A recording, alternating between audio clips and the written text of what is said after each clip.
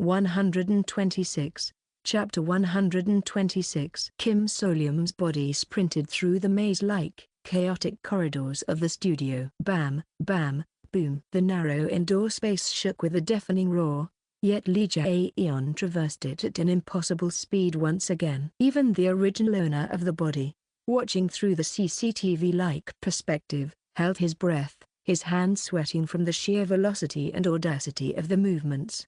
And soon enough, the door, a pair of double doors, came into view, marked with a sign, "Filming in progress." Without hesitation, Lee Jae-yeon broke the lock and charged in. Bang! Beyond the doors! Exclamation mark. A vast studio set stretched out beyond, so massive that its sheer scale was overwhelming. However, at the center, where the main talk show stage should have been, it no longer seemed functional.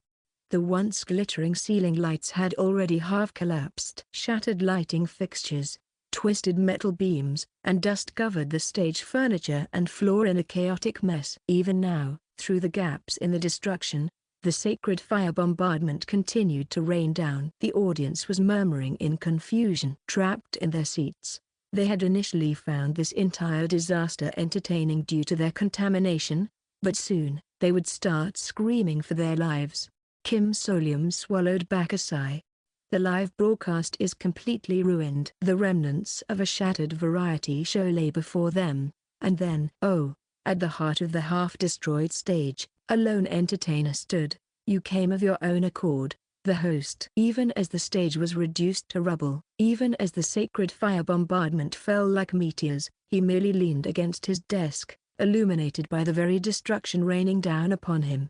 He already knew exactly who had dared to break the set. Yet, he did not scream in rage. He simply stood there, gazing silently at the intruder who had stormed onto the stage. And it was as if he already understood that the one moving inside that body was not his friend, but the mercenary summoned through the emergency beacon.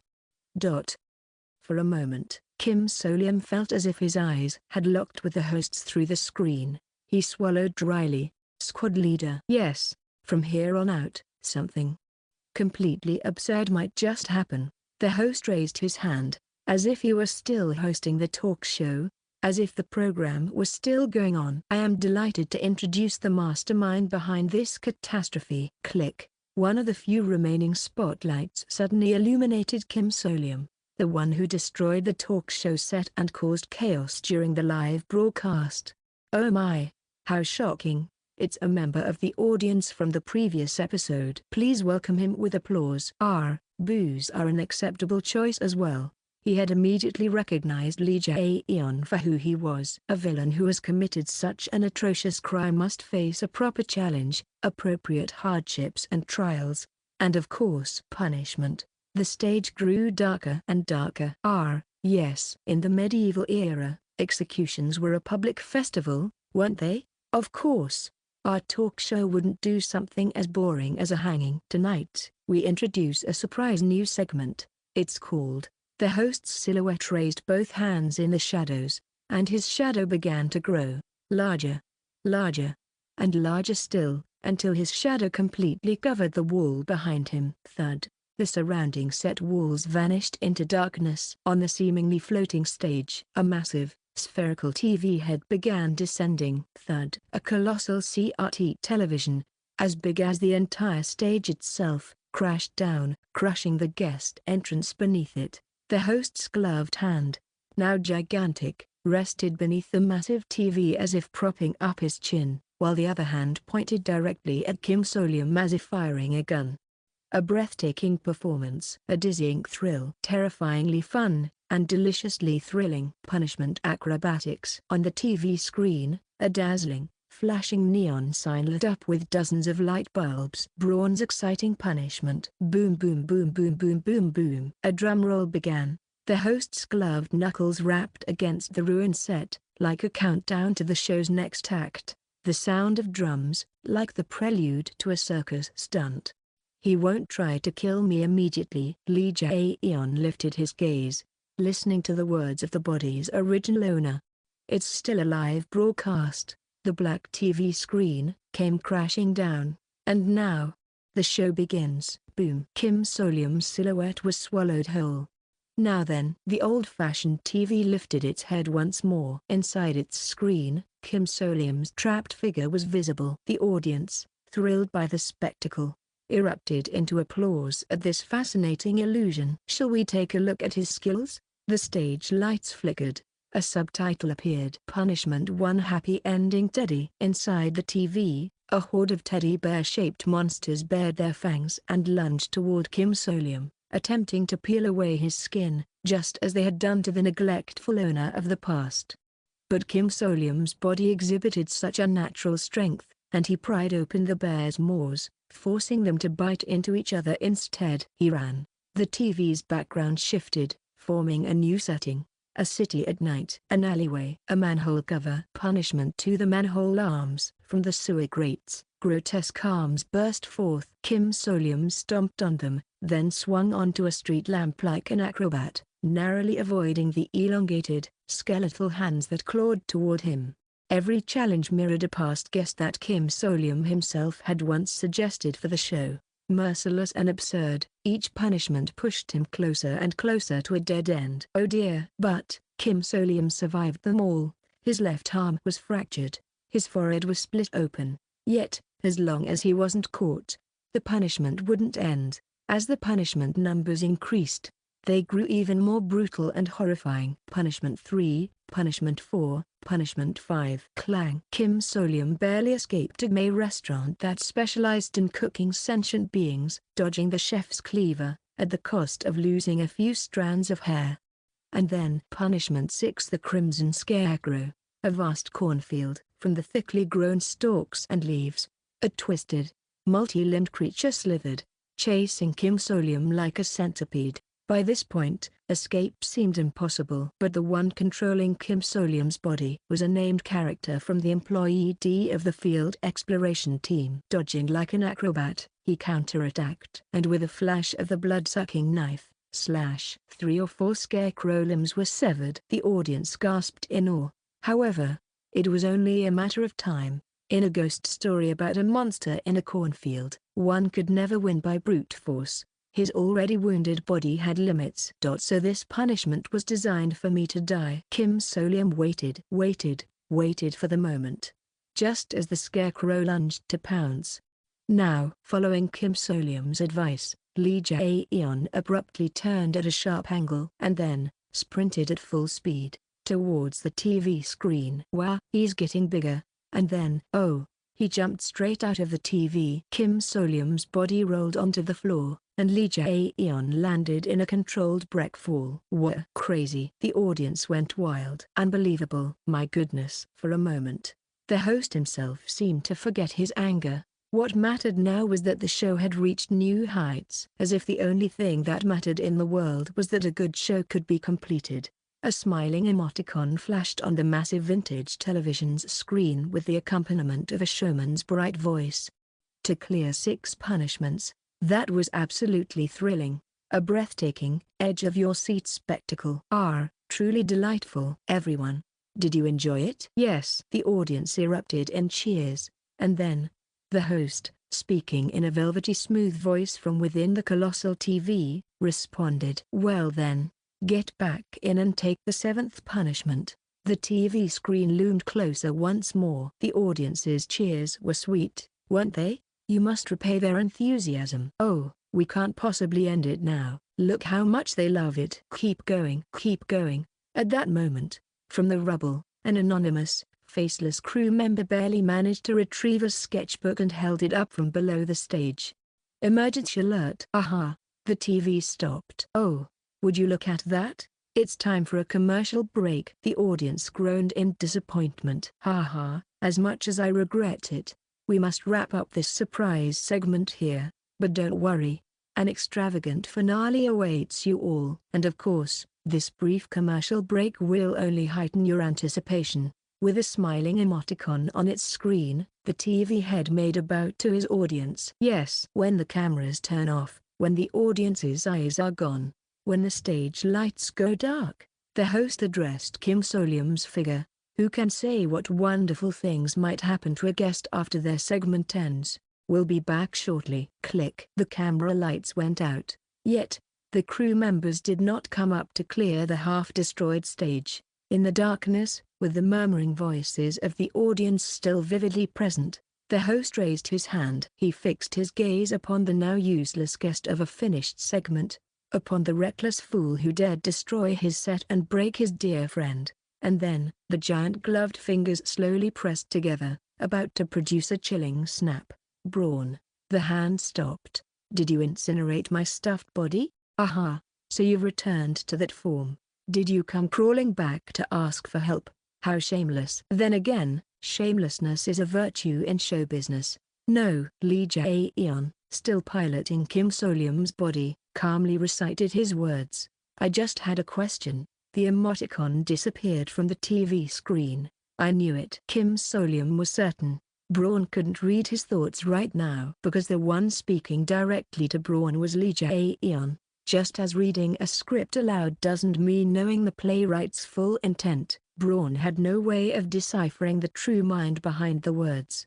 And the same applied to Kim So-lyum. Because I'm not really here. He was seeing and hearing everything indirectly. In persuasion, context and atmosphere play a crucial role. But right now, all information was being filtered solely through words and visuals.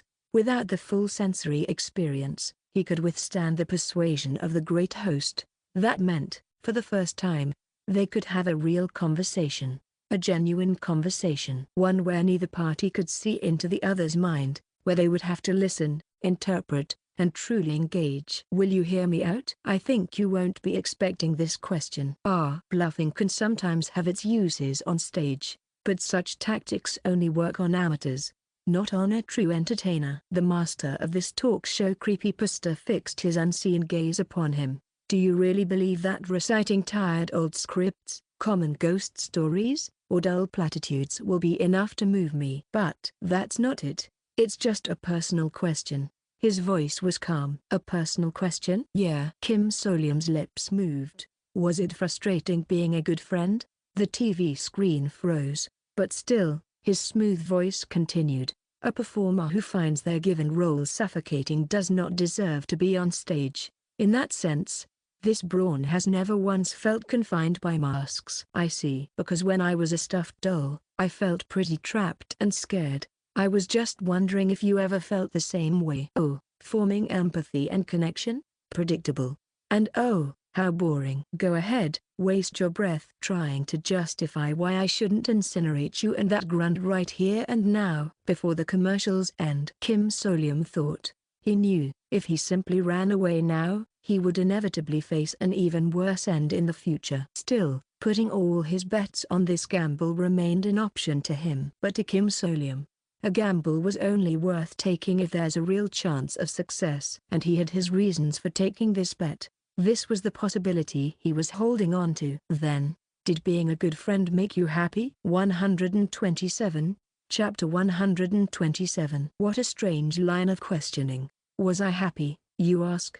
Of course. I am an entertainer who enjoys every role. So, being a good friend wasn't particularly more enjoyable than any other role? Not even a little. The body controlled by Lee Jae-yeon remained completely still.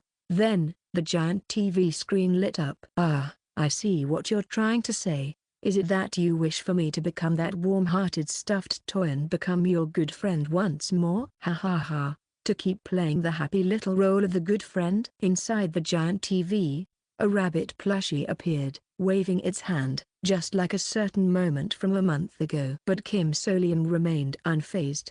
That would have been nice. I miss it. Oh, Mr. Kim So-lyum. The TV spoke in an exaggeratedly cheerful tone, almost mockingly. On screen, the rabbit plushie looked around nervously before curling up in a corner. Unfortunately, that good friend has already been torn apart and reduced to ashes. You'll never see it again. No, it's you. The plush body was just an external appearance. That's right. In the end, the one who willingly accepted the constraints of being a good friend and moved within that plush body was the host standing right in front of him right here and now. Even now, displaying that rabbit plushie on the screen. That's you. He was the one speaking about it himself.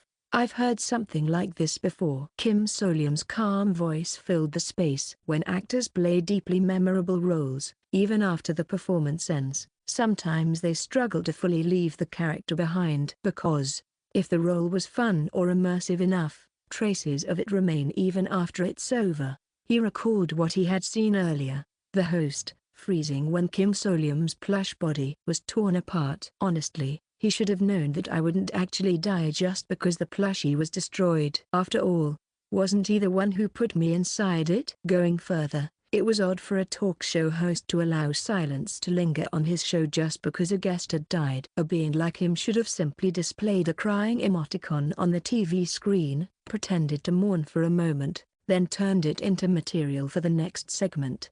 Yet, if he had been startled enough to try and hold the stuffing together, that was definitely strange. I wondered if the same applied to you. Oh, you mean to say that this great host who brought that troll to life was affected by a mere mask he wore for a few months? You think my professionalism is that lacking? I don't see why doing such a thing would mean you were lacking in any way. Even great actors sometimes struggle to separate from their roles. That just means they were deeply immersed. That is, it's true, isn't it? Lee Jae-yeon continued to recite Kim So-leum's words in a detached tone, and in a slightly different way. I also found a lot of comfort in you being my good friend. How embarrassing, but I suppose I must admit it. Yes, it was a truly fresh and enjoyable experience. It's rare to find someone with such natural talent as both a creator and a performer. Watching and the meddling in your journey was an utterly unique delight. I see. But that's exactly why I don't want to work at this talk show anymore. A calm voice. For one, this talk show scares me. It's not that I didn't find it entertaining, but honestly, it's difficult for me to work here. You know that. My personality, just the thought of people dying sent chills down his spine. The idea of contributing to that in any way was horrifying. And Kim So-leum understood something else. Even if I try to convince him, would he, the host, suddenly start making ethical decisions? Absolutely not. Just as Kim So-leum, being who he was, would always reject working as a crew member here, the host would never suddenly develop moral scruples. And the more terrifying possibility, if he lost that sense of rejection entirely, if he no longer felt any aversion to this place, that would mean something far worse. Whether it was brainwashing or contamination, it would mean the erasure of his own identity. To be honest, even if you called me a partner, this whole thing was one-sided. I was basically forced into your crew. The atmosphere even made me start calling you Mr. Host out of habit, a joking remark with an undeniable edge of truth. In that state, we can't stay friends. I'll be your subordinate if things stay like that. I wouldn't be acting of my own will anymore. Kim So-leum looked beyond his own vision. And when that happens, you'll get bored of me pretty fast. So, I have to go back. It'll be much more fun for you that way, too. A strange gleam passed over the surface of the TV. Kim So-leum speculated that perhaps this was why the host had wanted to keep him working at the talk show, keeping him as intact as possible, without changing his way of thinking too drastically. Like a steady drizzle slowly soaking someone through, it almost worked to some extent. But not like this. He couldn't stay in this creepy place forever. But still, that doesn't mean he can't be friends. And what if I'm not fine with that? The plush rabbit inside the TV hesitated, but the host's voice grew softer, more cunning. Look around, Mr. So-leum. See how your brutish mercenary has wrecked the set. This space, built with the sweat and tears of the staff, the cost of disrupting the broadcast. At that moment, thump, thump, thump. Inside the giant TV, the plush rabbit suddenly sprang up and began smacking the screen with its stuffed hands, as if protesting against his words. My goodness, this is... The TV abruptly shut off. The host's massive gloved hands reached up as if trying to adjust an antenna, but the screen flickered, briefly revealing the rampaging good friend plush inside. Eventually, the host sighed in frustration and withdrew his hands, and then, it can't be helped, flicker. All the stage lights momentarily dimmed. Very well. Before Kim So-leum even realized it, the host had returned to his prior form, standing right in front of him. Yes, It's true that watching and getting involved in your actions was immensely enjoyable. Who would have thought my mask would become such a nuisance? The host spoke in a refined, almost resigned tone. This Braun acknowledges it. That following your unique, creative, and gripping developments was thrilling and fun. That playing the role of the good friend was uniquely enjoyable. Kim Solium realized something. It was obvious that the one moving the plush inside the TV was the host himself, which meant that the rabbit's earlier outburst was an extension of some part of the host that had felt that way. A lingering trace of the good friend. The bombardment that had stormed the talk show had ended at some point. The lights had returned, and now, in this half-destroyed set, which somehow still looked like a part of the show, Braun stood, watching Kim Solium. Watching the friend who had been just beyond his reach. But now, that plush body is no more. Of course, a great host always has a plan B. With a magician's flourish, the host's gloved fingers twirled, revealing a single silver coin shimmering between them, the silver serpent coin. The coin Kim Solium had used to summon the good friend before, the very item he thought had burned away along with the plush body. Kim Solium, watching from beyond his body, was visibly shaken. I was sure it got incinerated. Ha. A true entertainer must also be well versed in magic. Just a simple little trick. Ching. The coin fell from Braun's hand into the front pocket of Kim Solium's suit, the very spot where the good friend had always stayed. A gloved finger gave the pocket a light tap. Take it. And if you use the proper medium to call me again, I will come. Mr. Rodier. Unlike the shocked Kim Solium, Lee Jae-yeon coolly relayed his words aloud. All right. Oh, but this friend may not be as good as before. So that means you still could be such a magician with words, friend. The TV screen remained dark, displaying nothing, but in its reflection, Kim Solium could see his own face, and he spoke with the urge to smile. See you again. A teaser for a sequel. Not bad at all. The host raised both hands. Now, let's give a round of applause to my temporary crew member, who is leaving this magnificent, dazzling studio to return to the dreadful reality of his challenges. What? Kim Solium turned his head in surprise. The audience seats were still filled, the cameras were still rolling, and on the stage screen, glowing letters read, "Special bonus segment. Behind the scenes with the host, sensitive personal information will be censored." Come to think of it, we're still in a commercial break. So this was being broadcast too. He really loves his show. He could only hope that the crew censored his personal information properly. Kim Solium wasn't sure whether he wanted to sigh or laugh. Now, it's time for the exit. The host extended his hand for a handshake. Kim Solium requested the mercenary controlling his body to accept it, and then, he heard it. A low whisper. "Mr. Rodier, you'd better be as entertaining as you promised. I'll be watching to see if you truly are." If he had his real body, he might have broken into a cold sweat, but since Section Chief Lee Jae-yeon was in control, he simply nodded to the audience before confidently striding through the broken guest entrance and running out. Then, have a delightful departure, he exited the talk show set. For a fleeting moment, he caught a glimpse of the audience. Unlike before, they no longer seemed like ordinary people, but rather, something else. Viewers of a different kind. It was unsettling, but strangely, he felt lighter than ever. Behind him, the lively yet eerie voice of the talk show host, his friend, resounded. Until now. This has been Braun's late night talk show. I opened my eyes. The sky was dim with the first light of dawn. A dawn I recognized. A morning of the ordinary world. I made it out. I took a deep breath and sprawled out on the ground.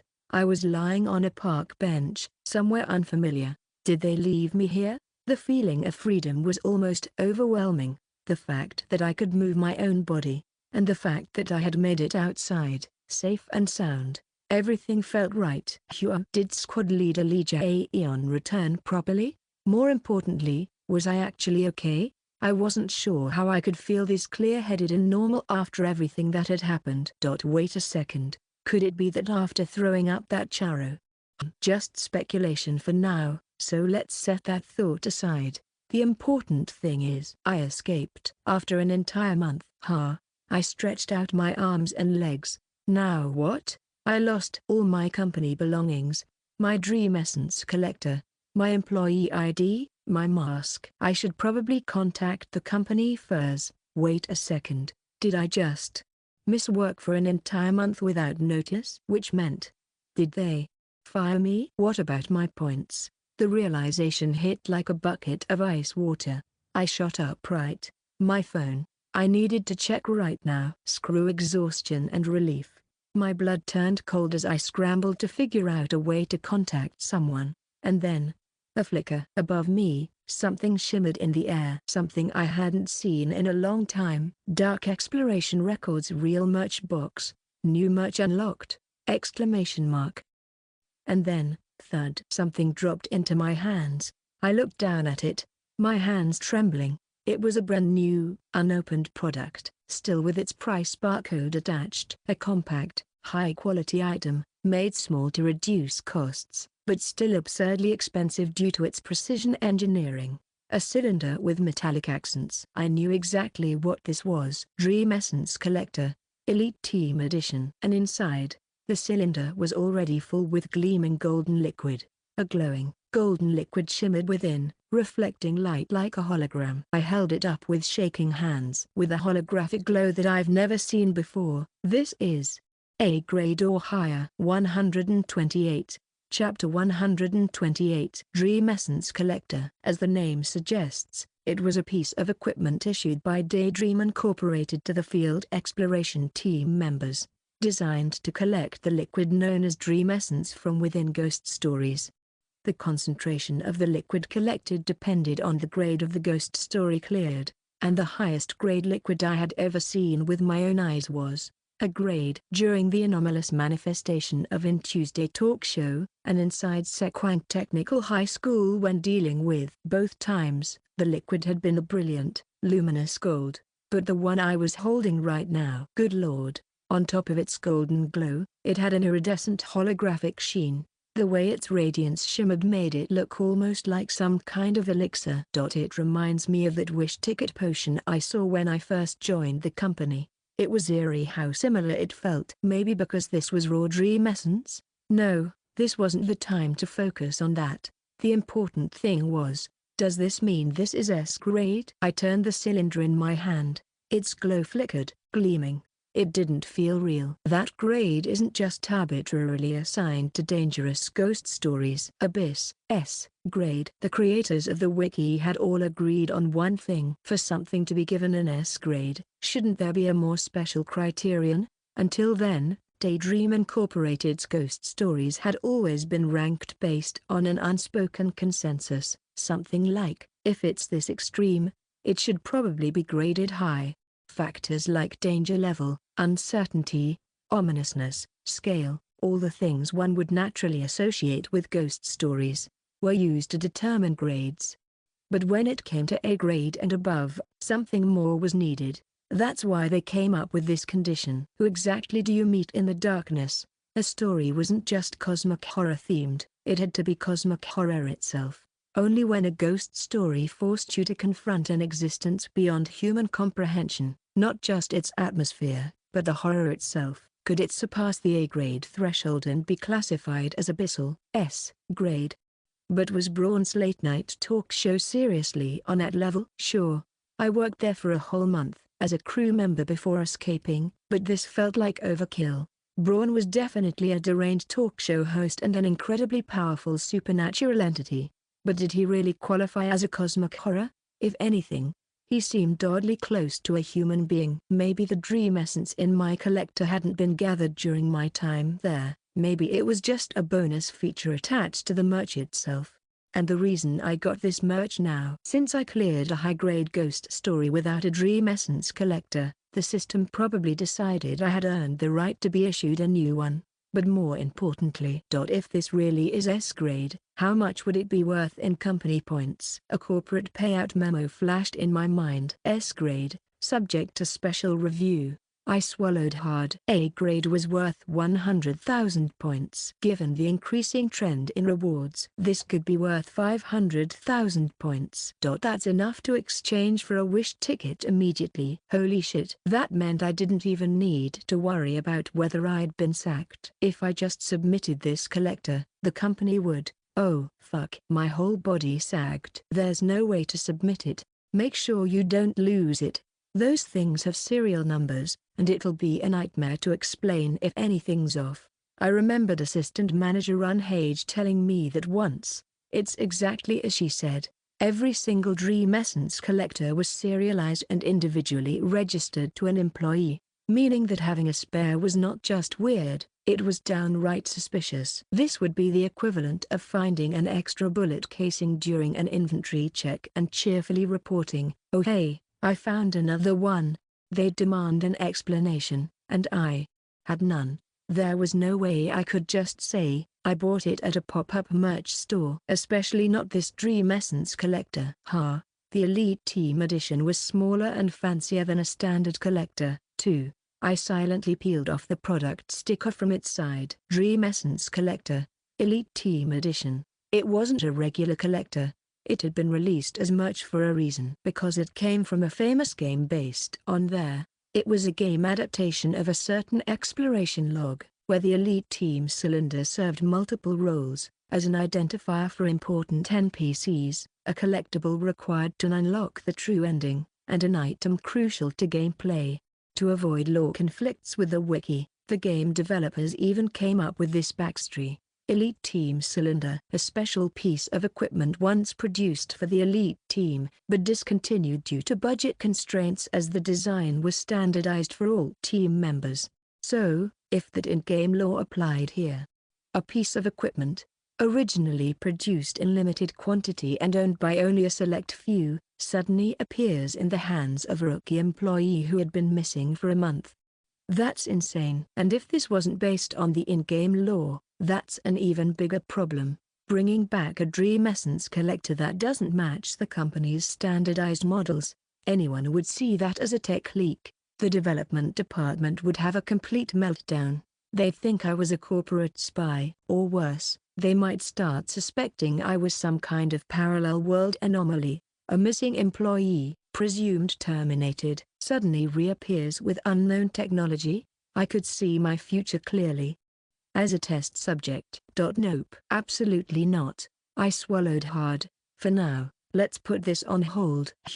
I shoved the cylinder back into my pocket. Even so, my heart was racing.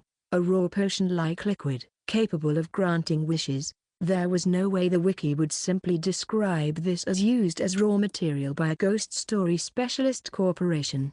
There's got to be other uses for this. It wasn't just something to hand over to the company for points. There had to be other ways to use it. That's what I'll aim for now, though. First, I need to call someone. I left the park, just as the first light of dawn crept over the horizon. After getting my left arm treated for fractures and bruises, I immediately used a free public phone charger to power up my phone.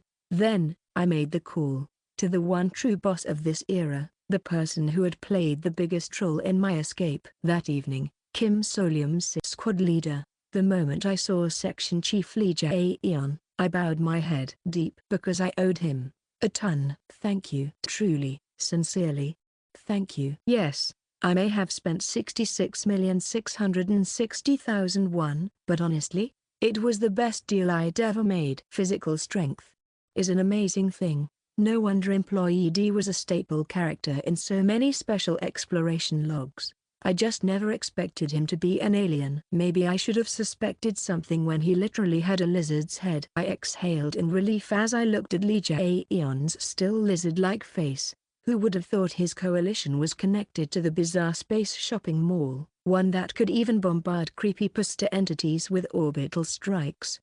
He did call it the coalition, right? There was no mention of this in the wiki's employee D entry. I couldn't suppress my curiosity any longer. Squad leader. May I ask what exactly this coalition you mentioned is? You may not. Gotcha. Guess we'll move on to the main topic.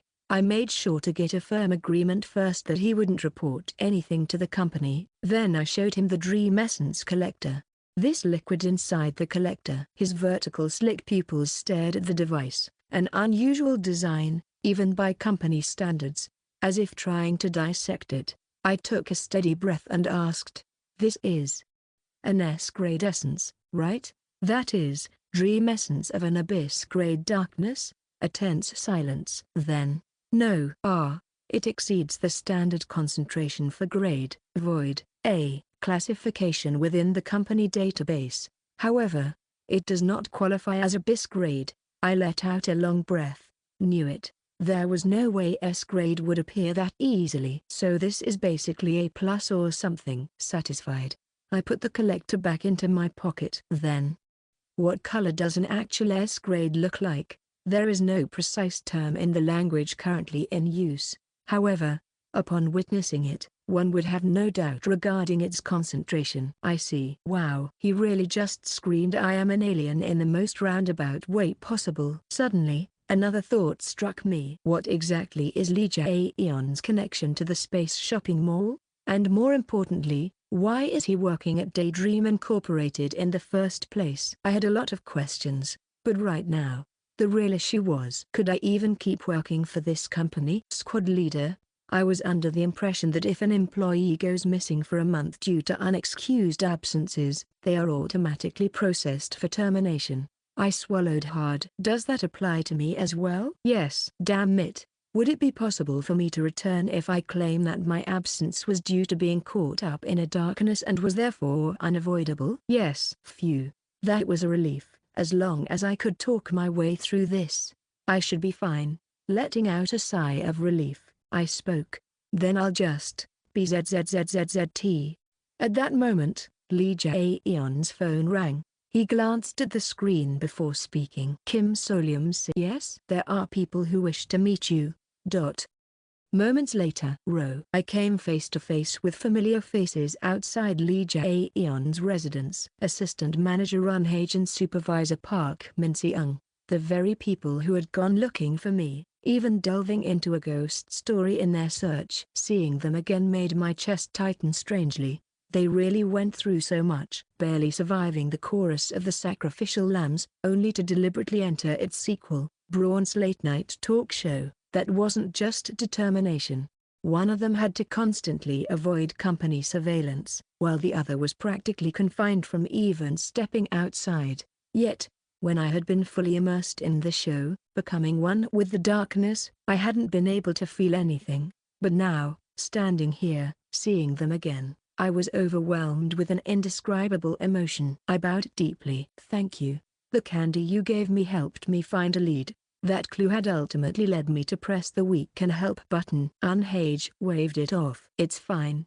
We didn't do much, really. I only found out about it because these two talked about it, and then I just went in at the end," Park Min-seung added with a grin.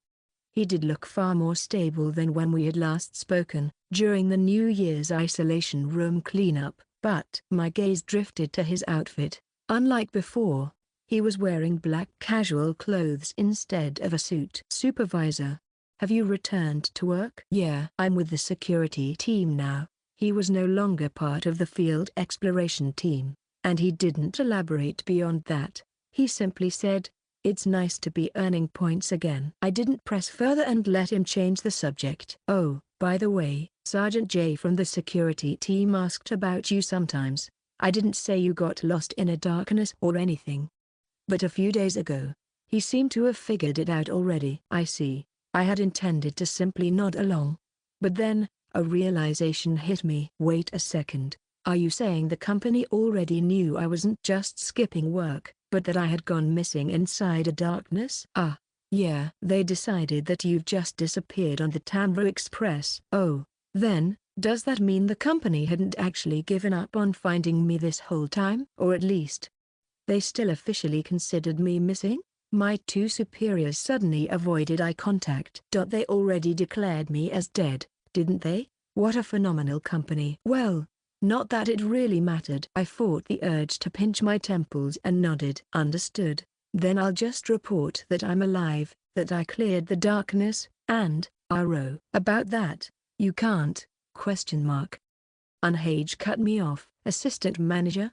Listen, Ro. The company put an unusual amount of effort into searching for you these past few weeks. Park Min-seung quickly jumped in to elaborate. And if the auditors determined that you weren't lost due to company work but were just absent on your own, they're going to charge you for all the costs. Excuse me, what? I didn't make the rescue request myself, so wouldn't that mean there's no justification for covering my expenses? Justification is just a matter of framing. The points we earn aren't salaries, they're welfare points. If the company really wants to penalize you, it's not like they don't have ways to do it. At minimum, they could suspend your point payouts as a disciplinary action for a few months. A chill ran down my spine. So, if they find out this wasn't a work-related accident, but rather just you getting caught up in a random darkness incident, the company would realize they've suffered a loss. Unhage spoke with a sharp, almost biting tone. They'll argue that this was a personal accident, that you were absent for personal reasons, so your absence caused them damages! Exclamation mark. If you never came back, there wouldn't be much they could do, but if you return as an employee, it's complete bullshit. But the problem is, this kind of corporate nonsense happens in regular companies too. What if we just use the escape method and turn it into an official manual? If we can frame what we did as a documented escape method, it could be considered as work. That way, the company can't penalize Ro for it, right? Supervisor Park asked. That's impossible. The way I entered was already an exceptional case. And the method I used to escape, there was no way that could be turned into a manual. Not to mention, spending an entire month working as a staff member inside a creepypasta talk show before escaping wasn't exactly a normal case either. If I could just submit the dream essence, I'm sure this would all get smoothed over. The fact that I couldn't was frustrating. Should I just accept the point loss and move on? No way. No matter how I looked at it, that was unacceptable. Not just frustrating. It was infuriating. I collected over half the points I needed. I worked so hard throughout those months, dancing to the tune of the higher-ups the entire time. But now, the company wanted to take them away just because they could? There was no way in hell I was going to accept that. And the problem didn't stop there. In any case, let's say you describe how you escaped. If you mention that you spent an entire month, as part of the ghost story. Park Min-seung swallowed hard. They might decide you're contaminated. You could end up going through the same process I did. Right. Normally, if someone spent a month inside a high-grade darkness, there would be no way they'd be considered mentally fit to return to the field exploration team.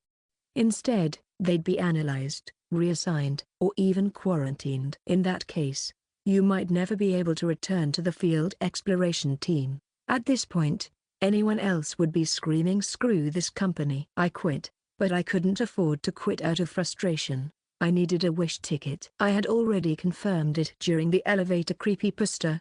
A wish ticket could send me home. Besides, if I'm going to keep my promise and call Braun again, I need to get my hands on a plush from the cheerful theme park creepypasta. I had barely secured a stable friendship with him. If I broke that promise now, I had no idea what an otherworld entity, summoned under a contract for eternal companionship, might do. I gritted my teeth. I could still feel the weight of the coin in my jacket pocket. Their situation has turned into a mess, but no, there's definitely a way out. I had a high-grade dream essence in my hands. I had escaped the ghost story in one piece. Things weren't worse than before. There had to be a solution. As I looked at the worried expressions of my superiors, a thought suddenly came to me. Maybe assistant manager. I turned to assistant manager Unhage. She was someone who had changed departments. "Could you get me in contact with Director Ho?" Exclamation mark.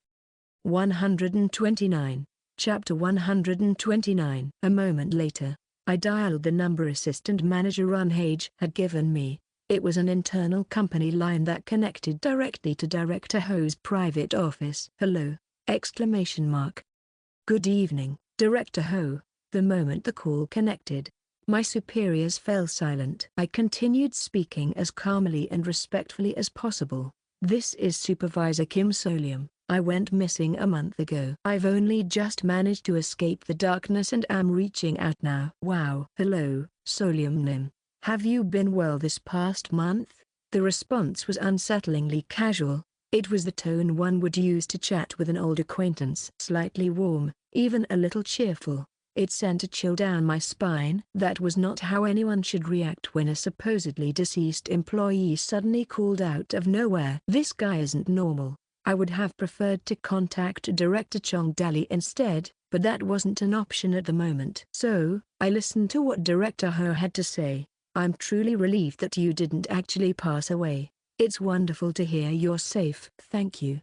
But isn't this situation quite troublesome for you? If you return like this, you'll suffer a significant loss in points. Of course. He already knew. He's speaking as if it's already a given that the company will charge me for the costs of my rescue. As the director of the development department, he could have easily prevented this from happening. But instead, he was only sympathizing, making it clear that he had no intention of helping. Not that I expected him to. I had already made my decision. Yes, that's why I wanted to discuss something with you. I deliberately paused for a beat before continuing, keeping my voice steady. Director, is the offer you previously extended to me still valid? Woo, Solium Nim. What a brilliant idea you've had. His bright, almost delighted voice hit me like a downpour. You want to join my project? Have your disappearance classified as classified project work instead of unauthorized leave, and avoid any losses in company points, correct? Goosebumps ran down my arms. Beside me, Assistant Manager Runhage clenched her fists. That's such an excellent strategy. I couldn't bring myself to say thank you. It wasn't gratitude I felt, it was pure, instinctive wariness. This wasn't just a well-aligned conversation. It was as if I had stepped into a deal with another worldly creature. And of course, it's possible. Thank you. That means that, from this moment onward, Supervisor Kim Solium is officially a member of Director Ho Yu-won's newly established project team. This verbal acceptance is being recorded as part of this call. Welcome aboard. It felt like I had just been pressured into signing a highly questionable real estate contract after barely 5 minutes of looking around. I truly appreciate your generosity. However, I had intended to consult with you, not to immediately declare my intent to join. Of course. Then, shall we meet in person? I would greatly appreciate that. However, as you know, I am currently unable to visit the company in person due to my circumstances. I expected as much. In fact, I was thinking it would be best to meet elsewhere. What a surprisingly accommodating response. Where exactly does he want to meet? I vaguely imagined a private dining space, perhaps a discreet meeting room. But then, the Fox counseling room! Exclamation mark. What? How does that sound? Warm and pleasant, don't you think? I'll send the nameplate through Assistant Manager Runhage. Slowly, all of us turned to look at Assistant Manager Runhage. Didn't she say she had been reassigned to a role where she had to avoid company surveillance? Yet, Director Ho spoke as if he already knew she was right here. Please wait just a moment. Understood. Thank you, sir. The call ended with polite farewells, and then, ring. Assistant Manager Runhage's phone immediately buzzed. She glanced at the screen, then held up the display so we could all see. Caller ID, Director Ho Yu-won. She answered. Yes, sir. Understood. I'll return immediately. Click. You heard that, right? That man is not normal. Assistant Manager Runhage pulled the phone away from her face, shaking her head. The Fox counseling room. He'll dress it up as a comfortable place for Solium Nim to receive counseling in case of contamination, while also having a discussion. But really? He just wants to establish dominance over the conversation.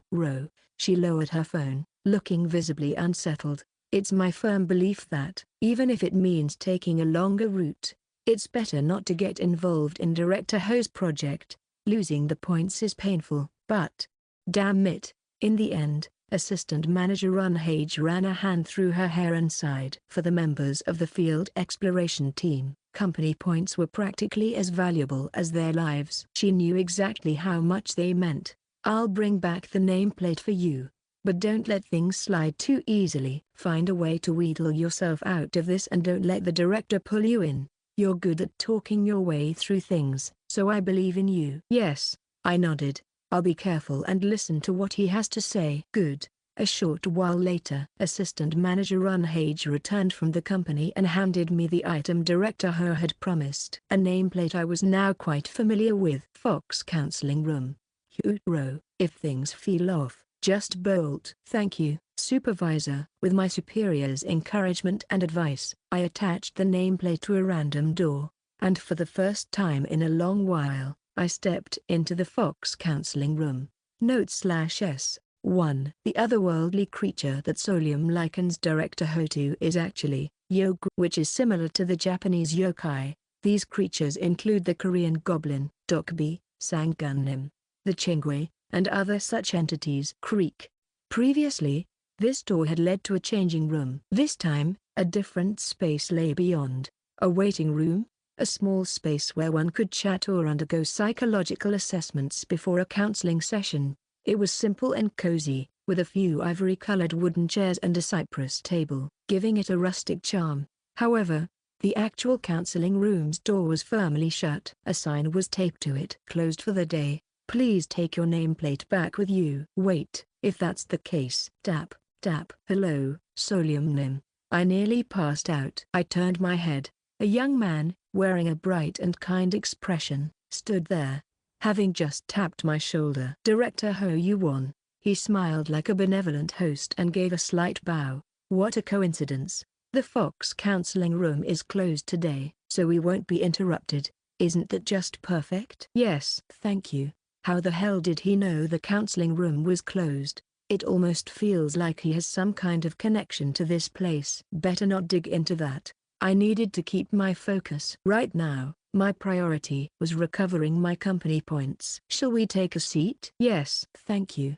I took a seat across from the director in one of the comfortable waiting room chairs. The whole situation felt completely surreal.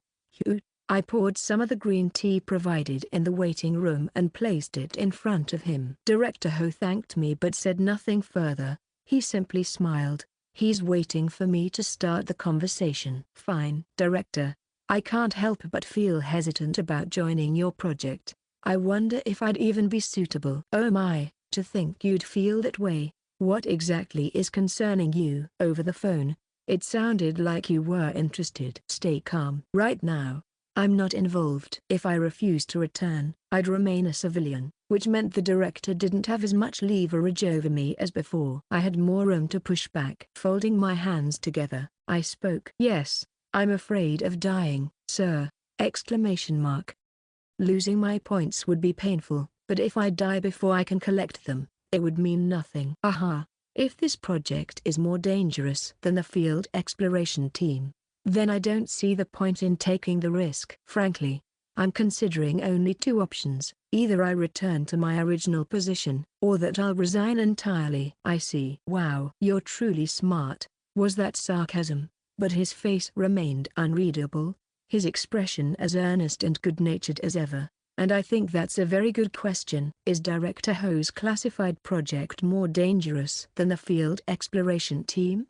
My answer to that is, Director Ho smiled, "It's not dangerous. In fact, you could even say that it has a higher survival rate!" Exclamation mark. "Oh, of course, some tasks could be riskier depending on circumstances, but at the very least, the job I'm offering you right now, it's nowhere near fatal." "I assume you can't provide more specifics." "That's right.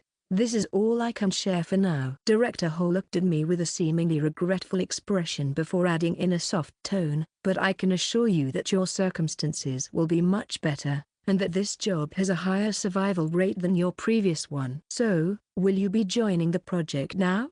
Just a heads up. After this, our team will be finalized, and we likely won't be able to take on new members." So this was my last chance. I looked at Director Ho, deliberately hesitated for a few seconds as if I were deeply contemplating my decision. And then, I nodded. "I want to do it." "Oh, fantastic. Not I will, but I want to." A phrase that left me with room to back out at the last moment. Fortunately, Director Ho didn't seem to mind. In fact, He clapped in delight. He was so pleased that he even refilled my cup and placed fresh green tea in front of me. It didn't feel like a gesture of kindness. It sent a chill down my spine. "You've made a truly excellent decision." "Really?" "I told you. The working conditions have actually improved." "The working conditions, you say?" "Yes. It'll be much more comfortable for you." Director Ho took a sip of tea and smiled, his eyes narrowing. "After spending a month in that darkness, you must have endured quite the ordeal. It would be difficult for you to enter another high-grade darkness so soon." His voice remained warm and gentle, as if he were just looking out for me. So I thought, why not try something fun instead? Something about that phrasing. There was a strange nuance to it. "Something fun, sir?" "Yes." "In other words, the job I'd like you to do is..." And then, as if it were the most casual thing in the world, Director Ho revealed the utterly ridiculous task for Supervisor Kim Solium that he had in mind. "I need you to infiltrate the Disaster Management Bureau!" Exclamation mark.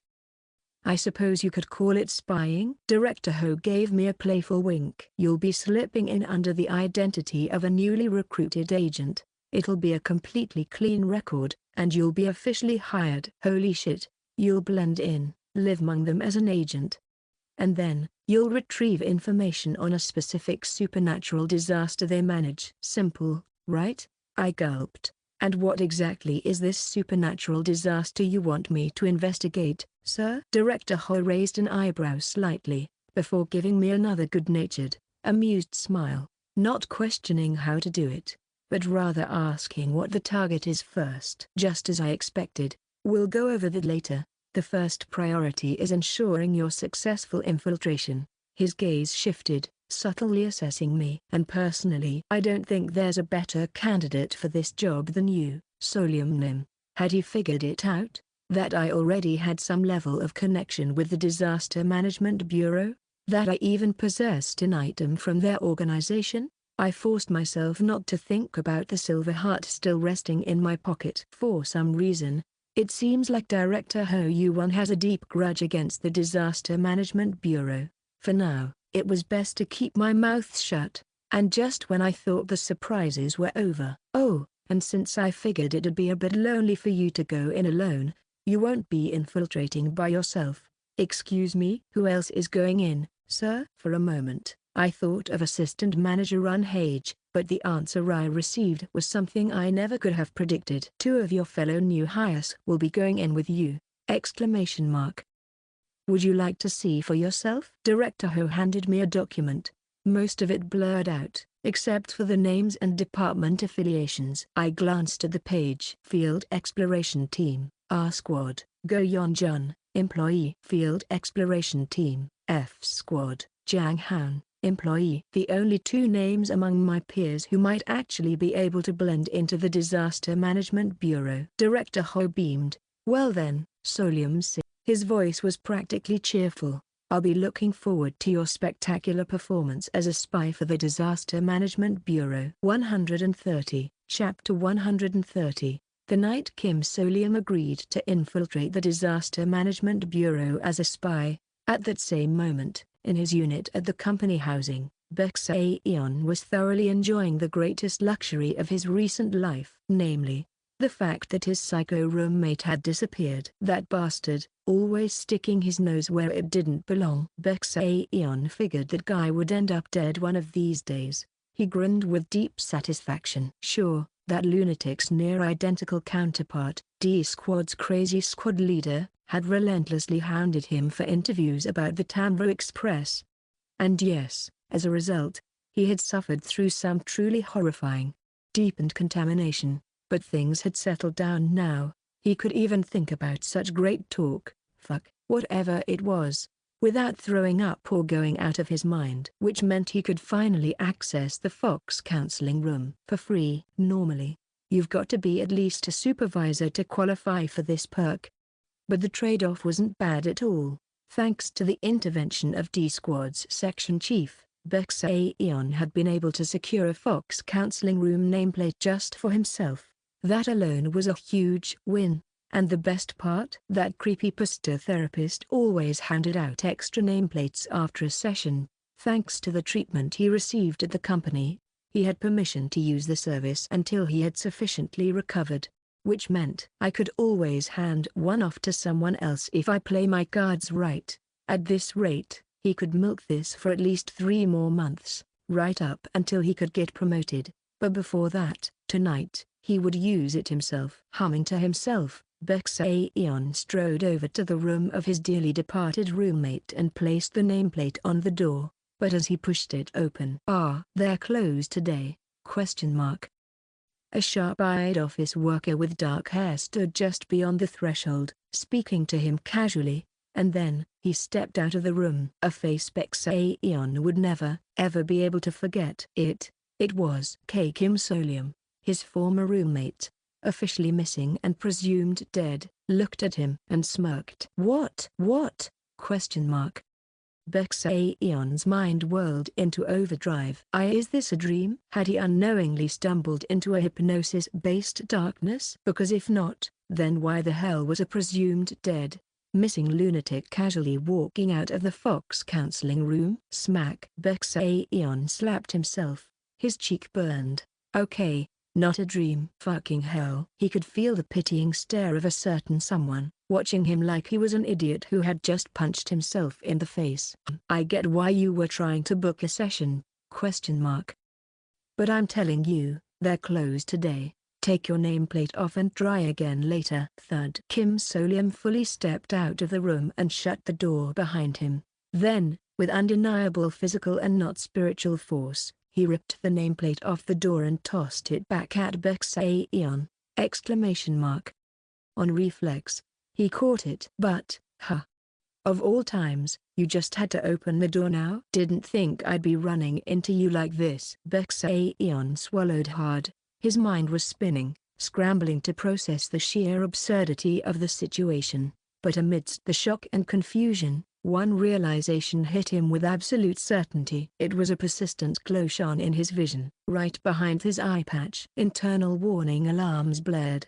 I just saw something I wasn't supposed to see. If a company declared deceased employee was standing in front of him, alive and well, that meant there was some kind of cover-up at play, either at the corporate level, or something even bigger, and they used me as a witness for his disappearance. Bexaeon forced himself not to think about the horrifying, mind-warping pressure he had experienced when they interrogated him about Kim Solium's last known whereabouts. His head throbbed with a cocktail of anger, unease, and pure survival instinct, but above all else, a warning blared inside his skull.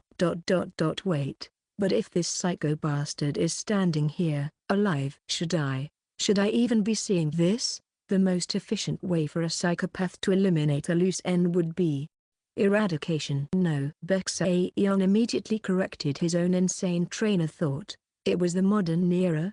Who the hell resorted to something so primitive? And this bastard still has my mind control fountain pen, the very item he had traded this eye for. Right, this guy would surely brainwash Bexaeon right here and now. They could just both live their lives while pretending that this never happened. Such a simple solution was available for them here, so there's no need for. You want me to erase your memory with the pen, don't you? Bexaeon's thoughts ground to a screeching halt. I'm not gonna do that though. Bexaeon's mind raced through possible courses of action: punching, using his special equipment, calling for help, begging for his life. And the moment he considered them, he dismissed them all. No way. If he made a wrong move, there was no telling what this lunatic might do. As much as he hated to admit it, Kim Solium was as ruthless and efficient as a true psychopath should be. If he wanted to avoid getting dragged into some deeper hell, or worse, getting outright killed, he had to stay calm. What the hell does this psycho bastard want? Was he actually here to kill me? No. A flash of realization struck Bexaeon as he rearranged the pieces in his mind. This guy wants something. That bastard was standing in front of him because there was something he wanted. Bexaeon forced himself to steady his breathing. He crossed his arms, barely managing to look like he was composed. So, I take it you're here because you want something, Supervisor? Knew it. Do you need my eyewitness account or something? Like last time? You want me to report to the company that I think I might have seen you at the company housing? No. Damn it. Bexaeon swallowed the curses threatening to spill out and forced himself to keep a straight face. Kim Solium, on the other hand, was watching him in quiet amusement. Now that Bexaeon looked closer, this guy was still wearing formal attire, but his hair was slightly shorter, and he had a splint on one arm. He wasn't in perfect condition. Then where the hell did he get injured? And even his suit, it was slightly different. It looked oddly high-end, not the kind of thing a regular office worker would wear. It was tailored, stylish, almost like something meant to be seen. Like something a person would wear on TV. Something about that thought almost connected. And then Solium spoke. You seem pretty greedy when it comes to items! Exclamation mark. You don't care for scraps. You want the good stuff. Hypnosis, suppression, healing. Wouldn't you like to have more useful items like that? Desire flared, shoving every other thought aside. Bexaeon's head shot up. Kim Solium was grinning. Then keep me updated on what's happening inside Daydream Incorporated. Give me regular reports. He was proposing a deal. An intel deal. You mean things like high-grade darkness exploration manuals? Kim Solium gave him a completely unimpressed look. Yeah, no way he'd be asking for something that boring. Why would I care about that? Company rumors, staff reassignments, employee gossip. Just bring me anything that you think would be valuable to an insider. Why? Because I'm curious? Exclamation mark. Well, I got fired and I can't hear the gossip anymore. It's boring. This goddamn Bexaeon barely stopped himself from screaming his head off. If it were any other human being, this would be an obvious bluff. A way to avoid admitting the real reason. But this was Kim Solium. Shit, he might actually be telling the truth. It was entirely possible that this lunatic just enjoyed hearing company gossip and was trying to get his fix, which made it even harder to figure out what the hell was going on in his head. So? Are you going to bring me information in exchange for items? Information? I can bring it, sure. Bexaeon made up his mind. Who cares? If the company found out, he could just say he'd been threatened or brainwashed. Simple. As long as he wasn't selling company masks or dream essence collectors on the black market, the higher-ups wouldn't really care what the field exploration team got up to. Answering a few casual questions about company atmosphere? That wasn't even a crime. Sure, the company had misunderstood and officially declared Kim Solium dead, but how was that his problem? There was no way this would get him fired. It's not like I'm selling classified research to the Disaster Management Bureau or something, right? He wasn't even a section chief, and he had no access to the research team's secrets, nothing that would actually put him in trouble. All right, yeah, no matter how much he thought about it, this was a deal worth taking, and as much as he hated to admit it, Kim Solium wasn't the type to scam people out of their payment. He never shortchanged people or humiliated them by withholding promised rewards. I'll go for it. Eat now, think later. As soon as he saw an opportunity, Bexaeon's usual cocky smirk slid back into place. But, you see, supervisor, goodness, you're not even a supervisor anymore. Are you? Anyway, how do I know you can trust me with this? What if I just lie to you? Translation: hand over an item in advance if you want to buy my loyalty. Kim Solium smiled broadly. Oh, you want to lie? That sounds fun. You should try it. Son of a bitch. Still, if you bring in more interesting information, naturally, the items I give you will be better. That's how transactions work, right? Exclamation mark.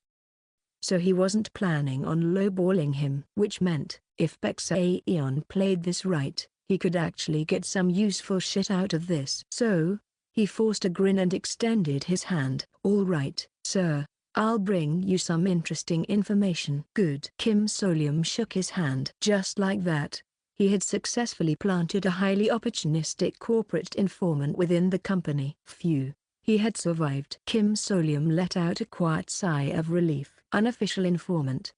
Secured. Director Ho had deliberately framed the conversation to make it seem like he and his fellow batchmates would be on the same playing field, trying to obscure the reality of the situation. But Kim Solium knew, he and his fellow employees were not in the same position at all. And the only one who's officially pronounced dead. And on top of that, he was terminated from the company, which meant that every natural channel through which he could have kept up with company affairs had been completely cut off. And Director Ho is the kind of boss who would happily exploit that isolation. Kim Solium recalled Assistant Manager Run Hage's words perfectly. I don't even know what the other team members are doing. Director Ho doesn't allow us to talk to each other if our roles don't overlap. There was no way Director Ho would voluntarily provide him with any useful information, which meant he needed another source. But not the D-Squad. Director Ho had already caught on to that link. The way he had sent the doorplate through Assistant Manager Run Hage was proof enough. It was too obvious. That was why Kim Solium had already been planning to target either Baek-Saeon or Kang Yihak, and the situation had just played out perfectly. Honestly, Kang Yihak, I could already imagine it. I could pay her to keep her mouth shut. But if the price is right, she'd sell me out in a heartbeat. Just thinking about it made him break into a cold sweat. That's why Baek-Saeon was the better choice. This guy was moderately scared of Kim Solium and was also wary of other people. On top of that, he had strong survival instincts. Kim Solium glanced at his former roommate one last time before giving a small nod. All right, bye. What? Oh, you seem busy. Solium nodded again at Baek-Saeon's half-hearted response. I have work to do. He had less than a few weeks before his deployment to the Disaster Management Bureau. Not much time. He needed to prepare, not as a Daydream Incorporated rookie, but as a Bureau agent. February 22nd. Agent Bronze, the aptitude test for new recruits is ready. Understood. Ryu Jaekwon, an agent of the Supernatural Disaster Management Bureau with the codename Bronze, stood by the glass window, reviewing the documents in his hands. The glass was one way. To those on the other side, it would appear as nothing more than a mirror. Beyond it, the candidates for the Bureau's newest recruitment cycle were waiting. Seated around the room, their faces carried an unmistakable tension.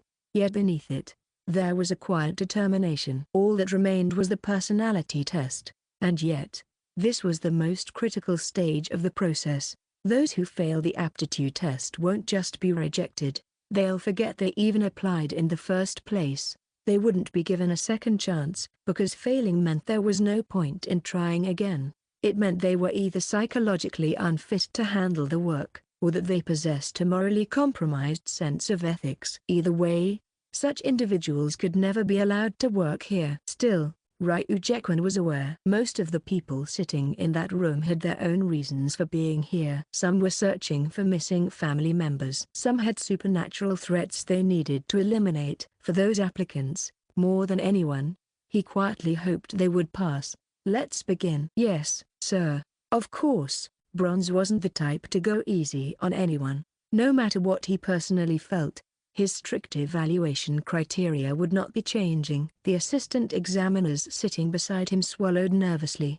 They were acutely aware of Agent Bronze's reputation. I heard he's seriously strict about his passing criteria. Too bad for the applicants in this room. The assistant examiners exchanged glances before proceeding with the aptitude test, following Agent Bronze's instructions. Group D, candidates 1 through 4, please step forward. The announcement echoed through the room beyond the glass. 4 final candidates stepped into the center of the room. Candidate number 1, age 25, visibly tense. Candidate number 2, age 38, appearing calm but unnaturally pale. Candidate number 3, age 31, eyes burning with intensity. And PFFF. Yes, sir? Ryu Jaekwon barely stifled a choking cough. For a moment, he thought he must be hallucinating. But no, the reflection in the glass remained unchanged. A face he had unexpectedly seen far too many times from within supernatural phenomena. The peculiar yet virtuous person. Agent Grapes. Kim Solium. Standing directly across from the mirror, adjusting his glasses awkwardly while looking a little tense, the former Daydream Incorporated employee. He was candidate number 4 for the Supernatural Disaster Management Bureau's Group D, Selection 131, Chapter 131. Ryu Jekwan remembered clearly the mountain lodge where serial murders occurred. The person who, despite being caught up in that horrific disaster, managed to find clues to prevent further killings and even tried to save the true culprits. The one who possessed the silver heart. People were hidden away while we staged their deaths. Using real body parts meant no one suspected anything. I figured the real killer might get flustered and stay quiet if I acted first. And also, the devotion and sacrifice he had shown in that strange nightmare of a school, Sequang Technical High School. I did acquire a name tag, but I no longer have it in my possession. I gave it to the person who was alive in the classroom. Giving away a lifeline to someone else in an extreme situation was not something just anyone could do. Ryu Jekwan, who had seen all kinds of people at the Disaster Management Bureau, was at a loss for words at such unwavering choices. Of course, at the same time, he had also learned the shocking truth that the owner of the Silver Heart was not an innocent civilian. Rodeer, a person treated as a mere tool by an immoral, insane pharmaceutical company. A foolish and selfish office worker, enthralled by the absurd promise of a wish ticket like a cult follower. That was Kim Solium. The fact that Ryu Jekwan had even given such a person a temporary agent badge was enough to send chills down his spine. It had been, without a doubt, "You two leave me here." Sometimes, a person's actions reveal more than any description ever could. Even with a hole torn through his stomach, he had prioritized his colleagues' safety and the security of the agent traveling with them. Kim Solium. Now, that very man was standing beyond the glass, applying for the Disaster Management Bureau's agent exam, but strangely, something about him felt different. Why won't he meet my eyes? Kim Solium had always appeared neat and composed, even during their past encounters. Even when he had been pulled into that nightmare as a high school student, his appearance had remained meticulous. But now, the person beyond the glass had unkempt, disheveled hair and kept his head down, glasses barely sitting on his face. Like someone experiencing their first ever job interview, overwhelmed by the crowd. Or perhaps someone who had suffered a significant mental blow and had withdrawn into himself. Yet, Ryu Jekwan only narrowed his tired, wary eyes through the glass, the name stamped clearly on the personnel file in his hands. Name, Kim Solium. That was all. No employment history with Daydream Incorporated. Apart from a brief record from his university years, the work history section was completely blank. Ryu Jekwan clenched his jaw. This was so blatantly obvious that it was almost laughable. Is he infiltrating as a spy for that cult-like company? It was possible. No, highly likely. Did he really think I wouldn't recognize his name and shamelessly apply like this, as if assuming he wouldn't be noticed? He needed to be thoroughly investigated. He couldn't afford to be deceived by appearances. Give it to me. Agent Bronze snatched the mic from the assistant interviewer, his voice completely devoid of emotion as he took control of the session. Candidates number 1, number 2, number 3, number 4. Attach the oxygen masks in front of you, in order. The applicants hesitantly reached for the oxygen masks laid out in the center of the room. Blood-stained, with snapped tubing, as if someone had deliberately sabotaged them. They shouldn't have been functional. Yet, inexplicably, the indicator lights flickered on successfully. The candidates swallowed hard, but none of them refused. Each one strapped the oxygen mask to their face. A cold chill ran through their hands and feet. These oxygen masks originate from a supernatural disaster. Improper use can lead to horrifying consequences. From this moment on, whenever you lie, you will be supplied with something other than oxygen!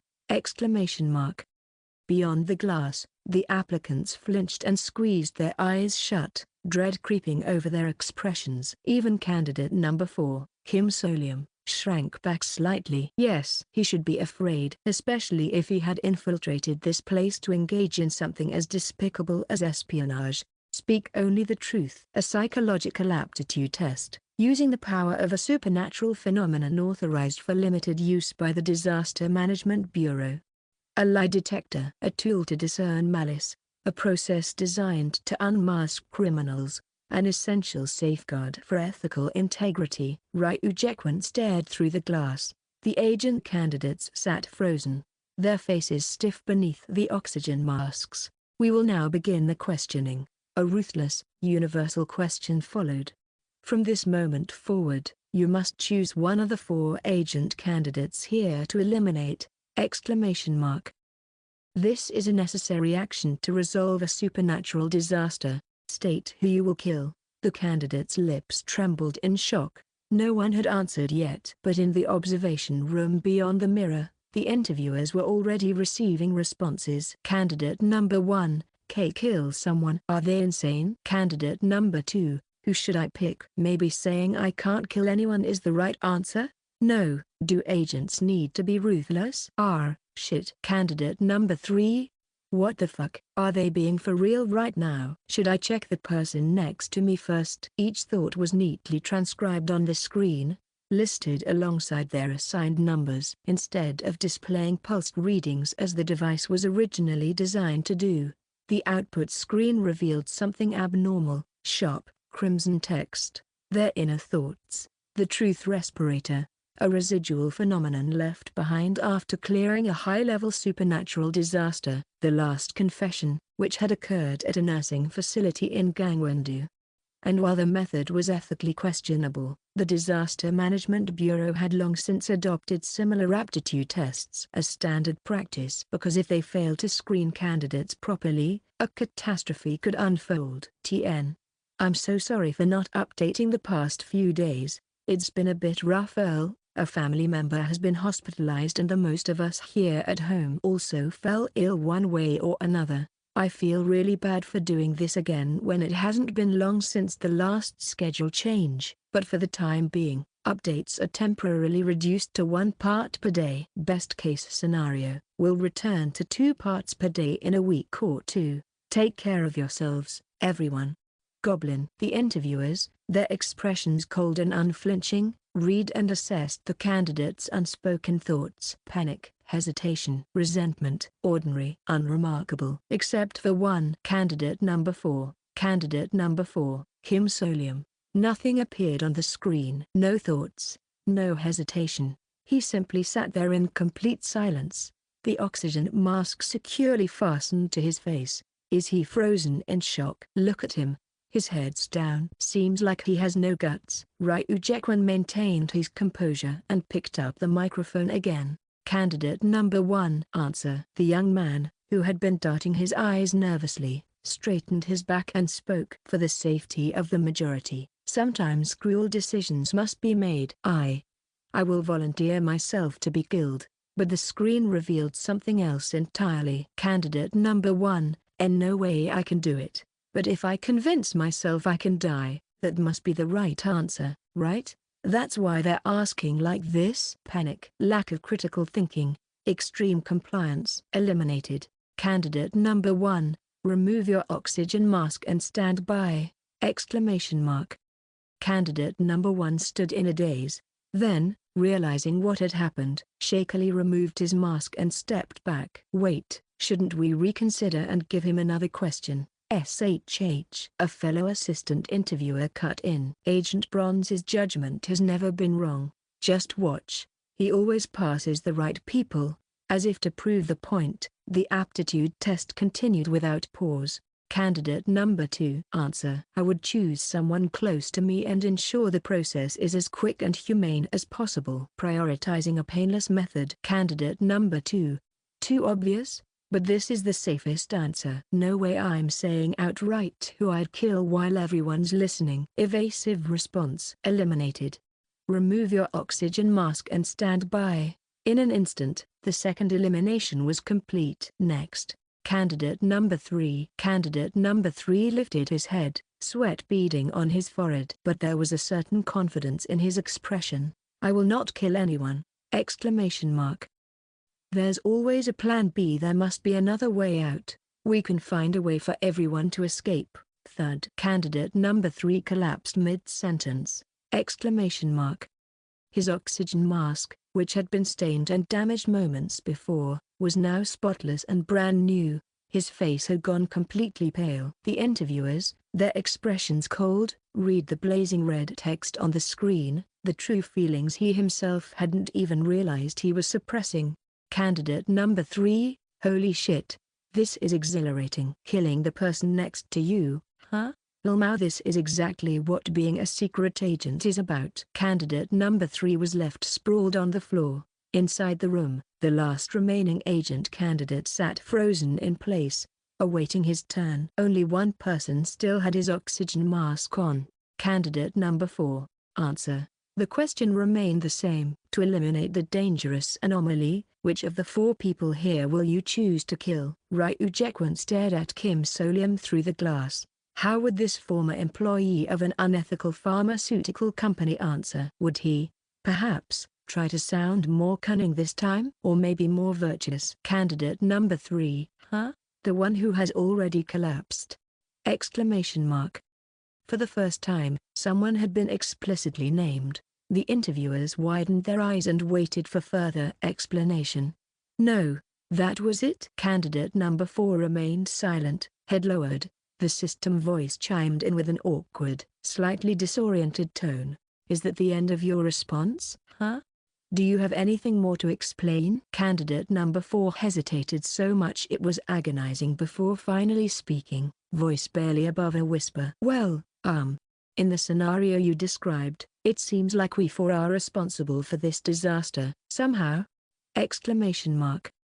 If the disaster can only be stopped by the death of one of us, then that must mean we're fundamentally tied to the cause of it. Like, maybe we triggered it by interfering with something we shouldn't have.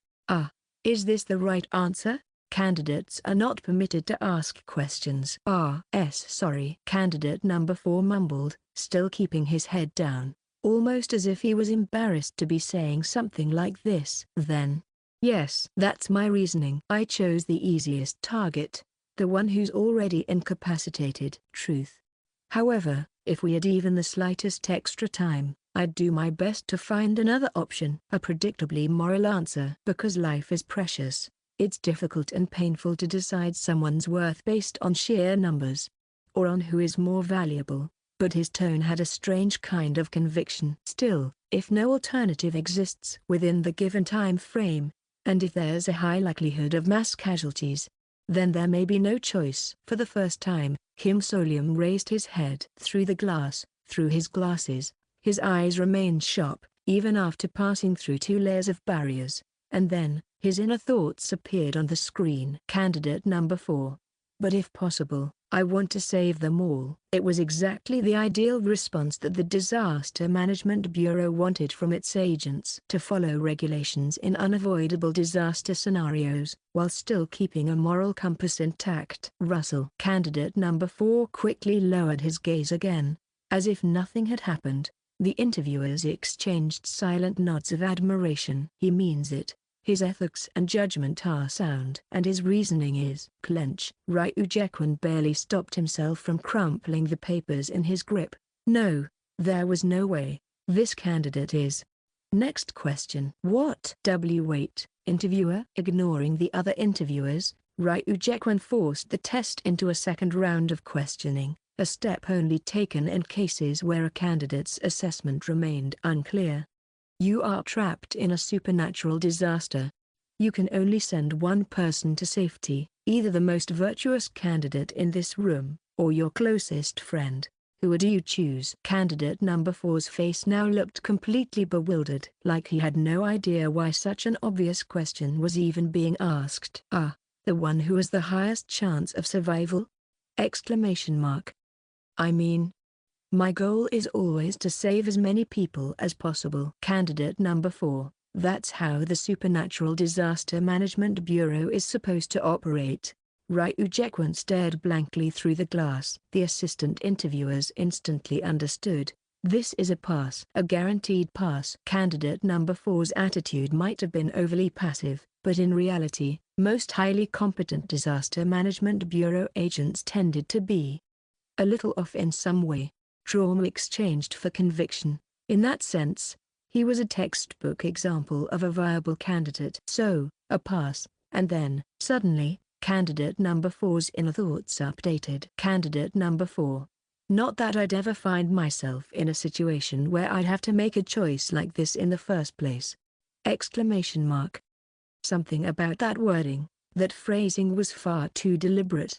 A gap. Ryu Jekwan and the assistant interviewers tensed up for a moment. Their eyes widened as they focused on the next line of text. Candidate number 4. Well, I don't really have anyone I'd call a friend, so. Oh. Candidate number 4. Should I have just pointed out that this question doesn't even apply to me? Saying, it's fine because there aren't any people I could call friends. Sounds kind of embarrassing though. Candidate number 4. No, I shouldn't say anything. Let's just try to make some new colleagues here. Fighting. A heavy silence settled over the interviewers. Ryu Jekwan could feel the assistant interviewers staring at him. Their looks were practically screaming. If you keep dragging this out and don't pass him now, you are officially the worst piece of shit alive. Remove your oxygen mask and stand by. Candidate number 4 gave a small nod and took off the mask. The instructions were the same as before, but everyone in the room, both the candidates and the interviewers, understood. Thank you. Candidate number 4 had passed. All 4 candidates who have completed the aptitude test, please move to the waiting area. Beyond candidate number 3, who was being dragged out like a sack of potatoes, candidate number 4 adjusted his glasses in a slightly hunched posture before moving along. Even though he had just taken a subtle hit to his dignity without even realizing it, which, ironically, made him all the more memorable as a successful candidate. Looking forward to seeing where that guy ends up. Yeah. The assistant interviewers exchanged glances, silently agreeing. If we ever run into that timid-looking candidate number 4 again, we should keep an eye out for him. Not that they needed to, because that answer had been calculated to produce this exact effect. Phew. At the waiting room, I sank into a chair with a deep sigh. My knees were pressed together, making sure I didn't look too relaxed. I made it through. But seriously, why the hell was Agent Bronze there? I almost passed out the moment I heard that guy's voice over the speakers. When I realized that one of the interviewers was Ryu Jekwan, I thought I was completely screwed, but surprisingly, it actually helped me refine my character. It's a reserved, introverted agent with an unspeakable, tragic backstory, but outstanding abilities.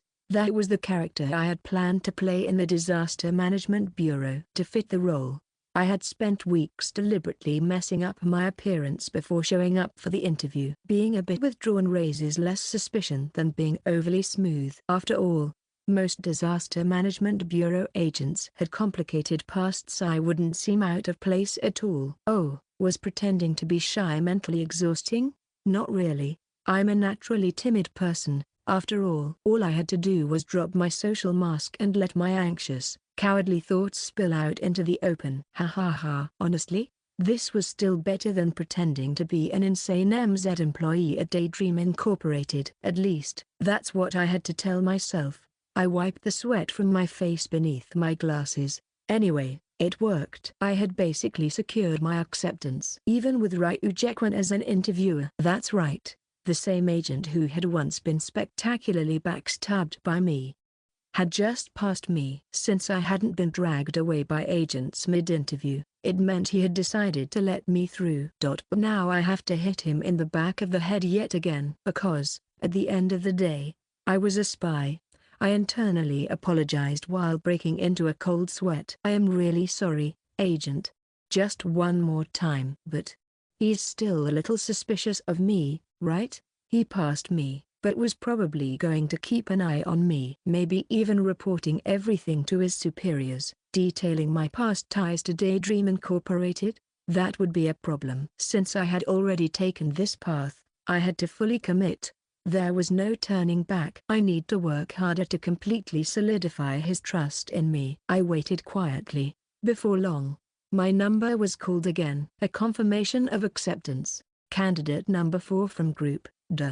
You have passed. Proceed to the designated location! Exclamation mark.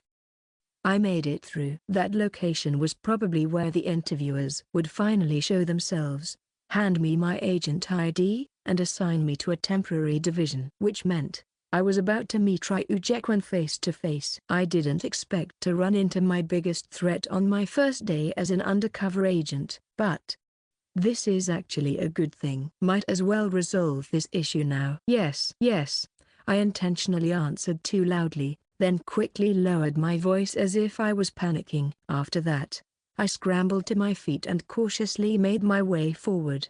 As I walked, I repeated my strategy in my head, the plan I had crafted for this exact moment. Operation Agent. I faked my death and escaped that insane cult company. Thus began my life as a fraudulent government agent. For the record and just to make things absolutely clear, I swear, I never meant for it to get this serious. 132, Chapter 132. Agent Bronze, Ryujekwan, stood in a corner of the room, keeping any signs of restlessness off his expression. The room where the final successful candidates gathered. Several rounds of announcements had already called out the names of those who had passed, and most of the prepared seats were now occupied. But why isn't he here yet? As successful candidates were steadily called in and took their seats, the one person he had no choice but to pass still hadn't arrived. Kim Solium. His number had already been called 3 times. Candidate number 4 from Group D. You have passed. Proceed to the designated location. If that announcement repeated one more time, his application status would be put on hold. It would be considered an automatic forfeiture. Why in the world? He had gone through the entire aptitude test, only to give up now? Even Ryujekwan himself found it incomprehensible. The frustration was starting to eat at him when, thud. I am so sorry. The door to the already nearly full room burst open, and a man stumbled in, his face flushed bright red. He was gasping for breath as if he had sprinted all the way here, and his suit sleeves and collar were dripping wet. -4. The candidate who had been one call away from disqualification. Kim Solium. From the looks of it, he had splashed water on his face out of sheer nerves. If he were really a spy, would he go out of his way to draw this much attention to himself? Damn it, no, no leniency. Ryujekwan pressed his lips shut, maintaining an unimpressed glare. Take your seat. Why yes, sir. Kim Solium adjusted his glasses and quickly shuffled to the farthest back corner, sitting down quietly. A candidate beside him hesitated before speaking up. Are you okay? Here, take this. No. I'm fine. Thank you. At the kind offer of water, Kim Solium startled so visibly that Ryujekwan, knowing his true background, could see it all the more clearly. Like someone who had spent too long among corporate cultists in an immoral pharmaceutical company, where basic human kindness was an alien concept. Ryujekwan said nothing, he simply watched. We will now begin the appointment process, the Disaster Management Bureau's agent appointment ceremony. It was a simple, streamlined process. First, register funeral arrangements in case of death. Then, receive a temporary identification pass. A brief training orientation shall commence.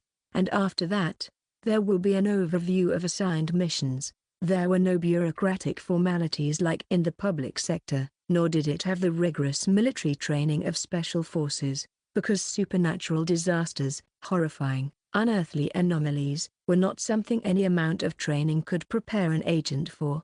Only experience could forge resilience. And most recruits were people who had lost family or loved ones to mysterious, unexplainable incidents. Even those who hadn't suffered personal losses carried a grim sense of duty, the unshakable knowledge that they had glimpsed the hidden world and could never turn back. That atmosphere saturated the room. Candidate number 4 from Group. Kim Solium. Thank you, sir. Kim Solium bowed slightly as he accepted his temporary pass. Looking at him, his timid, withdrawn demeanor, it was clear that if someone with his personality had chosen to apply, it could only mean he had an unshakable resolve. Though, of course, there were also a few eyes filled with skepticism, as if wondering if he was just unqualified instead. For the next 3 weeks, you will undergo training and supervised field assignments. At the end of this period, your permanent division placement will be determined. Until then, follow the instructions of your assigned senior agent without exception. This was when the interviewers appeared, each one stepping forward to take direct responsibility for the recruits they had selected. That was standard bureau policy. Although, in cases where a match wasn't ideal, existing senior agents could also be assigned instead, but at the very least, for noteworthy recruits, the original interviewer was almost always the one assigned as their mentor, and in Kim So-Lium's case, thanks to the subtle support and recommendations of the assistant interviewers, the agent standing before you will be your direct senior. They will oversee your training for the next 3 months. Ryu Jaekwon stepped in front of Kim So-Lium! From behind his glasses, Kim So-Lium's face went deathly pale, the exact moment he recognized him. "Follow me." Ryu Jaekwon could hear the quiet footsteps of Kim So-Lium, his newly assigned recruit, trailing behind him. Then, as they entered an unmaintained, isolated room in a desolate corner of the aptitude test facility, leaving only the two of them inside. "Russell!" He heard the sound of something being pulled out. A weapon? Ryu Jaekwon's hand moved instinctively, ready to subdue him. Agent. I wanted to return this." It was the temporary agent badge and pistol, the very items that had been given to temporary agent Grapes during the Sekwang Technical High School incident. Things that, in the chaos of the situation, even Ryu Jaekwon himself had forgotten about. "I should have returned them earlier, but I never had the chance." "I apologize, sir." Ryu Jaekwon studied Kim So-Lium. If he had just kept his mouth shut, no one would have known. And yet, here he was, turning himself in, looking as if he had already accepted the worst possible outcome. As if he were fully convinced that the agent standing before him would report him as a corporate spy for that pharmaceutical company. Ryu Jaekwon's initial wariness simmered down. "Does that company know you're here?" A slow shake of the head. "No, sir." How could he possibly believe that, as far as the company is concerned, I'm already dead? "What? What do you mean?" "I was trapped in a darkness, I mean, a disaster, for over a month." Kim So-Lium's face turned slightly pale. "Once it's been over a month, they just assume you're dead." "So, as far as the company is concerned, I'm already a deceased employee, or rather, a former employee. They finalized an employee's status as deceased without even attempting a rescue?" Ryu Jaekwon was momentarily at a loss for words at the sheer brutality of that system. But then, another realization struck him. "You were trapped in a supernatural phenomenon for over a month?" Kim So-Lium, still with his head lowered, gave a small nod. It felt like a hammer had struck the back of Ryu Jaekwon's skull. "No way." His gaze swept over the other man again. This was someone who had once been neat, composed, meticulous, yet now, he reacted to everything around him with quiet, careful hesitance. Like someone who had been irreversibly changed by a long, harrowing period spent inside a nightmare. "Don't tell me you did it on purpose." "No, sir, of course." Who in their right mind would willingly choose to be trapped in a ghost story for over a month? Especially someone who had already experienced such incidents firsthand while working there. "But after I got out, I didn't report back to the company." "On purpose?" Ryu Jaekwon responded instinctively, because that was the only way. "To leave quietly, without causing any problems?" Kim So-Lium took a deep breath. Then, at last, nodded. "Yes. Liar." Daydream Incorporated was the kind of place that I would cheerfully wave goodbye and say, "Dobby is free." If someone wanted to quit, it wasn't that they wouldn't let you leave, it was just that no one ever did, because it meant throwing away every point they had painstakingly accumulated. "I don't regret it, sir." But to Ryu Jaekwon, an agent unaware of how the company truly functioned, the situation seemed like a textbook case of occult escape. A victim of psychological trauma, PTSD, gaslighting, who had suffered so much that he had to fake his own death just to escape. I mean, I know I can't stop you if you decide to report me, but please, just don't make it public knowledge, sir." He was afraid of being tracked down by Daydream Incorporated. Ryu Jaekwon realized it immediately, but outwardly, he didn't show it. He only pressed further. "What about your wish? That was why you worked for them, wasn't it? Kim Solium, still looking down with his head hung, let out a small, hollow chuckle. That doesn't matter anymore! Exclamation mark. Something happened while I was working there. The progress I had built up for my wish was completely reset. That's when it finally hit me. Daydream Incorporated's wish ticket system did grant wishes, but the company could decide, at any time, to deny an individual that reward completely at their own discretion. Unreasonably and unfairly, that I had been throwing my life away, working indefinitely in that nightmarish place for something that could be erased at a moment's notice. Ryujaquan gritted his teeth. The words "I told you not to believe in that nonsense about wishes" almost slipped out, but somehow or another, he held them back. Don't worry. Since I've already been officially declared dead, I can't accumulate performance points or withdraw any more anyway. The bitter smile slowly faded from Kim Solium's face. What remained was emptiness, and once that happened, I didn't have anything left to do. So, I remembered the business card you gave me and applied to the Disaster Management Bureau. Then, he shrank back slightly. If that offended you, I apologize. Suddenly, Ryujaquan felt as if he had been pressuring someone for something completely unreasonable, a guilt that settled deep in his chest. It was the kind of guilt one might feel if, after rescuing a civilian from a supernatural disaster, that same agent grabbed the civilian by the collar and demanded a detailed explanation of what had happened to them. Here was a victim who had tried, against all odds, to live morally despite the circumstances. The guilt of psychologically cornering someone who had barely escaped from the immoral grip of a corrupt company. During the interview, Ryujaquan had singled him out, going as far as putting him under excessive scrutiny, and even now, he had called him in separately and was practically interrogating him. On top of that, Kim Solium had already lost everything: his goal, his affiliation, even the one thing that had kept him tied to that company. Ryujaquan thought.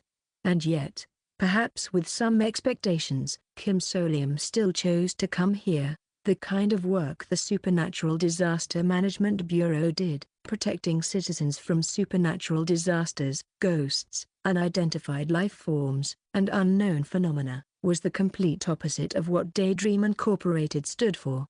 Given their past encounters, if Kim Solium had entered this agency with even a sliver of hope or a sense of purpose, then, Ryujaquan clenched his fist. He's not about to punch me, is he? I stared, cold sweat forming, as Agent Bronze's hand clenched into a fist. I had said everything I needed to. Seems like he's buying it. So why the hell was he making a fist? I kept my head down, keeping my face carefully neutral, and waited in silence for a few seconds, and then, beep beep beep beep beep, exclamation mark.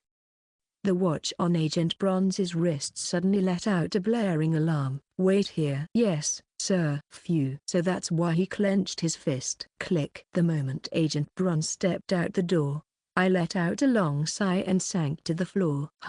The only time I've ever lied this hard to a good person was during a game of Mafia, and now, I was deceiving a civil servant so I could spy on a government agency. I was sweating bullets. At this rate, I might be able to take a bath in my cold sweat, but the important thing was, he believes me, right? It seemed like he did. I took note of how Agent Bronze had gradually spoken less and less, how his gaze had shifted into something almost sympathetic, as long as that sympathy wasn't the kind reserved for criminals on their way to a high-security cell. Then candidate Kim Solium was no longer under suspicion. Perfect. I wiped the cold sweat off my temple. They say a great scam is 90% truth and 10% lies, and, unintentionally, I had kept that ratio quite well. For the record, neither of my fellow spies who infiltrated the Disaster Management Bureau had to go through this mess. Director Ho, about my fellow batchmates who, they've already entered. Until last month, we had a direct recruitment pathway into the Bureau, so they got in right away. In short, I was the only one who had to take the official entrance exam, which meant I had to suffer through this entire ordeal alone. Haha. Go Yeonjun, Jang Han. I don't know where you've been assigned within the Bureau, but please, just relax, enjoy yourselves, and if things go south, please Please come save me. I'm begging you. Was it selfish to hope my batchmates were safe and comfortable purely so I could use them later? Maybe. But right now, the only thing that mattered was, where exactly am I getting assigned? It wasn't too hard to figure out. I crossed my arms. Let's see. Based on the three main divisions that Disaster Management Bureau agents were assigned to after completing their 3-week probation were. There are 3 major units. Simply put, these are the 3 main stages of handling supernatural disasters. First, 1 preliminary investigation unit: a reconnaissance team that analyzes newly emerging ghost stories, assesses their progression and threat level, and reports findings. Their job is to track down rumored ghost stories, both online and offline, and categorize them. Of course, unlike Daydream Incorporated, they don't just throw agents into a disaster site and force them to create a manual on the spot, as they do with members of the field exploration team. Instead, they gather information and conduct investigations as safely as possible. This really makes me realize just how insane my old job was. Then again, I'm still technically working there, as a spy, no less. That's depressing. Let's not think about it. Anyway, next was the second one. To Dispatch and Rescue Unit: a rapid response task force that answers civilian distress calls when they've already been caught in a supernatural disaster or urban legend. Basically, a rescue team. They jump into the middle of a supernatural disaster, right when things were at their most terrifying, and pull people out. It's the most dangerous assignment, but at the same time, it's considered the core of the Supernatural Disaster Management Bureau. It's the most respected unit in the agency, and their mission reports are the most entertaining to read, too. But this is not what I'm aiming for. I've had enough excitement. I could experience thrills vicariously just fine. The one I'm targeting was 3 Site Cleanup Unit: a post-disaster team responsible for restoring an affected area after a supernatural incident, ensuring that civilians remain unaware of what happened. Basically, the cleanup crew. Like crime scene cleaners, they'd go in after ghost stories had been resolved or sealed and restore the site. They were also in charge of handling documentation. That means, I'd be in charge of registering and organizing documents. This was the best role for gaining access to classified supernatural records, including those on the specific phenomenon that Director Ho mentioned.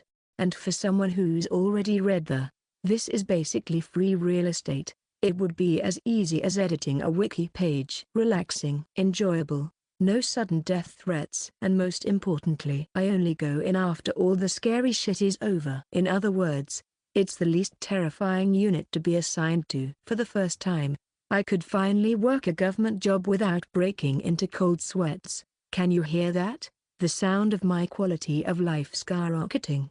And getting assigned there is simple. For the next 3 weeks, I just need to act passive and show that I have a sharp, analytical mind. If I emphasize classification, documentation, and organization, basically, skills suited for research, I'll be a perfect fit. And, hasn't it become obvious now? This perfectly aligns with the character I've been playing. Even better, my senior agent already knew I had past experience with supernatural incidents. And he also knew about my suspicious background. I managed to talk my way out of it. But if there's still any lingering doubt, they'll stick me in a paperwork-heavy role. Agent Braun seemed competent, and there's no way a rational agent would expect an ex-employee of a deranged pharmaceutical company to be put in charge of saving people. With a quiet sigh of relief, I got to my feet, just in time. The agent returned. Thud. Kim Solium said, he's probably going to tell me to go home now. Take this. Thuck. Before I could react, something was tossed into my hands. An identification pass? It looked like an access badge, but I had already received one earlier during the appointment ceremony. New recruits are usually assigned to a unit after completing 3 weeks of training in pairs. I knew that, but I had no way of expecting what came next. However, I've taken the liberty of assigning you to a unit myself. Excuse me?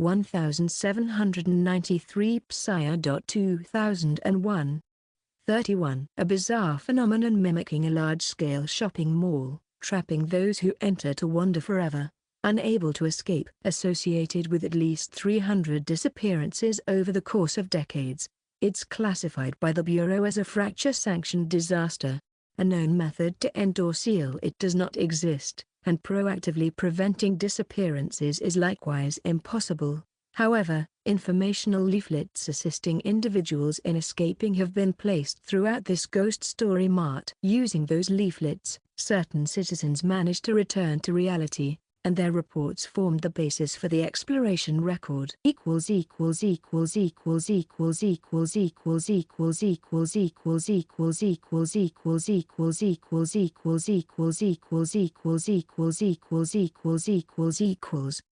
A massive shopping mall, a setting that feels comfortable and familiar in everyday life, yet also one that magnifies fear with its vast, mechanical repetition, making for a thrilling, chilling story. That is, when you're just reading it, it's fracture-sanctioned. Compared to the Bureau's classification, it's 2 whole tiers above that mountain lodge swarming with a serial killer where I met Agent Bronze. If this were Daydream Incorporated standards, it'd be close to B grade. I broke out in a cold sweat as I turned it over in my head. Have there been many cases where a Disaster Management Bureau agent entered Lockheed Mart to rescue civilians and brought them out safely? Mostly. I think they got out fine. Sure, there were plenty of special cases in the exploration records where things went wrong, but typically, the wiki focuses in detail on such exceptional situations, so maybe it's nothing to stress over. Damn. I do want to see it for myself though. I have no idea why the item still isn't repaired. The memorial popsicle. I recalled my checking item, which still had unset adhesive on it, and let out a silent sigh. That person told me it would definitely be fixed in a month. That agent who pretended to be a doc didn't seem like he was lying. It must be one of 2 things. Either because it came out of the merch box, so the repair didn't go through properly, or because I spent the past month in a ghost story, so it didn't count as a proper period of time. In either case, I need a backup plan. Lockheed Mart was such a famous ghost story that I could pretty much remember all its details. In that sense, I guess I should be thankful it's a named ghost story. But there'll come a time when this kind of luck won't cut it. Whenever I'd recall that time on the Tambo Express, where I couldn't remember anything about the owner of the Silver Heart, it would still send chills down my spine. To avoid another crisis like that, the memorial popsicle was absolutely necessary. Now that I'm an agent, getting a new one should be even easier. I'll keep it in mind as a plan B, in case the repair never finishes. Maybe I can find a replacement. Thinking about the broken memorial popsicle, carefully wrapped in cushioning and stored in my pocket, I turned over possibilities in my head. Meanwhile, Agent Bronze's briefing on Lockheed Mart continued. It's a disaster you can only enter after sundown, so the timing worked out well for the person who called for help. May I ask about the appearance of the caller? Agent Bronze answered calmly. They're 2 first-year high school students. Wow, they just had to be kids. Now my conscience will stop me from bailing halfway and running off. Holding back a sigh, I memorized the descriptions and the official report from the time they called in. Noticing my demeanor, Agent Bronze gave me a somewhat sympathetic look and spoke. Don't worry too much. That explanation about being able to hold out for around half a day applies to high schoolers as well. Yes, sir. My pang of conscience only grew stronger. However, 2 agents who went in earlier are currently in a short-term missing status within this disaster. Don't worry, they weren't rescue agents. It was an unfortunate mishap during a routine search for sealing methods. That's very encouraging news, Agent. We must remain vigilant during the rescue effort, so refrain from any rash actions. Make sure of it. Yes, I'll keep that in mind. The words "do you really have to bring a new recruit in a place like that?" rose to my throat, but I swallowed them back. He's well aware I'm a career track new recruit, so there's no way he'll cut me any slack. Ring. The cheerful sound of a bike bell didn't reflect my mood at all, but I kept pedaling. Agent Bronze gradually slowed down. letting me take the lead. Agent will be wandering like this for at least 20 minutes. The person who doesn't know where the building is should go first, so please proceed. I remembered. Lucky Mart entry condition, roam around for over 20 minutes, within a 3 kilometers radius of the old Lucky Mart location, searching for the store. In the freezing cold, I quietly rode my bicycle around the unfamiliar neighborhood. As long as I kept my mind focused on finding the supermarket, looking around the area without a navigation system, lost for about 20 minutes. Agent Bronze. I braked to a stop. I think I've found it. Then, I saw a fairly large 3-story building rising between the dark streetlights. A green, glowing sign for a Mart. Fresh Mart. It wasn't a chain store, but rather a locally branded supermarket you might find in any neighborhood. No, wait. The moment I blinked again. Lucky Mart. In front of the supermarket building, I saw the familiar chain store logo. It looked like it hadn't been refurbished in years.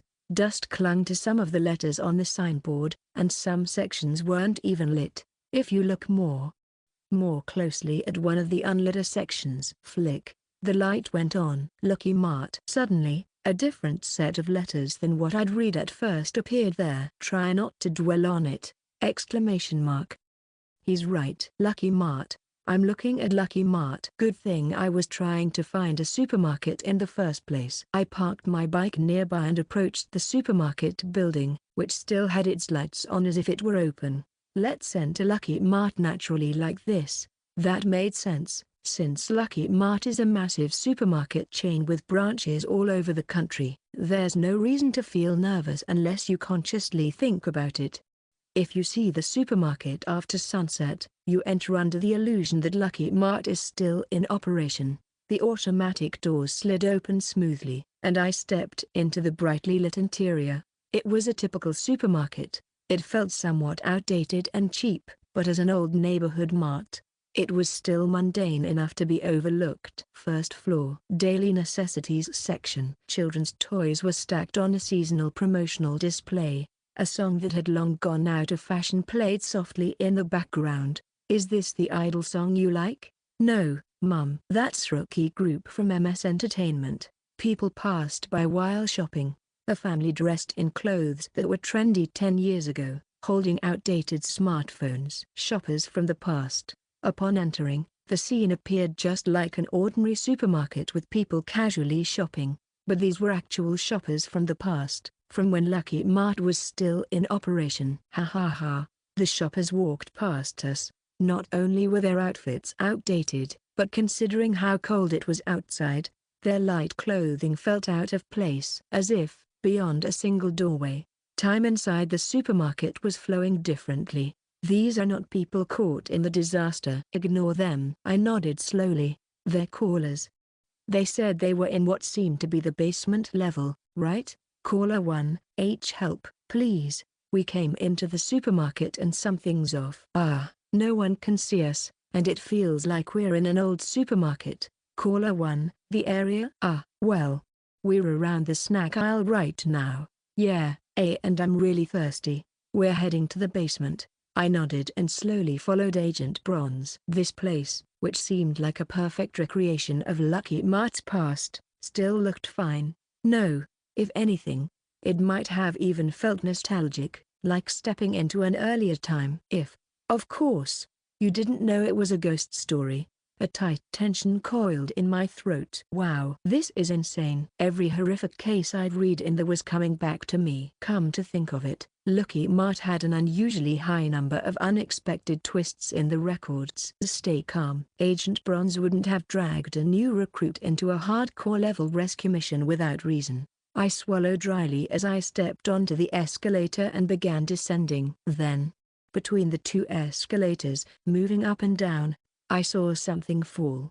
A slip of paper, like a receipt. Wait a second, could that be? I quickly reached out and grabbed the small, receipt-like paper. Exclamation mark. You found it already? That's one of the informational leaflets placed by the Bureau. Right. A leaflet hidden discreetly out of the employee's sight, meant to help civilians who got trapped in this ghost story through no fault of their own. Their callers probably saw this, too. I checked the contents of the receipt-like leaflet. Take a slow, deep breath. You have been caught in a supernatural disaster. However, there is no need to despair. There are at least dozens of documented cases of successful escape from this disaster, and the government has recorded methods here to aid your escape. Please check the instructions on the back. Just reading this already makes me anxious. It's exactly the kind of thing you'd find in a ghost story survival manual. Honestly, before telling people to take deep breaths, they should fix the red font and formatting. But the content itself was exactly as I remembered. Flipping to the back, the instructions remained the same. I'm not sure which version this is, though. Among the listed escape methods, some would become ineffective after enough exploration attempts. As time passed, objects, targets, and layouts would change, altering the situation. Of course, some things never change. Like this. The ghosts standing at every entrance do not move until business hours end. Please rest assured. Right at the entrance I came through, there must already be a grotesque ghost standing there by now, and the easiest escape method was to dash out when that ghost wasn't looking.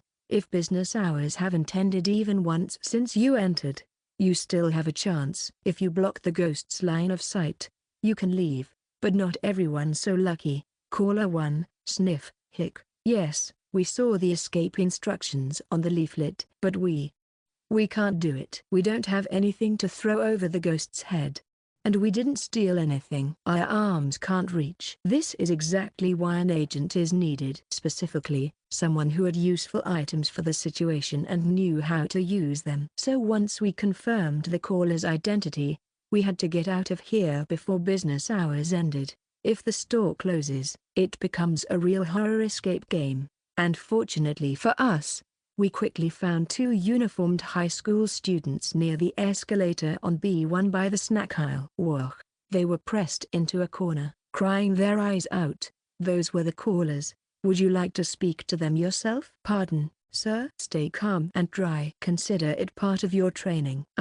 Okay. Agent Bronze looked at me with an oddly warm gaze. I felt a different kind of cold sweat. Carefully, I approached the two teens, crouched down in front of them, and met their eyes. Hello, you're the ones who called for rescue, right?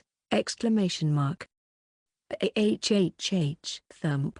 Both high schoolers fell onto their ears. Why, you're human, right? You can see us? Yes, I can see you clearly. I tried to smile as much as possible. We came in response to your call. You've been through a lot so far. Whoa. They turned on the waterworks like someone opening a faucet. They'd probably been trapped here for about 3 hours since it's winter and it gets dark early, long enough to be thoroughly freaked out. How do we get past that ghost at the entrance? Can we really get out?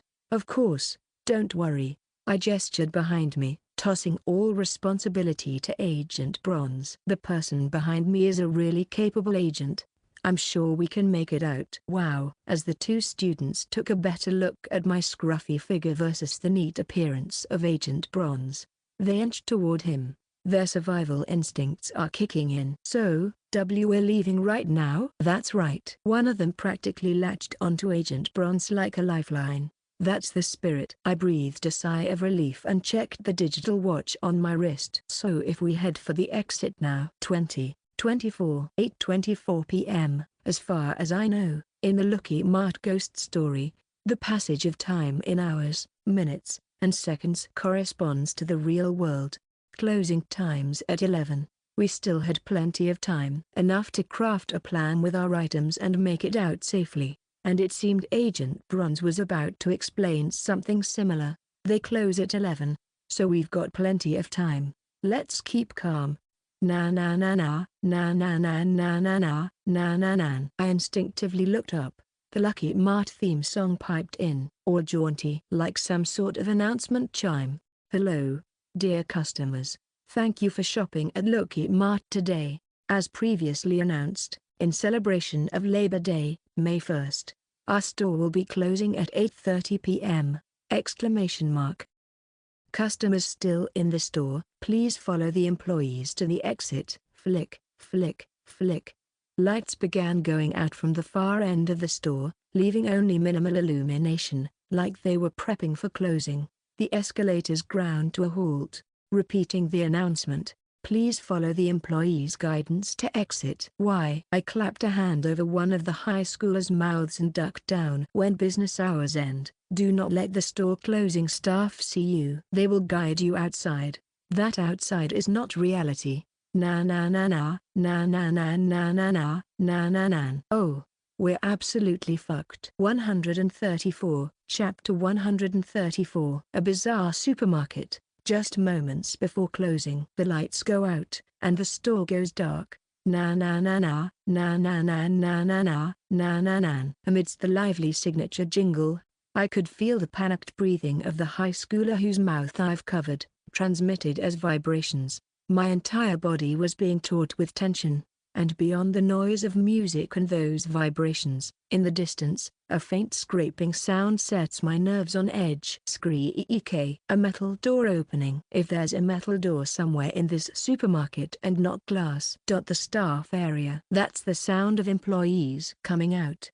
Swallowing a rising groan, I turned my head and peeked out from behind the display. Waddle. Waddle. Figures in store uniforms start appearing in the dark interior, one by one, like balloons shaped to mimic human forms. These bizarre employees waddled along. Lucky Mart. The logo of Lucky Mart, imitating Lucky Mart. A clumsy mock-up pinned to their caps and chests flickered briefly under the light, then faded back into the darkness. In that moment, "Hurry, let's go. They said they're closing." Got it. Someone passed by the liquor section right beside our hiding spot, heading to the checkout. Exclamation mark. It's 2 or 3 of those past-era shoppers still in the store. Then, one of the employees who entered the liquor corner bumped into them, lightly. Tap. "Oh, sorry." The employee's head turned. "Welcome to Lucky Mart. Let's hurry.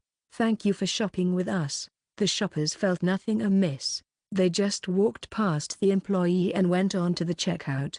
The high schooler whose mouth I was covering kept breathing raggedly. "Goodbye, dear customer." The employee figure, head still turned, creaked out of the liquor corner. Then, in that strange, shuffling gait, it headed down the aisle again. Past the snack corner, right beside the display we were crouching behind. Squeak, squeak. The eerie noise sounded like balloons rubbing against each other. We practically flattened ourselves to the floor, holding our breath. Squeak, squeak. The sound grew distant. Tap tap. One of the high schoolers tapped the hand covering their mouth. He was a tearful mess, but he continued to keep quiet. "You won't scream anymore, right?" He nodded silently. When I let go, the student gasped as if he'd been suffocating. Those weird employees. We can't let them see us, right? Right? The leaflet said. That's right. Once Lucky Mart's business hours end, the employees start pretending to continue the store's operations and act bizarrely. If even one of them catches sight of you, every single employee on that floor will come after you. To survive in Lucky Mart after closing, you have to move around like you're in a survival horror game. But is it really safe dragging these 2 clueless teenagers around? No matter how I look at it, the gear I was given doesn't seem prepared for that scenario. They must have assumed we'd get out during operating hours. Surely the Disaster Management Bureau has some contingency plan in place, but it still felt like there were too many variables. Damn it. Cold sweat trickled down my chin. Should we just hide out? What's Agent Bronze planning? It looks like maybe we should stay hidden for now. Wait. He seems like he's about to take out that employee. Agent Bronze, pistol in hand, was eyeing the departing employee quietly. It looked like he was plotting an escape route, but that employee might be in the way. Should I help him? If Braun were here, I'd have asked him to activate his lights out ability. No, the fact that this method, which I couldn't even use right now, was the first thing that popped into my head as my top priority. I had to cut that train of thought right there. Think, just think. I racked my brain desperately, trying to sift through my memories of it as fast as I could. So, after closing time, Lucky Mart. No, wait. 25, Agent. I crawled over to Agent Bronze and whispered urgently, "There are still 5 minutes left until closing. Business hours aren't fully over yet." Exclamation mark.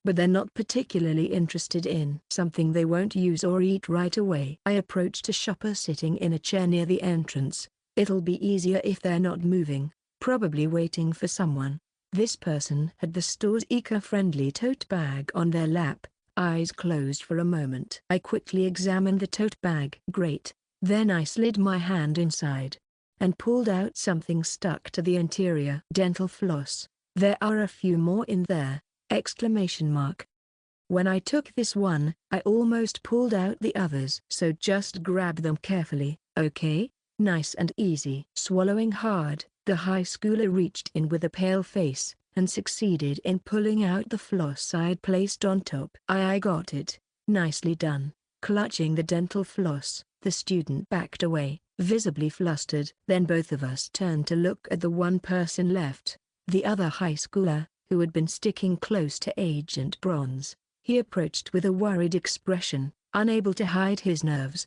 It's all right, stay calm. Oh, come on, I know that already. Please just be quiet. He seemed almost panicked. The high school student who yelled at me, perhaps wanting to finish quickly, squeezed his eyes shut and reached out. Then he shoved his hand into the tote bag and snatched the floss. Got I. The student pulled his hand out, beaming. Wait, if you yank it out so suddenly. Thud. The student's hand brushed against the shopper's cheek. Oh my god! Exclamation mark. Startled, the shopper who'd been sitting with the tote bag on her lap toppled backward off the chair. Ha, phew.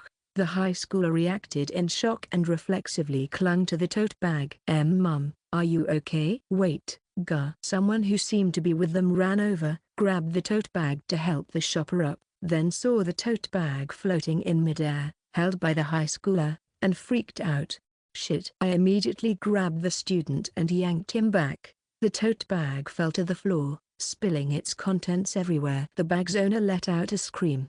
There was a person here, but he disappeared. People around us started to buzz with confusion. Their eyes turned on us. What are you talking about? You must be mistaken. No, Dad. Something was wrong with my bag. There was some boy holding my bag. Damn it. Under normal circumstances, shoppers would not notice you, but they can sometimes perceive you if there's physical contact, if communication is possible. There are a few methods you can try to get their help in escaping. Up to that point, it seemed hopeful. But, excuse me. Someone help. Huh? What day is it today? What's going on? Why am I here? Huh? Still, if a shopper sees you and senses something off or goes into a panic, you must quickly get away from them. Run. The employees are coming. Simultaneously, Agent Bronze and I pushed the high schoolers and started sprinting toward the opposite side of the exit. Because something was waddling out from the escalator, from the far edge of the checkout, from the restrooms. Squeak, squeak. I could hear it. Squeak, squeak, squeak, squeak, squeak, squeak, squeak, squeak. That squeaking, rustling sound, like balloons rubbing together, pursued us from behind like madness, and it was multiplying. Instinctively, we dashed toward the wide and complex area, through the checkout counters and into the store aisles. Damn. I glanced at my watch. 20:29. It's over. Closing time was almost here. We have to hide. We had to give up on the exit for now. Before the store finished closing, the shoppers disappeared, and even more employees appeared. We've got to shake them off within 60 seconds. To do that, we had to hide. 4 people is too many. I locked eyes with Agent Bronze. He glanced upward once, nodded, and veered quickly to the side, guiding one of the high schoolers away. Over here. I took the other student and moved in the opposite direction. We sprinted so hard we were gasping for breath. The manic squeaking still echoed behind us, but it had definitely diminished. They are going after Agent Bronze's group more. He must have purposely drawn them away.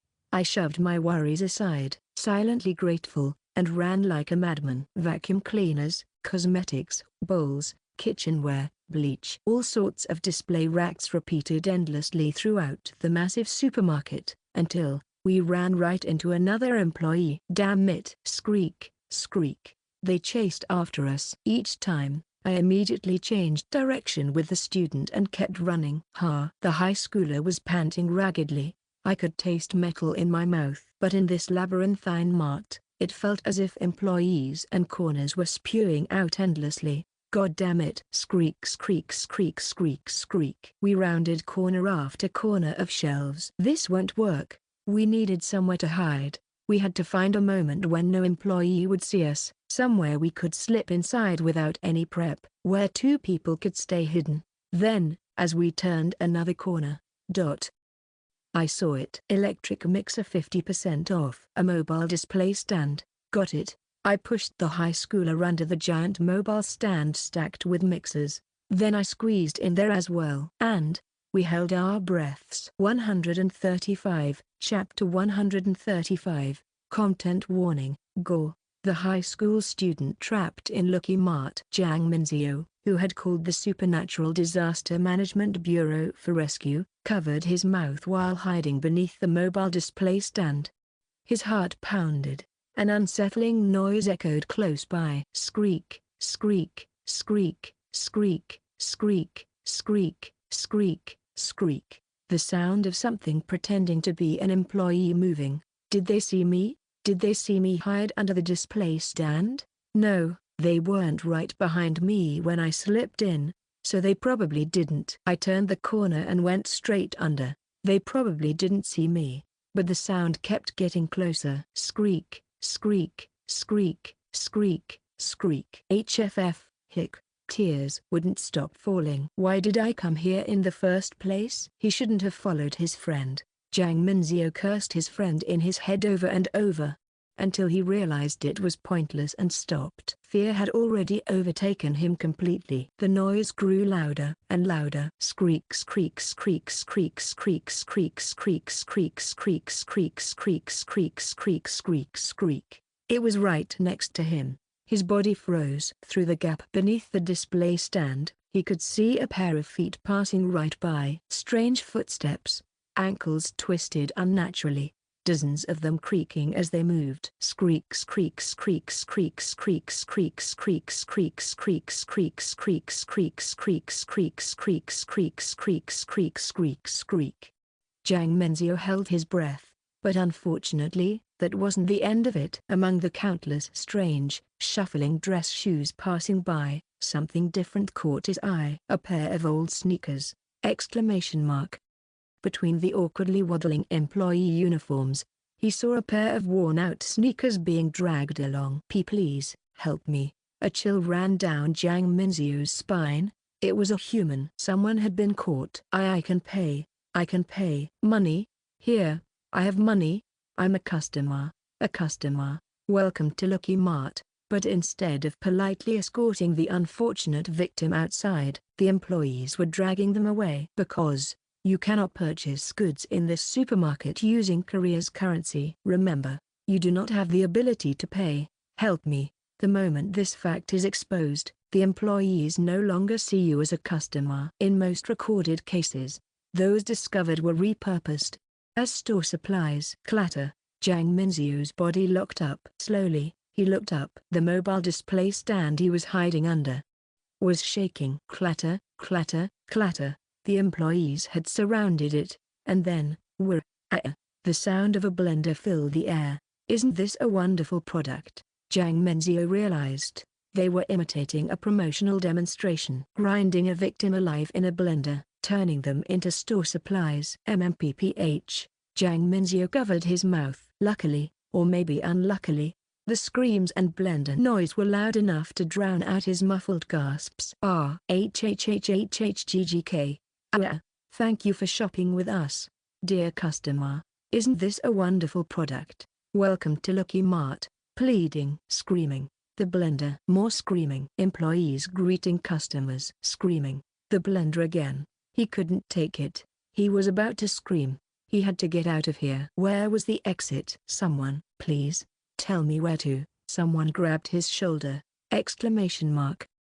A hand. A warm hand. The trembling grip pressed him further under the display stand.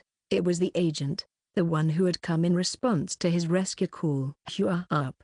Jiang Minzio's breathing slowly returned to normal. Even in the midst of the overwhelming noise that could drive someone insane or unconscious, he clung to the warmth of that grip, and endured what felt like eternity.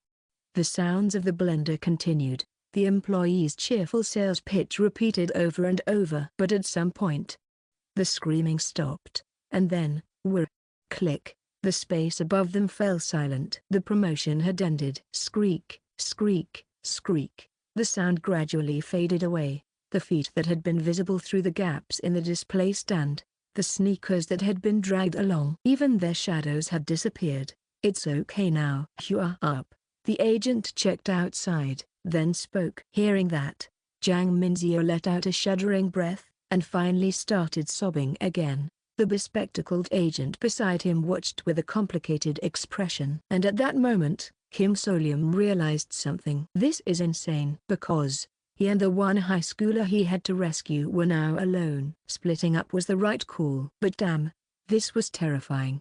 The sound of a human being ground alive. He had a feeling it would be waiting for him in his nightmares. Kim Solium's back was already drenched in cold sweat.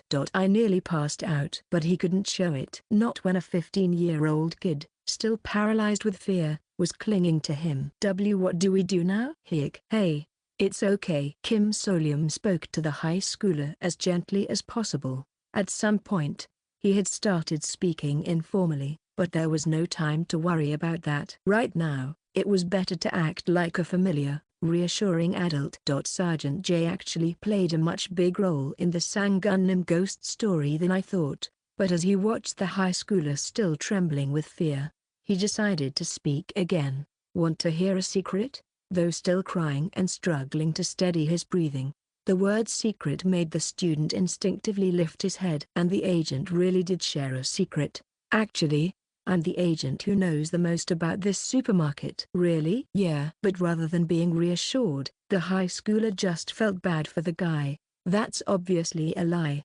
Everything about him screamed rookie. Glasses, messy hair, the way he seemed to chew on his words. Compared to the sharp, competent-looking agent from earlier, he looked more like a bumbling sidekick to a superhero. Still, the agent continued speaking, determined to calm him down. I've researched this place a lot. I know what's dangerous and what isn't. Even things the other agent doesn't know, I know them all. Messy hair, eyes meeting from beneath his glasses. Huh? Instead of the hesitant, unsure look Jiang Minzio was expecting, for just a moment, there was a sharp, calculated gaze. Then it was gone. Somehow, it all sounded completely true. I'll find the safest and fastest way out of here for us. Is there still a way to escape? Of course. The problem was, more than half of those methods had an absurdly high chance of death. Kim Solium swallowed that thought and added something actually helpful. Do you remember the back of the leaflet? The guidelines for what to do after closing hours? Yes. Jiang Minzio recalled the text, as if entranced by the memory. After closing hours, it is recommended that you abandon all escape attempts. Almost every opportunity that seems like a way out is actually a trap. Prioritize survival and endure until business hours resume. As of the latest reports, the safest floor is the second floor. The second floor. They were currently on the first floor. Then, if we just go up one more floor, we'll be safe? That's right. The other agent and your friend definitely went up, too. So don't worry. Okay. The certainty in the man's voice made Jiang Minzio feel a little reassured. He sniffled and steadied himself. The agent checked outside, then pulled himself out from under the display stand. All right. We're safe now. Let's move. Okay. Though he whimpered, the high schooler didn't refuse Kim Solium's support as they carefully crawled out from under the display stand. And hurriedly clamped a hand over his mouth. Thankfully, the noise wasn't too loud, but the problem remained. My ankle. It was throbbing. Jiang Minzio must have twisted it when he dived under the display stand earlier. Your ankle hurts? Yeah. Kim Solium's mind worked fast. Then he came to a cold conclusion. I can't give him an item right now. Not in this ghost story. A strong painkiller like Happy Maker could make the high schooler overuse his leg and end up not being able to use it anymore. And nostalgia candy? Nope. Out of the question. Unless you are in the food court, please do not consume any products inside the supermarket. Even food you brought in yourself is not an exception. The employees do not differentiate. If they witness you eating, they will charge you accordingly. You do not have the ability to pay, and this rule didn't just apply to food items sold in the store. Lucky Mart employees couldn't tell the difference. Even shoving the kid into his tattoo for safekeeping was too risky. There was no way to predict what kind of contamination or horrific transformation might occur, not to mention, explaining that to the bureau later would be a nightmare. The high school student had no way of knowing what the silent agent was thinking, but just seeing him hesitate sent a cold wave of unease down his back. No way, is he going to leave me behind? Had he decided the rescue was too difficult, or was he picturing both of them getting caught if he tried to carry him? The terrifying thought spiraled through his mind. Don't worry, we'll move in a way that won't require running. A firm voice snapped him out of it. The high schooler lifted his head. For now, let's head to the escalator, but not up. We're going to the downward escalator instead, got it? The one that comes down from the second floor. Since the store had already closed, the escalators had likely stopped running, so maybe it didn't matter which one they took. But why specifically the downward escalator? Okay. Instead of asking, the high schooler simply nodded. The agent helped him up and carefully began moving. If you hear an employee, let me know immediately. Okay. The high schooler tried his best not to look at the display stand where he had been hiding. Instead, he focused entirely on listening for employee noises as he carefully followed the agent. A few times, pain made him wince, but he endured it. The agent led him past the checkout counters and toward the inactive escalators with steady, unhurried movements. The high schooler followed as quickly as he could. But when they finally arrived, toot-a-toot-a-toot-toot, one of the escalators was still running, the one leading down from the second floor! A darkened store after closing hours, a slowly moving rail, and at the top of the escalator a figure stood motionless. No, not a person. An employee. After closing hours, escalators remain deactivated and blocked. However, they may run at certain times when employees are conducting maintenance. Do not approach. It seemed to be imitating an escalator inspection. However, the employee standing on the escalator, with its head tilted to the side, blankly staring down at the floor, looked grotesque and unnatural, and that figure was coming closer, moving downward along the operating escalator. Backward. We have to no need. Beside him, Kim So-Liam pulled something from his pocket. A fishing line with a red goldfish lure at the end. Toy bait. In the records, they always checked the second to first floor escalator right after closing. That was why he had specifically come to this escalator. Originally, he had planned to use this item to get past the entrance, but there was no other option now. Even if it was a waste, there was no choice but to use it now. Kim So-Liam cast the fishing line. Defying normal physics, the transparent wire flew through the air as if launched by an actual fishing rod, landing perfectly on the escalator's advertisement board! The fishing line wrapped around the board, dangling below it, and at the very end, the red lure swayed in the air. The employee descending backward on the escalator spotted it. Squeak, squeak, squeak, squeak! At that moment, the employee's body began to move. It turned toward the lure, and then it walked against the flow of the escalator. Squeak, squeak! Kim So-Liam carefully adjusted the fishing line. His hands were damp with sweat, but the trembling moved precisely as he intended. Slowly, steadily, the red bait shifted to the far left side of the escalator. The employee stumbled sideways to follow it, and as its head leaned out past the handrail. Squeak, squeak, squeak! Kim So-Liam let go of the line. The fishing line unraveled, pulling free from the advertisement board, and the red bait dropped between the two escalators. Thud! The employee fell headfirst between the moving escalators. It had thrown itself after the lure. Let's move, before it gets out. The agent immediately sprang into action. Take off your shoes, crawl up, use your knees instead of your feet. Stay quiet. The high schooler handed over his shoes, then got down on all fours and crawled up the stopped escalator. At that moment, he didn't feel any embarrassment. He didn't feel pain. All he cared about was that this was quieter. and that it meant he wouldn't enter the employee's line of sight. Even so, the tension squeezed his throat tight. What if something jumped out at them? But in the end, he successfully crawled up the escalator, moving against its direction. Hyuk. The moment he pulled himself up onto the second floor, tears pricked at the corners of his eyes. The agent helped the high schooler get to his feet. "You did well." Thank you." Kim Solium glanced down at his empty hands a few times, feeling the absence of the fishing line. Then, clearing his mind, he shifted his gaze forward. The second floor. The first thing visible upon reaching the top of the escalator was a massive food court.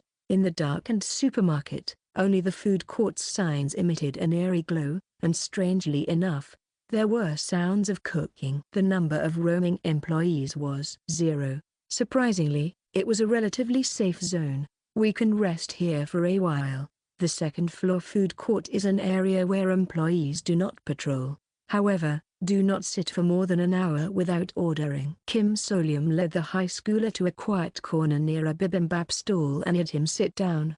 Why specifically here? It's safer in places that don't serve meat." The high schooler swallowed hard. The agent remained calm. He sat down and allowed the student to catch his breath and rest his injured ankle. It was hard to believe that this was the same person who had just pulled off a crazy stunt at the escalator. "He's amazing. He was far more skilled and knowledgeable than expected." Just as he had confidently claimed. Without realizing it, the high schooler wanted to leave a good impression. So he opened his mouth. My name is Jang, let's not share names! ! It's better not to use real names in places like this. Be careful. Gulp. The high schooler swallowed hard. Then, what should I call you, agent? Call me Grapes. Yes, Agent Grapes. The student exhaled deeply, finally feeling some relief. Maybe this was what being a real agent was like. Maybe all his awkwardness was because all his ability points were dumped into being a competent agent. "I think we can escape." Even with an injured ankle, the high schooler felt hope. And with that newfound confidence, he asked, "Then we're safe here, right?" "Yeah." Agent Grapes nodded. The high schooler felt a deep sense of relief. "It's okay." That was a lie. And it wasn't enough. Even on the second floor, the chance of death or disappearance is still high. While keeping his voice steady, Kim Solium's mind was racing through the records, trying to find this specific scenario. His brain, now freed from immediate survival mode, was reorganizing priorities and digging through data. "We need to get out." Had there been a precedent for an irregular situation like this? Labor Day, early store closure, anything, and then, closed early due to reason? He found it. Kim Solium gritted his teeth and forced himself to remember more details. He couldn't remember specific numbers and names right now, but he was slowly reconstructing this exploration record in his head. Exploration record number 3. An agent responded to a civilian distress call and entered the store around 7 p.m. Agent, Lucky Mart closed early due to reason. An unexpected situation arose, and the agent lost contact for 3 days. This was it. He anxiously dug deeper into his memory. Then, the outcome of this record. Result: rescue failed. Agent returned alone. So that's why he hadn't remembered it well. It ended in just one line. These types of records were common. Interesting in concept, but the detailed aftermath was often skipped, leaving it up to the reader's imagination. Just a simple line. Success, failure. But the implication was clear. Agent Bronze failed the rescue mission. So if he reunited with Agent Bronze, no matter what decision that agent made inside Lucky Mart, Kim Solium would have to oppose it. And he would have to convince him to escape according to his own plan. This is insane. No, not me. The difficulty level is insane. Suppressing a sigh, Kim Solium forced himself to stay composed, scanning the surroundings from their corner in the food court while keeping the high schoolers seated.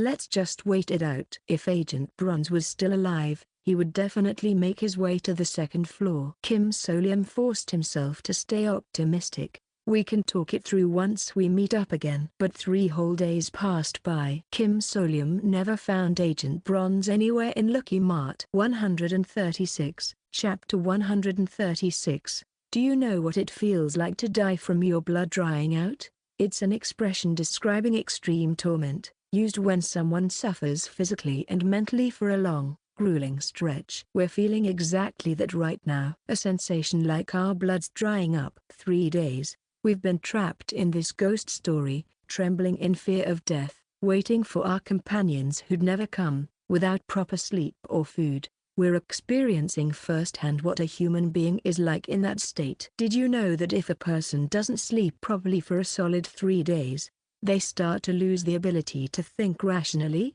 We're taking 1-hour naps in turns on the second floor's food court, but that's barely sustainable. Every hour, our nerves were on edge because of mortal danger, perfect for going insane. Especially if the person you're with was a minor who just got involved in a ghost story for the first time. Where are we going? It's been 56 minutes. Let's move. The high school student I was supposed to rescue staggered to his feet, limping. He's probably more mentally drained than I was. He's starting to waver more from dizziness than from the ankle injury and was muttering nonsense into thin air instead of crying. He didn't even have the energy left to weep or get angry anymore. He's hardly eaten, too. Obviously, safe food was extremely scarce in this damned supermarket, and nearly everything that's available was something a high schooler wouldn't normally touch, like rats or cockroaches, things that clearly wouldn't be considered store merchandise by anyone's standard. He'd rather starve for 3 days than eat that lineup.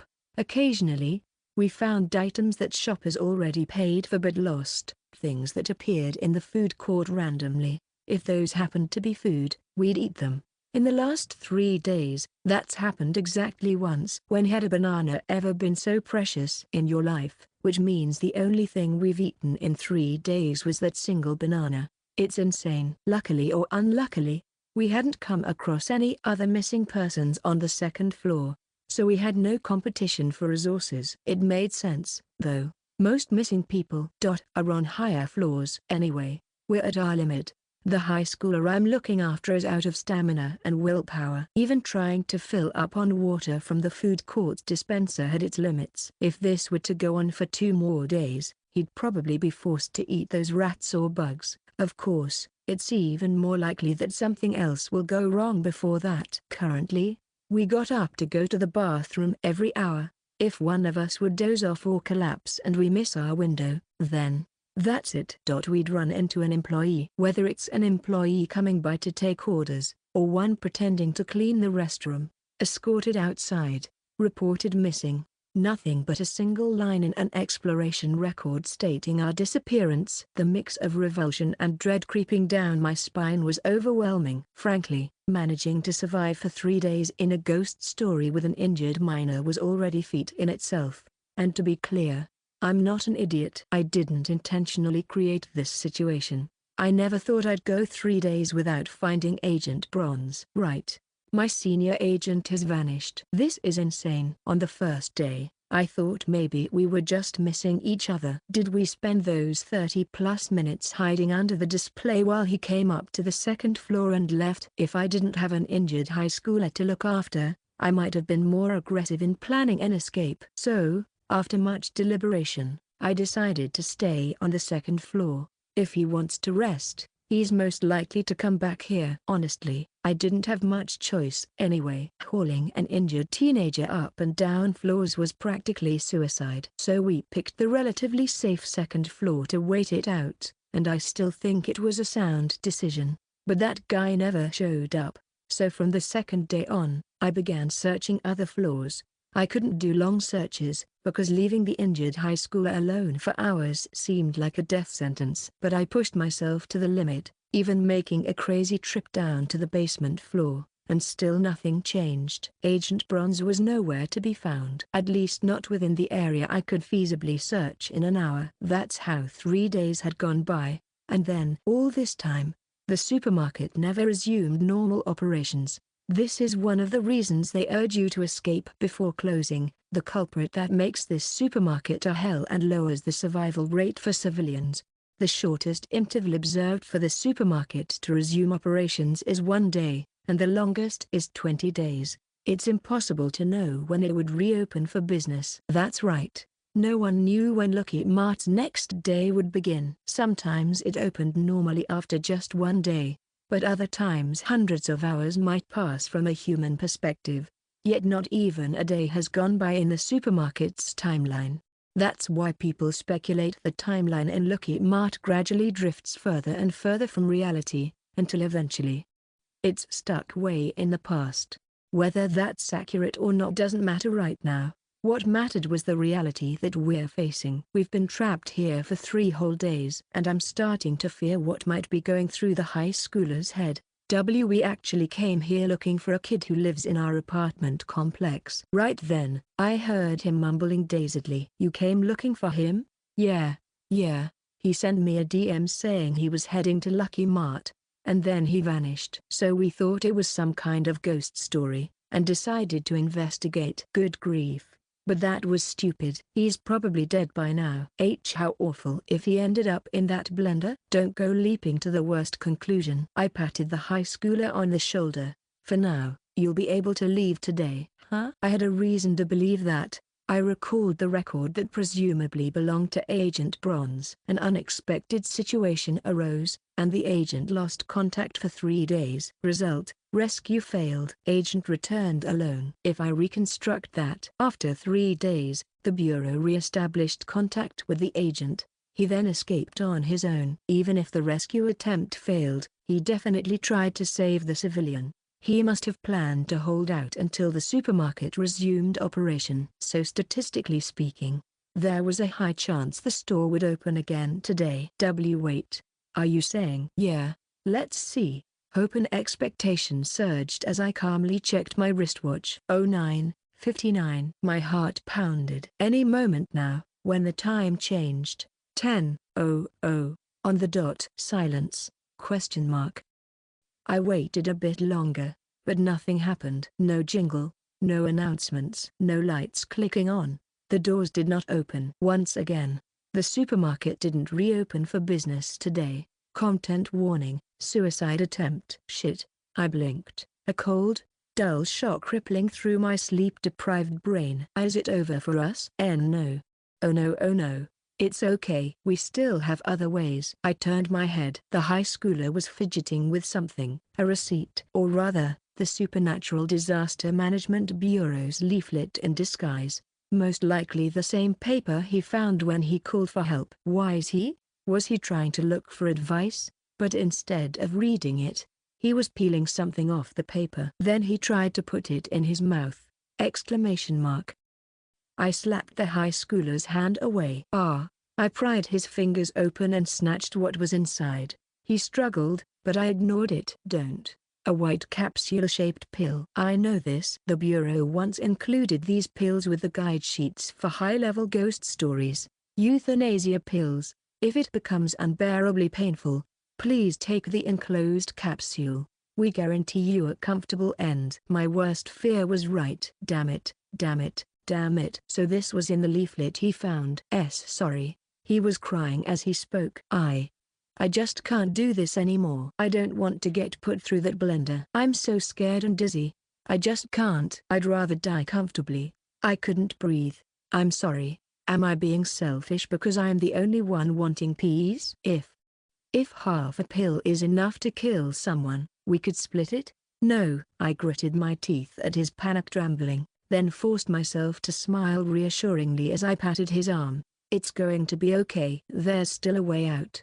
How? Exactly? We've spent 3 days now unable to sleep, eat, or do anything. We can do this. I grabbed him firmly. Up until now, we believed the store would reopen soon, so we tried to stay as safe as possible. If it's not opening anytime soon, there are other methods. Really? Yes. It was true. As long as I made one decision, abandon Agent Bronze. Forget any worry that he won't escape because he's looking for us, any pressure that we need to confirm each other's survival, any hope that we can get help from him. Throw it all away. Anyway, the record showed that Agent Bronze did manage to escape on his own. It's just that he would fail to rescue the civilians. The idea that he might also save the civilian who went with him is fantasy. Time to snap out of it. I decided to do everything I could with my capabilities.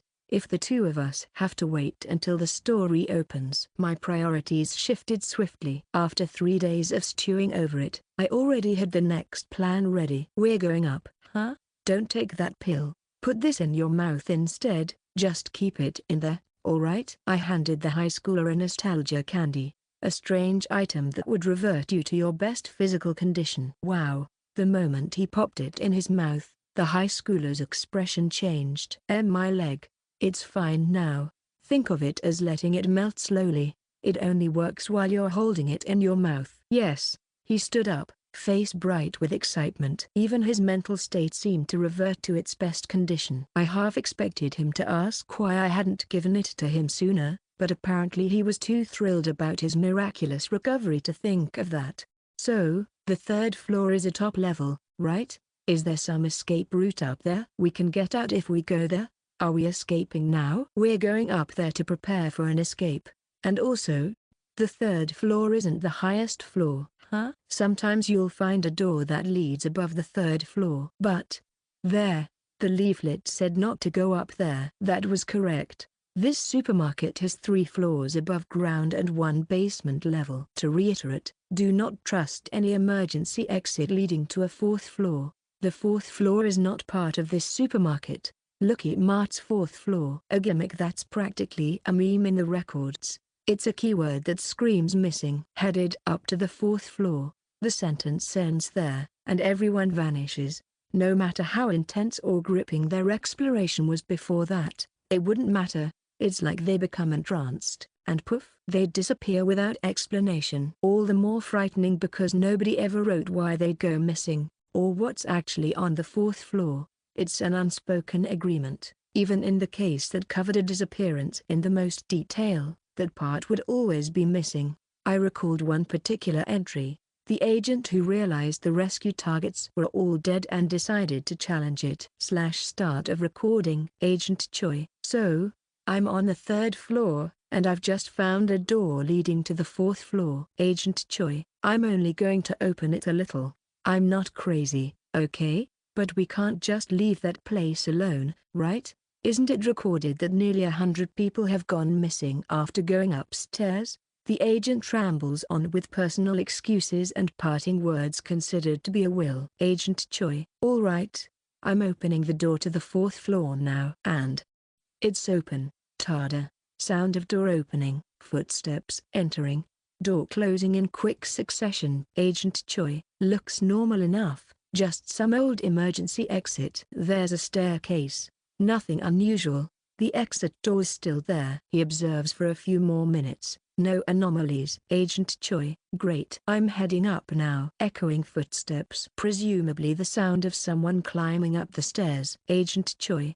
Let's see. The exit's still. Oh, it's gone now. So I've got no choice but to keep going. Off I go. Footsteps continue for 30 seconds. Agent Choi. Phew. Made it. 4th floor door. Agent Choi. Looks like nothing special on the outside. It's just a metal door. Agent Choi. All right. I'm opening it now. Sound of a metal door opening. At the same time, Lucky Mart's jingle starts playing. Agent Choi. Huh? The jingle grows louder, shifts in tone. Agent Choi. Wait. A cacophony that defies description. Deafening roars, bizarre howls, noise like wind filling a void, begging, balloons rubbing, bursting sounds, 12 unidentifiable noises, and dot. Agent Choi. Silence. Agent Choi. Welcome to Lucky Mart. Nothing of note recorded in the next 24 hours. When the battery died, the recording ended. The agent's recorder was later found in the electronics section on the 3rd floor of Lucky Mart. It's the kind of record that'd make you vow never to open that emergency door leading to the 4th floor. But, don't worry. Once we find the door, I'll show you what to do. That's our destination. Okay. Whether because of the trust built over 3 days or from witnessing the mysterious power of the nostalgia candy, the high schooler obediently nodded. Let's move quietly. We left the 2nd floor food court. Then we carefully climbed the stopped escalator to avoid being noticed by any employees. We even took off our shoes and went barefoot, moving as silently as possible. We stopped talking step by careful step, in total silence, cold sweat trickling down our backs, and finally, upon reaching the third floor, something was off. Originally, in the old Lucky Mart, the third floor was said to be used for limited time deals. Different themed promotional stands would rotate daily with various discounts on display. But what we saw now was, what is this? That display was repeated endlessly. An endless supermarket. If floors 1 and 2 simply recreated Lucky Mart's past, making it feel eerie, then from the third floor onward, the space stretched out infinitely in a bizarre manner. So far, 3,611 event stalls have been reported on the supermarket's third floor, covering an area of 232 square kilometers. Always confirm your starting point. If you lose your way, you may never find the escalator leading down again. A giant maze, like stepping into the mad blueprint or painting of a deranged mind, where infinite lines of stands and special displays repeated. Perfect for driving someone insane. On the other hand, that meant it was easier to evade or hide from employees. Some parts of the supermarket supposedly went months without a single employee appearing. It's also good for secretly stealing food or necessities. If you give up on escaping, that is. So that's likely where countless missing persons were scattered. Perhaps Agent Bronze too. Stick to the wall. If you see the emergency door, let me know right away. Why yes. We pressed ourselves against the back wall of the escalator and moved slowly, entering that dizzying path of endless display racks. In the dim store, lit only by emergency lights after closing, corner after corner repeated among the shelving. Camping gear sale. Winter season outlet event. Housewarming gift specials. Sell your flesh at Lucky Mart. Spring cleaning kitchenware super sale. Soon, the signs turned increasingly disturbing. Each time I saw one of those stalls or signs, I'd turn away and choose another path. For about half an hour, we crossed from one stall to another, confirming the escalator's location and how far it was to us. Then, I heard a faint noise. Some dull, distant sound from beyond the next set of shelves.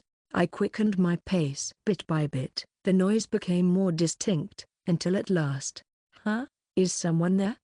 The high schooler jerked his head up. Who's there? Need some help? A voice calling from far away. That's another person. SHH. I crouched down with the high schooler and whispered a quiet warning. It might not be human! And even if it is a human being, if they've been here a while, are they still normal?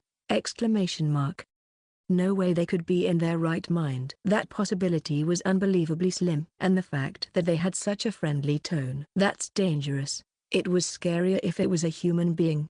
Hey, you there, you're a person, right? I can help you. We started running, hugging the wall. The friendly-sounding voice kept calling out. If I keep talking, the employees might come. I know a way out. I can help you. Sweat beaded on the back of the high schooler's neck. I kept moving, gauging the distance to that voice. Hurry, you don't want an employee seeing you. Shit. Should I try to subdue them, even briefly? But then, if employees really showed up, right, if it's an actual person, maybe letting them get snatched by an employee before they reach us is best. Just keep moving. Wait a second. Suddenly, as I lifted my head, something came into view along the wall we were following. A metal door, a green-lit emergency exit, and a sign. 3F4FTH. There it was, the emergency exit leading to the 4th floor. I immediately ran over and grabbed the metal handle. Then, in a rush, I gave the high schooler a crucial warning. Whatever you do, do not go up those stairs. After we open the door and step in, stand right there. Don't move. Got it? Don't ever move from that spot. The high schooler nodded, fear in his eyes. All right.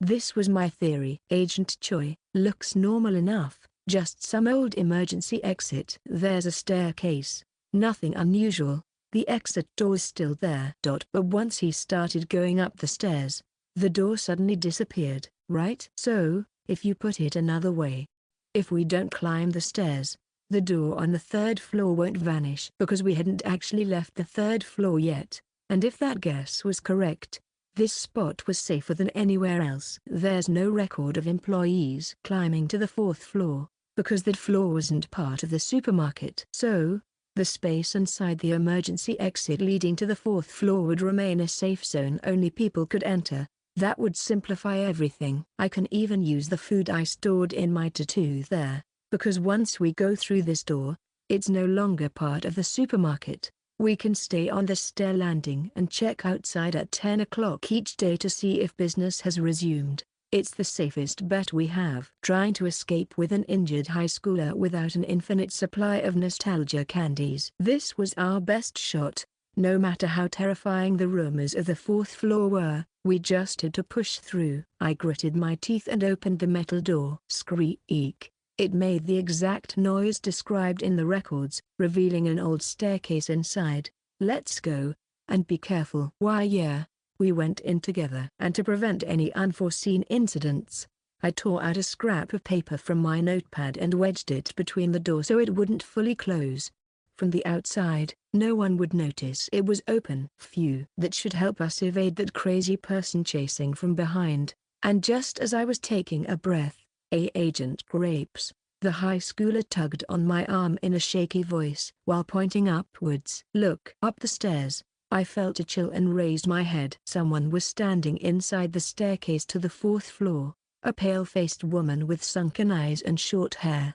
Human. Go-Yeon-jun. My batchmate who's a former student. What? My brain couldn't process what the hell was going on, but then I noticed what she was wearing, a metal badge pinned to her collar, the official identification for Supernatural Disaster Management Bureau agents. Words from my memory resurfaced. 2 agents who went in earlier are currently in a short-term missing status within this disaster. Agent Bronze mentioned it earlier. There were 2 missing agents! And one of them happened to be my fellow spy who'd infiltrated the bureau as a new recruit. Go-Yeon-jun. 137, Chapter 137. Go-Yeon-jun was one of my more level-headed colleagues. That much was certain. Even when we woke up on that deranged subway during the company's entrance test, and later when we escaped the psychotic art exhibit that involved plucking out visitors' eyes, she never lost her composure. But right now, seeing Go-Yeon-jun at the stairs leading to the fourth floor, the source of so many disappearance stories in this bizarre supermarket. She's a real human being, right? She was too calm. Despite the high schooler's startled cries, her pale face didn't flinch. No words, no expression. She just stood on the stairs, looking down at us. Wait. She's standing on the landing? Wait, didn't the door to the third floor vanish the moment someone started going up the stairs, making it impossible to get back? Then, how long has she been there? No.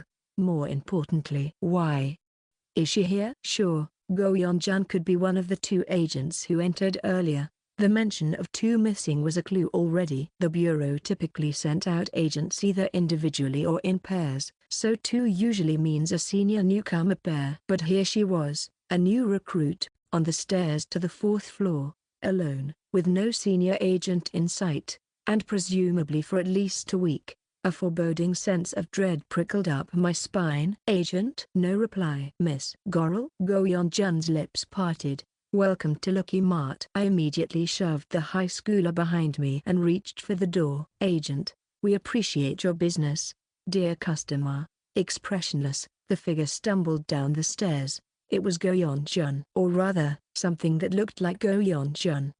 Acting like an employee. Shit. I was about to fling the door open and drag the high schooler out, when I realized something odd. The sound. There was no squeaking, and she wasn't dressed in a uniform, still wearing her bureau attire. So contaminated? I looked again. The shape of Go-Yeon-jun, a clearly human figure, was descending the stairs. Hold the door handle. What? I lunged forward, pinning Go-Yeon-jun as she stepped onto the landing. Welcome to Lucky Mart. Okay. She still had a human body, which meant holding her shoulder down with one hand, I reached into the tattoo on my wrist with the other, pulling out the last of my blue soda churros. Then I shoved it into Go-yeon-jun's open mouth, as best I could! Exclamation mark. She didn't even resist. She just kept trying to walk and recite the same line. In the process, her teeth moved naturally, crushing part of the churro, at least enough for it to go down her throat. Sweating all over, I watched. And, moments later, Go-yeon-jun retched violently, spewing a deluge of water. I patted her back. The stair landing was soon slick with inky black fluid. It wasn't quite enough to drown in like my month on Braun's talk show, but it was nonetheless bizarre enough to make the high schooler recoil in horror. Finally, she vomited a bluish liquid, slumped, and I caught her. Huck, Huo, agent, I called out to my colleague! Exclamation mark. Her eyes, now aware, shifted to me. They dilated. She started trembling uncontrollably. Mr. R. dear. She'd come back to her senses. She responded to being called agent, and she was alert enough now to the fact that we were inside a ghost story, so she addressed me by my alias instead. Thank goodness. Yuck? Question mark. She suddenly tried to crawl back up the stairs again, and I grabbed her in a panic. Damn this supermarket. Even the hallucinations look real. I won't be fooled. Mr. Oh dear's dead. Ah, right. Hey, I'm not dead. Agent? Question mark. I got assigned to the same job as you? Question mark.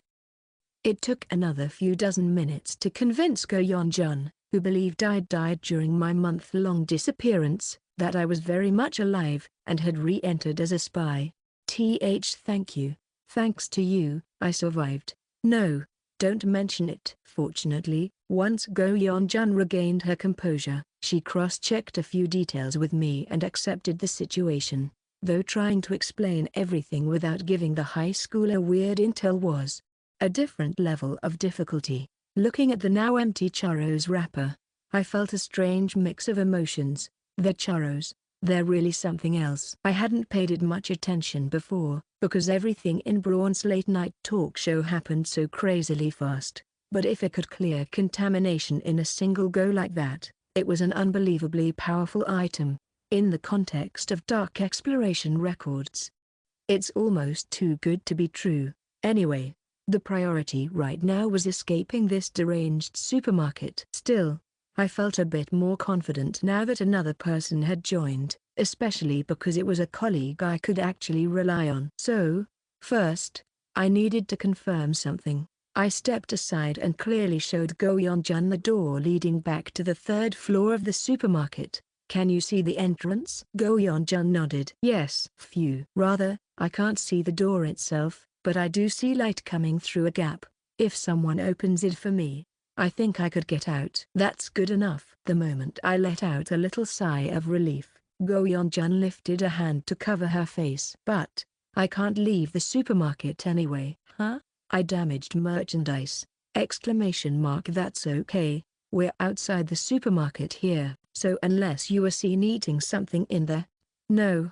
I broke stuff in the supermarket and got caught. It wasn't me, exactly. It was another agent, but I guess they treated us as equally responsible. I fell silent, then asked, where is that senior agent now? He's dead. Or at least, I'm assuming he is. He went up that staircase. Go-yeon-jun pointed up the stairs. His family had disappeared here, apparently. Their last trace ended on the 4th floor.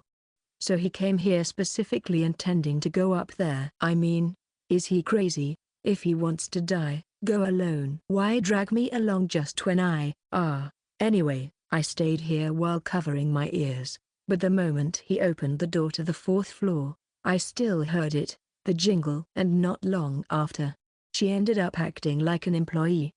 Pardon me, call me Grapes. Right. Agent Grapes. Go-yeon-jun rubbed her face, then looked up. Her expression was more composed. There's no hope for me anyway.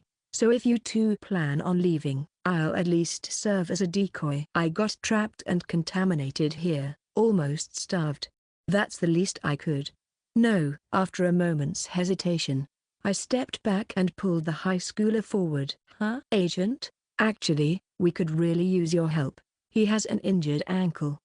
We barely managed to persuade the nervous high schooler to take the candy out of his mouth for a moment. Then I handed over the emergency first aid kit I'd brought, and Go Yeon-jun treated his ankle with skill 20 times more professional than mine. But if he goes back to eating that candy afterward, won't this be kind of pointless? The candy, just keep the splint on for a few hours anyway. With his stamina and composure drained, the high schooler returned to a state of near panic. So he needed some coaxing. I took out my bargaining chip. Let's eat this first! Food. The high schooler's eyes went wide as saucers. The instant meals I whipped out vanished in seconds, shared among the three of us. We can finally eat these now that we're technically outside the supermarket. Back in the food court, we could only eat safe foods, so I'd never dared bring these out. Even then, I only chose items without a strong smell, just in case. Honestly, I've never eaten this fast in my life. I polished off a carton of UHT milk in about 2 seconds.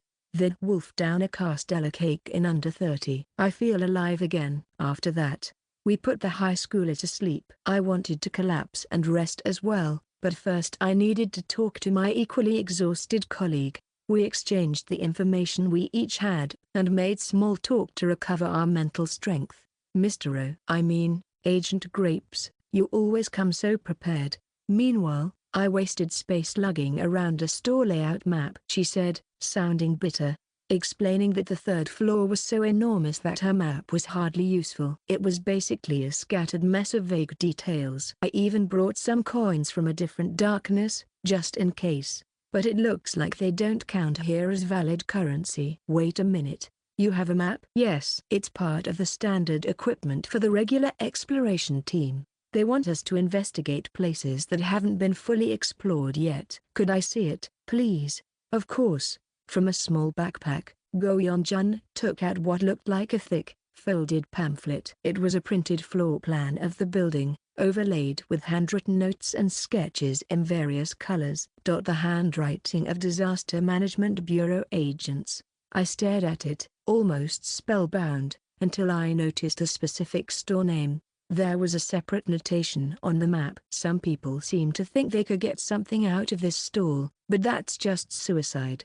Don't go. Agent, what you mentioned before. Currency to pay, huh? Why yes, I think there's a place where we can get that, based on a hint on your map. But Go Yeon-jun took a deep breath and shook her head. I'm sorry, but I object. The third floor is so huge, who knows how long it'll take just to get there. And I'm afraid of how long it would take to find our way back to this stairwell afterward, especially without any item to fend off employees or danger. Beads of sweat formed on her calm face, and she seemed to be trying hard to hide her fear. You two can leave when the story opens. I'll just wait for a rescue, if we don't have another way to dodge employees or anything. I'd rather not. Well, here's the thing. Now we do!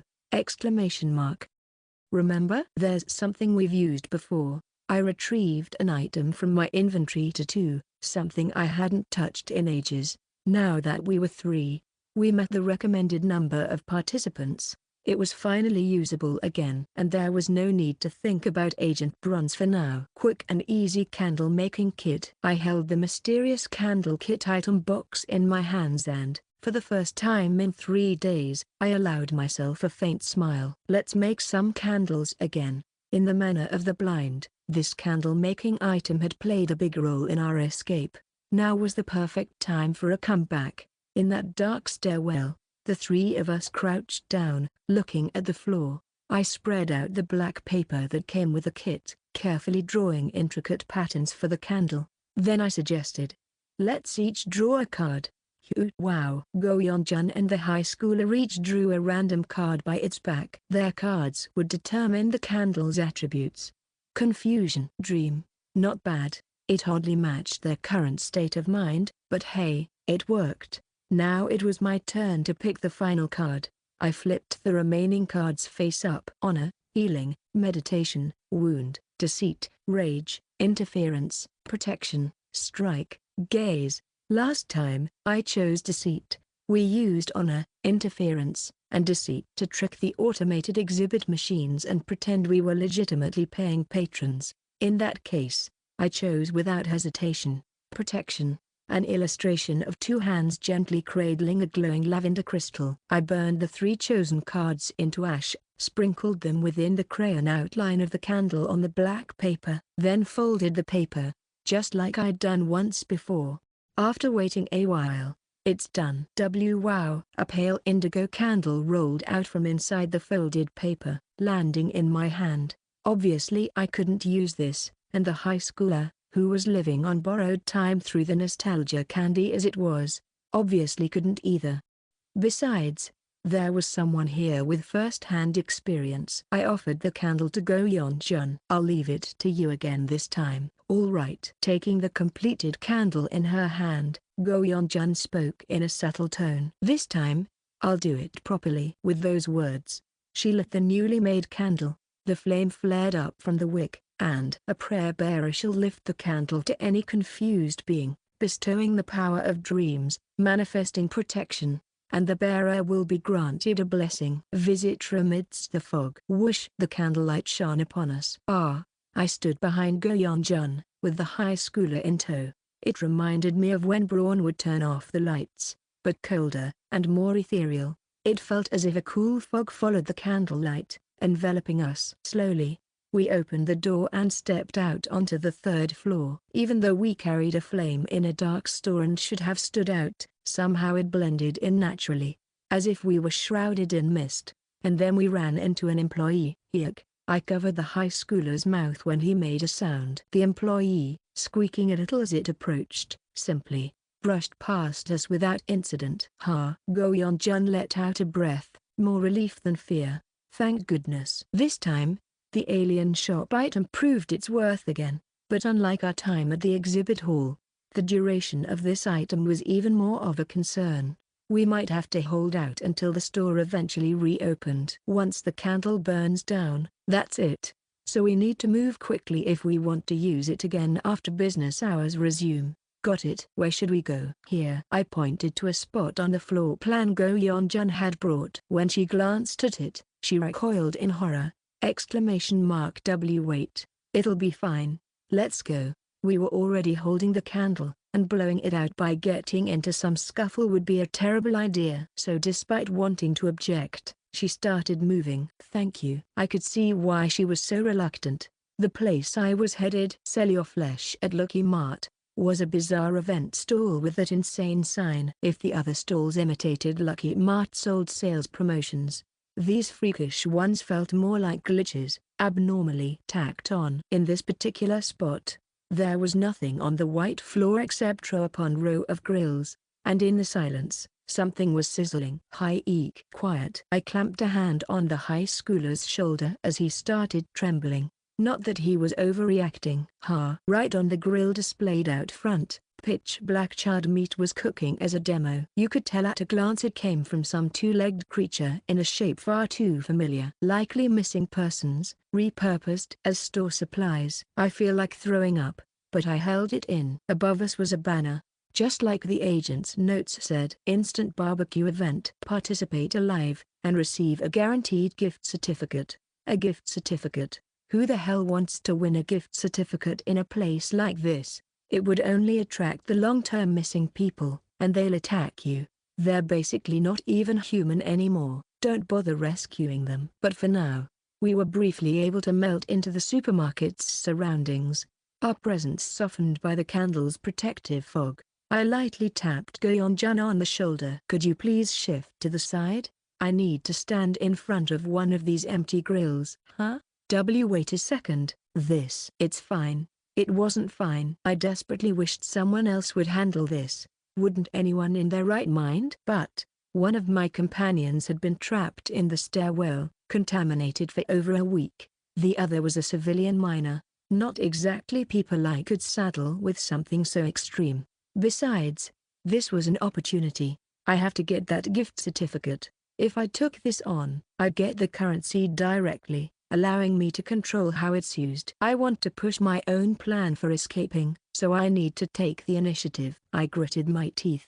First, I used a syringe of Happy Maker so I wouldn't go into shock. My hands were shaking. Calm down. From items I had swiped on our way here, I pulled out one, trying not to let my shaking fingers drop it. A massive butcher's knife. Its razor edge glinted. Hey, it's all right. As long as we don't break the item and return it to its original state, the store won't register it as a purchase. That's not the issue, Agent. I brought the butcher's knife down on my own right forearm. 138, Chapter 138. Warning. This chapter contains violent and gory scenes. Reader discretion is heavily advised. From the moment I saw the store layout, I'd been agonizing over it.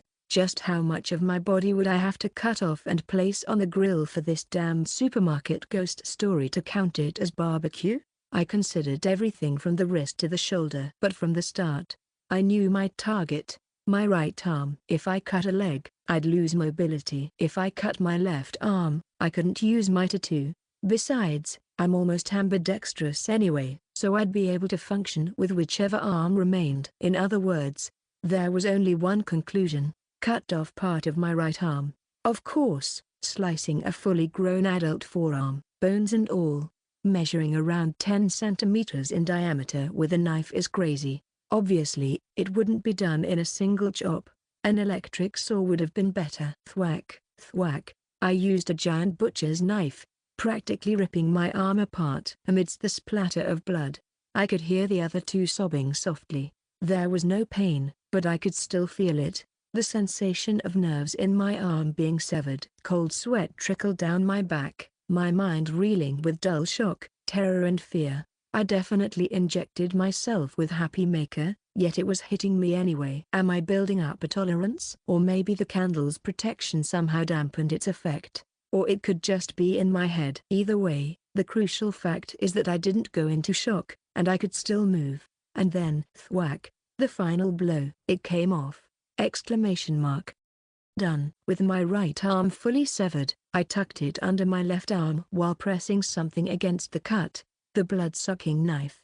I can't believe I'm using this to stop the bleeding. It was just a temporary measure. Ignoring the blade's tremor as it drank my blood, I pulled it away and pressed the wound to the grill. If I still had any sensation, I'd have passed out right then. I held it there just long enough to stop the bleeding. Once I was sure I wouldn't die from blood loss, I moved again. What the hell? Just a moment. Thud. I took the piece I'd removed and chopped it in half. I had to match the approximate size of the other chunks already on the grill. Then, without time for anyone to react, I put one of those halves on the grill. SSSSS. It sizzled, or rather, burned. It was burning away. It's just a piece of meat now, no longer mine. And as soon as we escape this insane supermarket, I plan to drink Daydream Incorporated's C-grade regeneration potion. Then everything will be fine. Stay calm. Sweating profusely, I stared at the grill with unfocused eyes, and after a hellish stretch of time, ding. In this sell your flesh at Lucky Mart stall, where dozens of grills are lined up randomly, one of them made a noise, like it was just another grill in the row. A counter, like a mini checkout, had a plain white envelope labeled, "Thank you for participating in our event." With my one good hand, I managed to open it. Inside were gift certificates, and they looked kind of like sloppily made play money. 50,000 South Korean won. If this were a normal supermarket, that'd be a pretty hefty reward for joining some promotional event. But whether it's enough in our current situation is another question. What is this? What are you? Wait. One more time. I repeated the process. Except this time, I told the high schooler to put the remaining chunk on another grill. HU up. He almost collapsed, but he gritted his teeth. It tore me up inside, but we had no choice. Go Yeon-jun had to keep holding the candle, and my own participation wouldn't be counted again. And only after another 50,000 won voucher appeared did I allow myself to pop a nostalgia candy into my mouth. I'd resisted until then, worried about messing up the event outcome. But the second that candy touched my lips, it reverted me to my healthiest point in time. Nostalgia's magic. It's okay. See? I'm all better now. Hick. The high schooler wouldn't look at my newly restored arm. He couldn't even nod. Go-yeon-jun had gone deathly pale, but mindful of the candle. She didn't turn around or freak out. She already knew I had a special regeneration potion from Daydream Incorporated, so maybe that's why she managed to contain herself. Agent, did you just take the potion? No, it's an item that temporarily restores my appearance. Her shoulders twitched again. It was only the right arm missing, so even if something else happened, we wouldn't have trouble running. Please don't worry. How can you say that right now? Fine, all right. I silently thanked her composure. At any rate, I'd finally used one of my last nostalgia candies, which I'd been saving to endure the worst. I finally recovered after 3 days of no real sleep or food, and now, my status was wow. This was insane. My mind, now somewhat clear, was spinning wildly, sounding alarms at the dangers. Over the last 3 days, I'd been pushed to my limits, acting like a madman, and only now was I starting to realize it. I haven't been thinking straight since about the second day. I was under the impression that I had searched the entire supermarket thoroughly while leaving the high schooler in the second-floor food court to go find Agent Bronze. But that's not actually possible. If I could supposedly scour it in just a handful of hours, it means there was nowhere truly hidden in the first place. This wasn't a tiny convenience store or a small corner shop. It's a massive chain supermarket. The very idea of searching it all was impossible, especially considering the infinitely repeating third floor. So my judgment was completely shot. It's not just the high schooler in panic. I, too, had been half crazed for 3 days. Let's go back to the emergency stairwell. Yes, we walked under Go-yeon-jun's candlelight, and I cleaned the butcher's knife of my blood, repacked it, and put it back where I found it. In the process, my mind flickered with new inferences, mistakes, counter-arguments to the little certainties I'd clung to so casually. Does Agent Bronze really escape on the 3rd day? Let's recheck that exploration record I could somehow still remember. Exploration record number 3. An agent responded to a civilian distress call and entered the store around 7 p.m. Agent. Lucky Mart closed early due to reason. An unexpected situation arose, and the agent lost contact for 3 days. Result, rescue failed. Agent returned alone. First counter-argument. The entry time is different. We entered after 8 p.m., while the record said 7 p.m. Sure, maybe that changed because my presence delayed the schedule. He had to hand out items and explain the situation to me, among other things. So, we entered about an hour late, which could somewhat line up, but the crucial point was still one thing. The situation wasn't exactly the same. I shouldn't be forcing my situation to fit that record. Second counter-argument. It never said when the agent escaped. Lost contact for 3 days didn't necessarily mean the supermarket reopened on the 3rd day. So my certainty that business hours would definitely resume after 3 days was nothing more than a leap of faith. Phew. And, let's think more rationally about the bigger picture. Right, from the beginning. Isn't it odd that the Supernatural Disaster Management Bureau would let a newly hired agent dive straight into a high-level ghost story?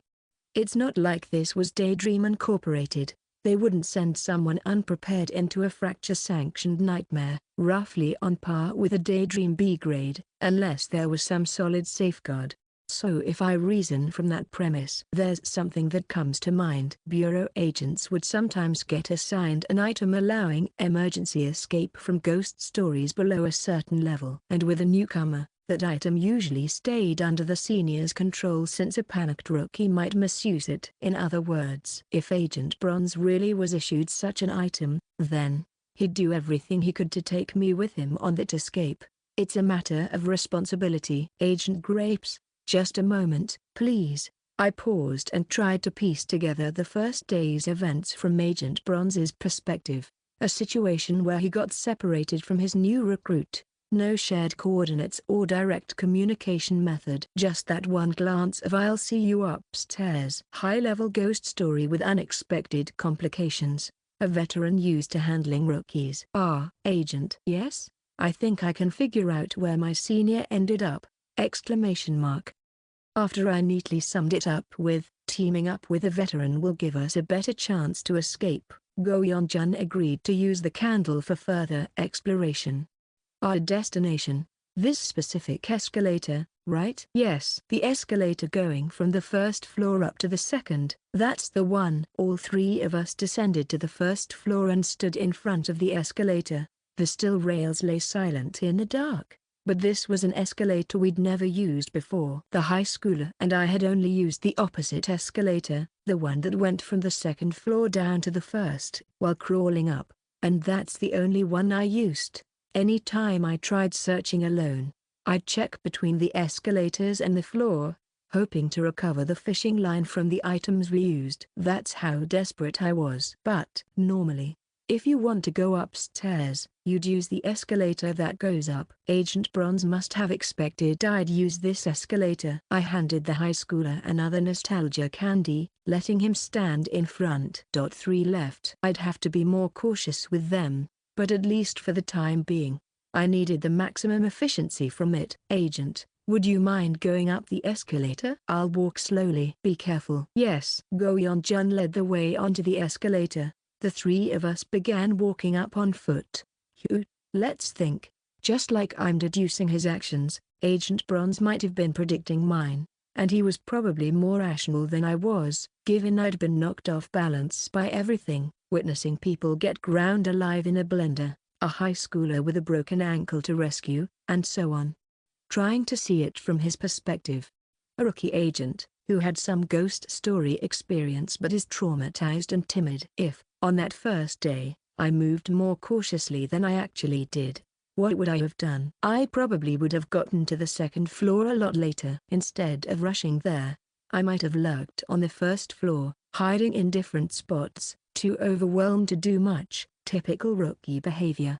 Agent Bronze would guess it'd take me a long time to make my way upstairs, but if he had a different, supposedly safer hideout in mind, knowing I'd panic if I arrived on the second floor and found him gone, then, there's only one possibility. Let me leave a sign before he even gets to the second floor. I peered at the escalator's billboard, spotting a red advertisement panel near the bottom. There, as if it were just another piece of the display, the corner of a receipt peeked out, a Supernatural Disaster Management Bureau leaflet. Huh? It was easy to miss in a normal supermarket scene, but for anyone in the know, it was like a shining beacon. While my companions murmured behind me, I carefully peeled it off and opened it. On the back, thick scribbled writing: Off-season winter camping mega sale. Leftmost wall on the 3rd floor. 12th stall. I think I know where he is. I recognized it as a sign left by Agent Bronze. Under candlelight and fog, we moved quickly. We practically formed a 3-person relay, hustling through the store. 12th stall, right? The 12th. Yes. Realizing there was a chance we might find a friend, even the high schooler pushed on, determined. We passed through the eerie, repetitive spaces of the massive store until we reached Off-season winter camping mega sale. It finally appeared. A display area set up like a camping scene, with tents, a campfire, a burner, chairs. Squeak. One side of the tent slid open. A nervous face peeked out, eyes scanning the area. Hey! Kim Jae-hoon, the high schooler who'd stayed with me, dashed forward from the circle of candlelight. It made sense. He'd come in looking for this friend, the one Agent Bronze had taken along. Oh, are you okay? Hick. Wah! Both kids clung to each other, crying. I tensed a moment, shouting outside the candle's protection might attract danger. But nothing happened. Agent Bronze must have set something up. Thank goodness. With that in mind, Go Yeon-jun and I relaxed a little and walked over. Shall we put out the candle for a moment? Yes, let's. We followed the veteran agent's lead to a safe zone. Sniff. It took a few minutes for the 2 high schoolers to calm down. The one who'd been with Agent Bronze looked like he'd been through a lot, but he wasn't badly hurt or exhausted. He must have been well looked after. That's the difference between a rookie rescuer and a veteran, I guess. Feeling a little guilty, I watched the 2 high schoolers, the one I'd been taking care of, effectively fine now thanks to nostalgia candy, forced to smile. I'm just glad you made it out okay. too. Yeah. Something felt off. I noticed the boy rescued by Agent Bronze displayed signs of fear and panic. Granted, he'd been wondering this ghost story for days, but even so, his anxiety seemed more pronounced. Go-yeon-jun leaned in and whispered to me, "Agent Grapes, that high schooler isn't who you were looking for, right?" "Right." "Then, where's that agent?" An unsettling feeling crept up my spine. No way. I locked eyes with the high schooler Agent Bronze had been guiding. He flinched, as if scared. The reason we'd come here, after all. "Where's the agent?" "Sitting in the tent." The boy's eyes brimmed with tears again. "That agent? He got spotted by employees." There were dozens of them, all at once! Exclamation mark. And I think he was caught. The employees must have dragged him off somewhere. After 3 days trapped in the Lucky Mart ghost story, Agent Bronze had already been reduced to mere store supply. 139, Chapter 139. Agent Bronze, dragged away by supermarket employees. That future was easy to imagine. After all, I had already witnessed a similar case on the first day. Just recalling that supply being ground alive in the mixer sent cold sweat trickling down my spine, and now, the veteran agent I had been searching for over the past 3 days might be suffering the same fate. The high schooler Agent Bronze had been taking care of described the situation as if vomiting out the memories. At first, I felt a little reassured. On the first day, the agent moved the rescued student to the store's tent area, secured the surroundings, and seemed to take some measures. The anomaly happened on the second day. Originally, well, he was looking for you. Us? Yes. I think he was trying to find you, but instead of finding me, Agent Bronze stumbled upon something else entirely. That guy. That guy came out. That guy? Everyone turned their heads in the direction the high schooler was pointing, but all that was there was the tent fabric. Then, the student got up, walked outside the tent, and opened the entrance of the adjacent one. Inside, a uniform-clad figure was lying down. Leeson, the high schooler I had been taking care of, sprang up and dashed toward the tent. Then, looking back at me, he spoke urgently. That's the friend we were looking for." Leeson? The friend who had gone missing first, the one these students had been searching for. Swin? The high schooler called his friend repeatedly. But Leeson did not respond. Lying in the tent, staring blankly at the air with a slightly open mouth, he looked completely vacant. Has he been missing for too long? His body was covered in scratches and bruises. It was a pitiful sight. But now, I had a better idea of why Agent Bronze had been missing for days. Where did the agent find him? I don't know. He just suddenly brought him back and said he found him. He asked if he was wearing the same uniform as us. Having to take care of 2 underage civilians would have severely limited his movements. For 2 days, he must have been focused on looking after them, waiting for business hours to resume, while simultaneously waiting for me to safely arrive at the stall. So, when exactly did the agent disappear? I think early this morning. That was more recent than I expected. All of a sudden, a bunch of employees swarmed in, and then, they just took him. He wasn't seriously hurt or anything? Just taken? How would I know? I think so, but if that's the case, shit. We're screwed, right? We're all gonna die, aren't we? The only competent guy is gone, and you're just a rookie, aren't you? That's what the agent said. Hey, why are you talking like that? Are you insane? The high schooler I had been taking care of flinched and scolded his friend, then glanced at me and Go-yeon-jun, gauging our reactions. The other high schooler, the one who had been with Agent Bronze, sniffled and lowered his head, ashamed. Anyway, we're doomed, aren't we? No! Exclamation mark. Go-yeon-jun spoke firmly. We are not doomed. You have a safe place to stay, and you have more adults here to help you. Things have actually improved.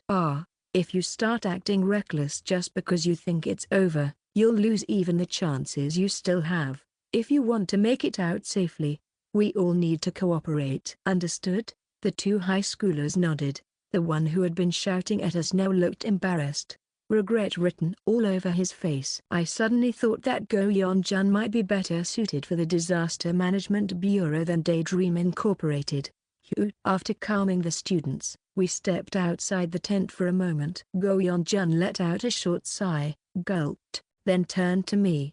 I wasn't just saying that to reassure him. I think we need to believe it, too. I agree. And, actually, I hesitated, then whispered to Go-yeon-jun about something that had been bothering me ever since the high schooler's account. My senior agent.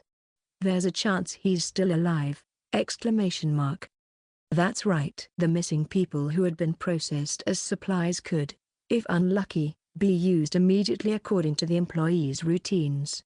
But usually, they wait their turn. Like proper inventory, the employees were mimicking supermarket work, which meant they stored supplies according to regulations, and the place where those items were stockpiled somewhere deep inside the supermarket's staff-only area. He might be in the supply warehouse. Unable to escape from the supply warehouse. Considered deceased. That kind of sentence appeared frequently in there, but looking at it another way, it also meant that missing persons still had the chance to attempt an escape, that they were alive, still conscious, and physically capable. There were even rare cases of successful escapes. That is, if they possessed a special item or ability. Of course, there were also plenty of cases where the missing had already been processed in accordance with their intended use as supplies. But what mattered now was this group currently possessed one of those special items that could grant access to the supply warehouse.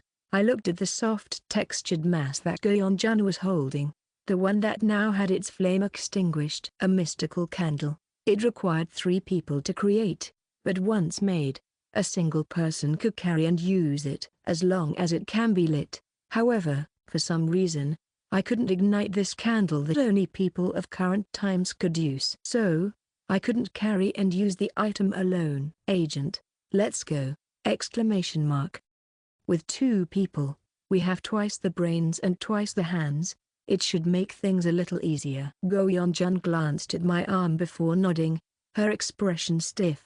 She was taking into account the fact that I could only function properly by relying on nostalgia candies. Thank you. I should be the one saying that. If it weren't for you, I would have died on that stairwell. She shuddered briefly, as if recalling it. Anyway, let's go. To find your senior agent. I nodded. We're about to go out and find Agent Bronze. The high schoolers' reactions were intense. Wait, if you both leave, what are we supposed to do? What if an employee shows up? If we're left alone, you'll be fine. I calmly placed a hand on the high schooler's shoulder. Another agent already set up protections before leaving. Agent Bronze had likely chosen a section of the store where employees rarely appeared. But long-term missing persons could still attack unpredictably, so he must have accounted for that as well. Is that it? I noticed an object pressing down on a tent peg. It looked like a simple toy jack but was actually a specialized item. Weighted air stone. Equipment of the Supernatural Disaster Management Bureau that creates hallowed ground. I recalled its description. Placing these stones in a designated area would create a safe zone, repelling malicious forces. Contaminated missing persons likely couldn't recognize this store section properly and would simply pass by. If only the agent had stayed put inside this barrier, he wouldn't have been taken. The thought left a bitter taste in my mouth. Will you come back? Of course. I'll find the agent and return. I handed a nostalgia candy to the high schooler I had been taking care of, instructing him to rest but keep it ready, just in case he needed to take it to move. Though he looked uneasy, fortunately, he accepted my advice. Whoosh! Go-yeon-jun reignited the candle, and I stepped back into the fog and shadows it cast, blending into its obscurity. About a third of the candle has melted. We had to move quickly. We took our first steps, advancing through the eerily vast and seemingly endless third-floor store sections. The agent was taken from the 3rd floor. That meant we needed to find a door along the walls of the 3rd floor again. What kind of door are we looking for? Remember the announcement before the store closed? And how, at the same time, those balloon-like employees flooded in? Yes. It's the door that opened back then. This time, however, We didn't have to find it on our own. Squeak, squeak, squeak. Let's follow. We trailed behind a single employee, moving stiffly, its gaze hollow and empty. It wandered through the third floor for a while, seemingly imitating a patrol routine. Then, as if its shift had ended, it returned to its point of origin. Staff only. A metal door leading to the staff section. Creak. The door opened. There were many similar doors scattered around, but they were all likely connected through an ant nest-like network of corridors, leading to one shared space. Somewhere inside, we had to find the supplely warehouse. Holding our breath, we slipped through the door just before it shut, and then, we were met with the overwhelming sight of the inner staff area spilling out before us. HHK. Go-yeon-jun clamped a hand over her mouth. Under the bright fluorescent lights, countless employees were crammed together, stacked upright in tight vertical rows. These weren't the grotesque, balloon-like employees that emerged after closing hours. They looked like normal human employees. Stacked, crushed, wedged together. Those were the only ways to describe it. In this brightly lit, modern space, so seemingly ordinary, human bodies were stored in layers, crumpled and compressed without a hint of abnormality. They looked like the employees who were working during business hours. Go-yeon-jun swallowed back a dry heave, trying to steady her breath. So they were mimicking shift rotations, too. I didn't even want to imagine how those crushed bodies emerged looking normal when business hours resumed. Revulsion crawled up my throat, but I forced my feet to move. Without the candle and the nostalgia candy, I would have given up right here. Squeak, squeak. The employee started moving again. Should we follow? Yes. Our footsteps echoed faintly in the staff area, making my nerves tense up. With nothing but the candle's protection, we advanced cautiously. I remember every turn we've taken.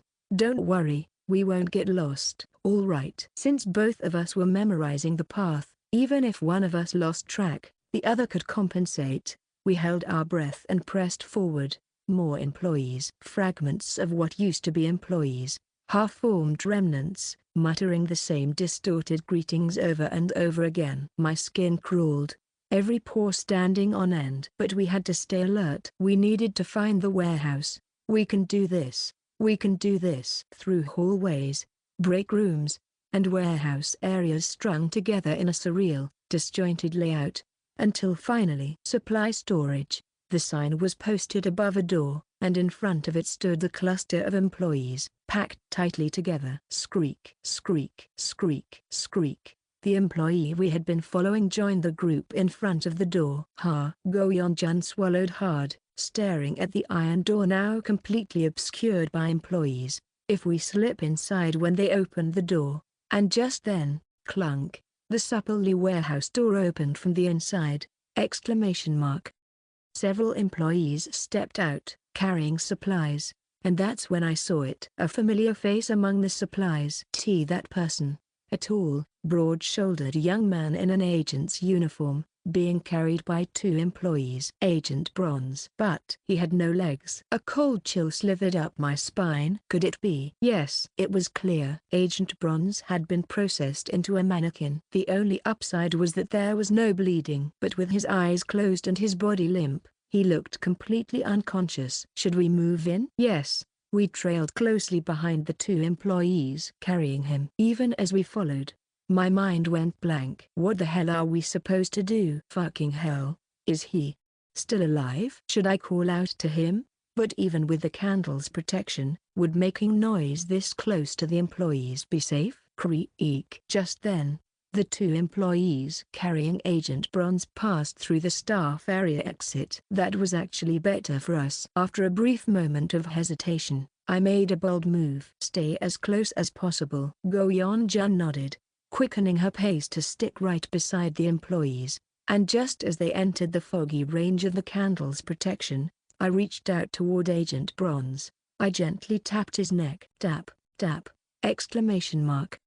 Agent Bronze's eyes snapped open. I swallowed hard. Agent. And in that instant, PFFFFFFF, one of the employees carrying him deflated like a punctured balloon. A second later, the other employee also began collapsing, hissing out air as its form crumpled, and in Agent Bronze's right hand, a small, transparent pistol glass handgun, a standard-issue weapon from the Supernatural Disaster Management Bureau. It shone in the hands of a true professional. With a flick of his wrist, the pistol vanished back into thin air. You, dear customer, were you? Hello. The employees who were deflating let out bizarre noises, repeating scripted customer service phrases. Something even more grotesque and nightmarish seemed to be writhing inside them, trying to emerge. But before that could happen, Agent Bronze had already tied them down.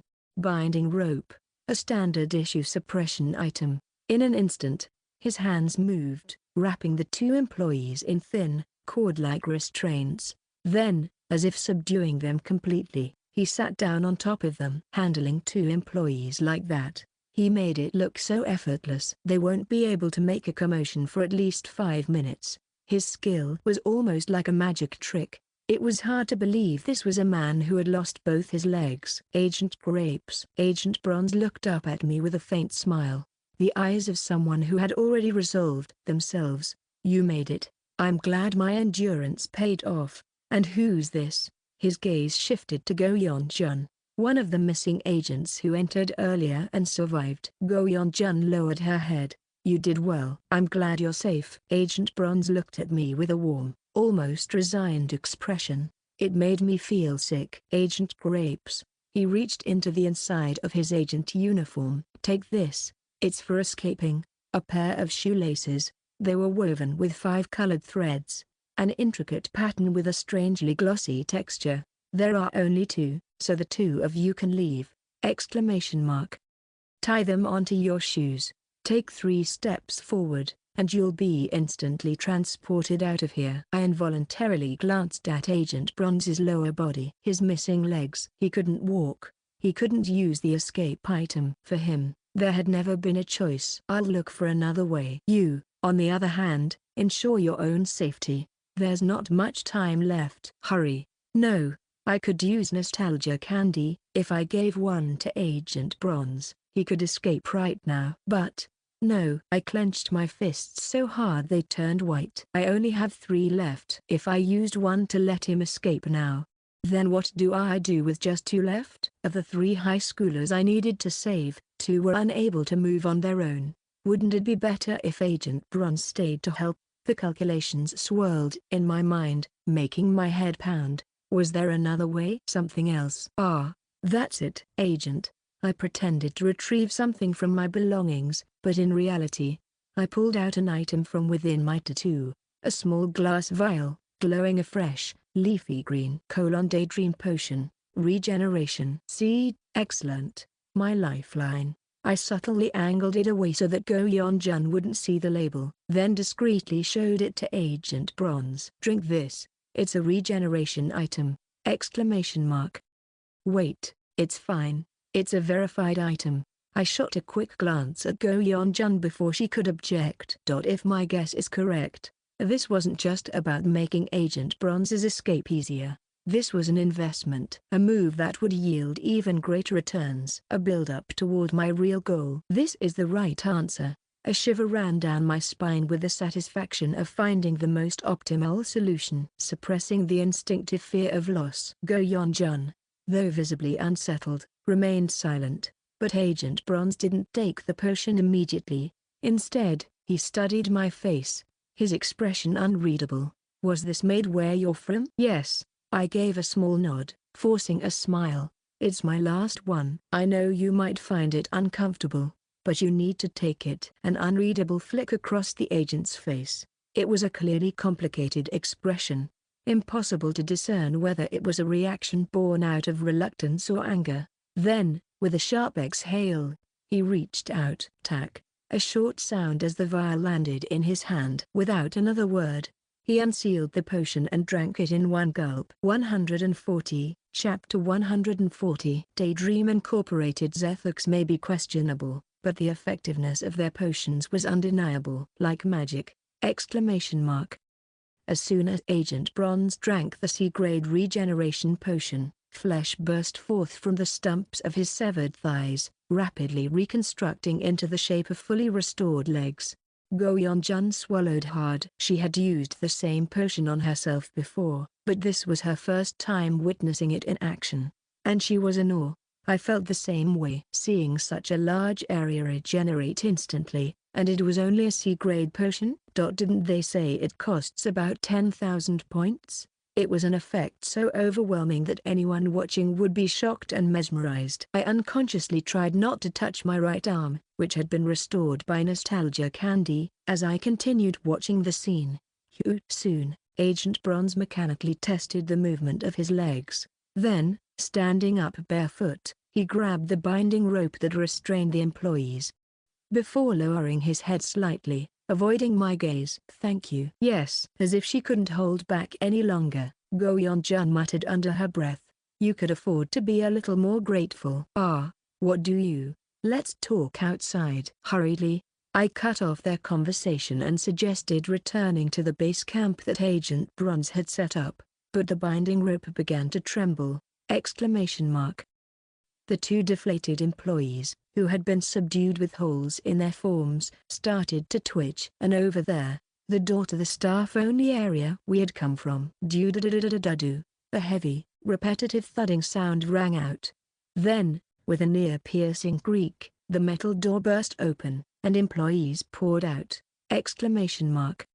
This way. We barely dodged the stampede of employees rushing toward us, hastily pulling Agent Bronze beneath the candle's shadow. 3 people. With the group full once more, we pressed ourselves against the wall, avoiding the terrifying wave of employees flooding into the area!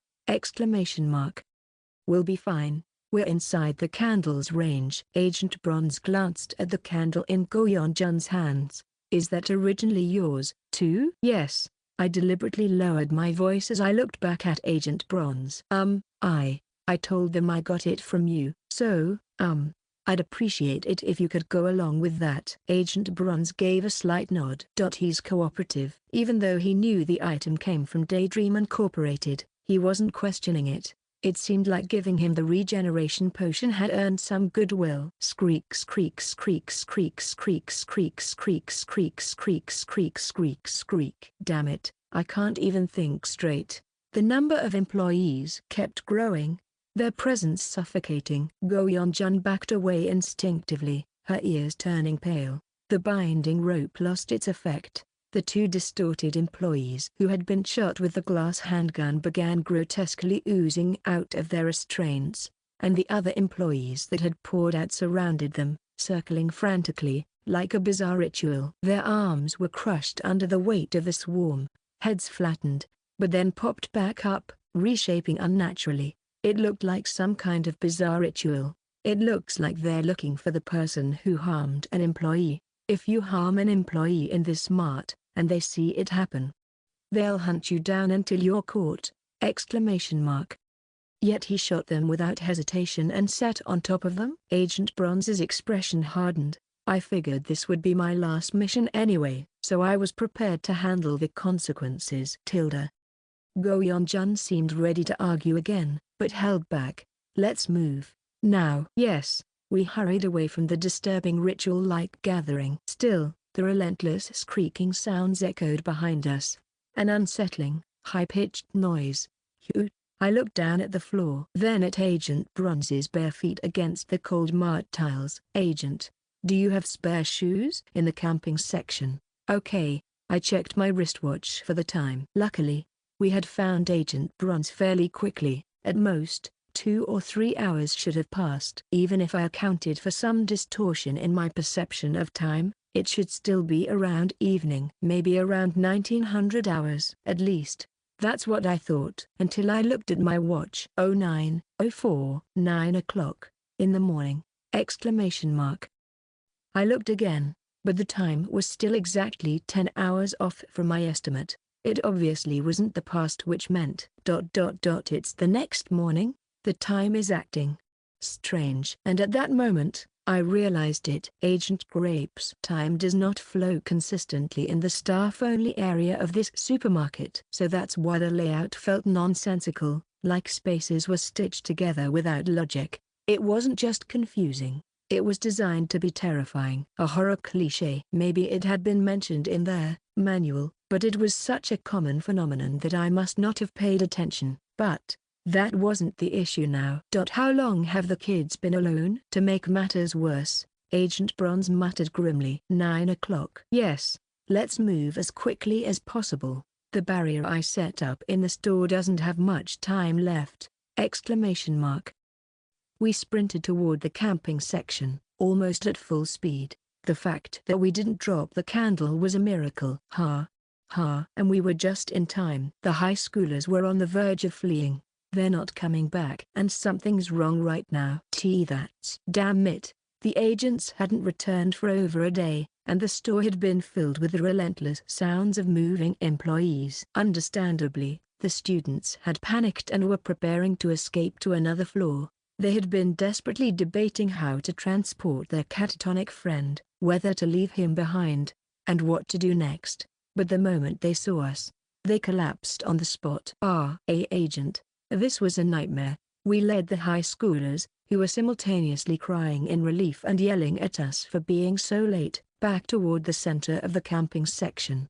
Meanwhile, Agent Bronze swiftly checked the barrier he had set up. How much time is left? About an hour. Damn it. At least we're guaranteed an hour of safety. Let's use it to regroup quickly. Go-Yeon-jun immediately extinguished the candle, checked on the student's condition, and started piecing together what had happened. She's so reliable. Phew. I'll keep watch. You should focus on getting changed. Understood. While Go-Yeon-jun was inside the tent, Agent Bronze took the chance to change into a spare agent uniform he had brought with him. Meanwhile, I listened carefully to our surroundings, trying to figure out our next move. The stairwell is too narrow. I wanted to hope against hope that the store would open today, but counting on something that convenient was bad for my sanity. I swallowed the sugary aftertaste of the nostalgia candy, then distracted myself with another concern. How are you holding up? I'm fine. Agent Bronze reached into the blood-stained pockets of his old uniform pants, quickly re-equipping some of his gear. But one item stood out. He had been casually retrieving and organizing his belongings until he picked that one up and froze. A white popsicle. A label was stuck to it, handwritten. Must be delivered. It reminded me of the Memorial Popsicle. It looked like something from the Disaster Management Bureau. Agent, that's. Agent Bronze silently stared at it for a moment. Then, without a word, he tucked it into his new uniform and muttered, "It belonged to another agent." I found it in the Supplely warehouse. And from his tone, I realized there were other agents in the warehouse. Most likely, he had taken it from a fellow agent's corpse, one that had been stored in the Supplely warehouse for a long time. Now fully dressed, Agent Bronze looked up and met my gaze. Then, he asked in a low, quiet voice, "Did you enter the Supplely warehouse?" I shook my head. For a brief moment, relief flickered across his face. "You did well. From now on, avoid places that feel wrong." Human instinct is surprisingly useful in dealing with supernatural phenomena. What the hell was inside that warehouse? I didn't know the details, but their manual had given me enough descriptions to guess. Dozens of dying people, processed into supplies, rotting and mutating inside. I forced myself not to imagine it and changed the subject. "So, what does that item do?" If it was useful, Agent Bronze would have mentioned it already. And sure enough, his expression darkened slightly. "It ensures a guaranteed transmission of an emergency rescue request to the Disaster Management Bureau." It's an attachment for a smartphone. I thought maybe I could send out a message from here, but it seems like it only works if the user is designated as a rescue target, so it was specifically designed to function only for missing persons. That agent must have been carrying it to give to someone else. Under normal circumstances, it was an invaluable item. But here, where it didn't recognize us as rescue targets, it was useless. I couldn't even begin to imagine what Agent Bronze had gone through, enduring inside that warehouse. Are you done changing? Yes. Go-Yeon-jun stepped out of the tent. "Agent Bronze, I think you should talk to the students. They already know you're the highest ranking agent here." After a brief nod, Agent Bronze entered the tent. With a deep sigh, Go Yeon-jun sat down beside me. How are the students holding up? They're all right. Now that all the agents have returned and even managed to rescue, their morale has skyrocketed, because they still didn't realize we would have to flee this tent section right away. Both Go Yeon-jun and I sighed at the same time. I really hope the story opens today. Yeah, please, please. I agreed wholeheartedly, slumping down. I mean, it was running just fine when we first entered, but how many days has it been closed now? Exactly. Every word hit home. It was open when we arrived. Wait a minute. Grapes. I shot up from my seat and sprinted toward the tent. Then, I threw open the entrance. Agent Bronze and the high schoolers looked up at me in shock. That emergency request item, can we use it right now? Huh? Agent Bronze stared at me, momentarily confused, but soon, with a surprising amount of patience, he answered. The item itself is functional, but agents can't use it. What if one of the students uses it? Duplicate requests are deprioritized compared to the first report. The high schoolers flinched. Right. They had been the ones who sent out the initial request, which was why we entered this damn Lucky Mart in the first place. But, there's one more student! Exclamation mark.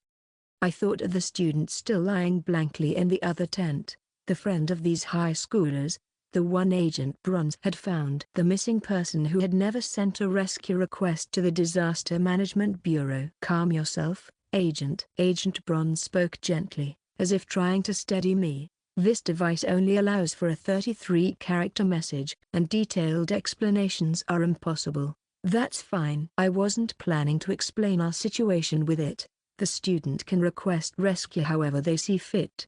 As long as they do that, then, if my theory was correct, I swallowed hard, the supermarket will open today! Exclamation mark. I rushed to the adjacent tent. Then, from the 3 remaining nostalgia candies, I took one and fed it to the unresponsive student lying there, the student named Leeson. Unlike the others, this student had gone missing days earlier, before the initial rescue request was even made. Go Yeon-jun had suggested that a familiar face nearby might help ground him, so the other high schoolers stood beside me, anxiously watching.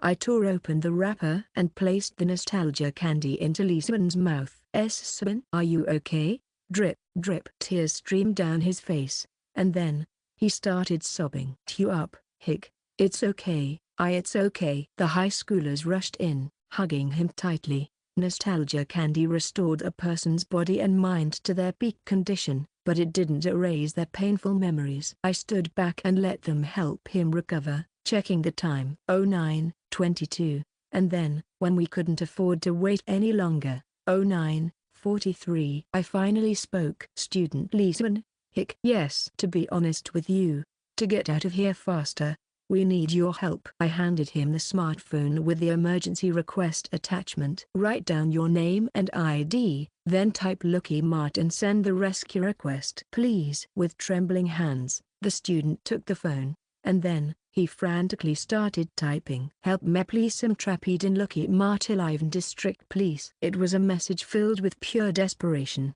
Tears dripped from his eyes as his fingers moved. Then, he sent it. You did well. Try to rest now. I couldn't bring myself to tell him to spit out the nostalgia candy. If my theory was wrong, then maybe I'd need to save it after all. For now, we wait. Leaving the students behind, I stepped outside the tent. Zip. Go Yeon-jun, who had been sitting nearby, looked up at me. I sat down beside her and kept checking my watch. Waiting for that time. For 10 a.m., the opening hour. 09:51. Agent Bronze began preparing to retrieve the protective item. 09:54. I calculated how long we could hold out in the second-floor food court if we failed. 09:58. In the worst case, who should receive the 2 escape items? Then, 09:59. The moment approached. All 3 of us lifted our heads, staring at the ceiling and the air above, waiting for the signal. And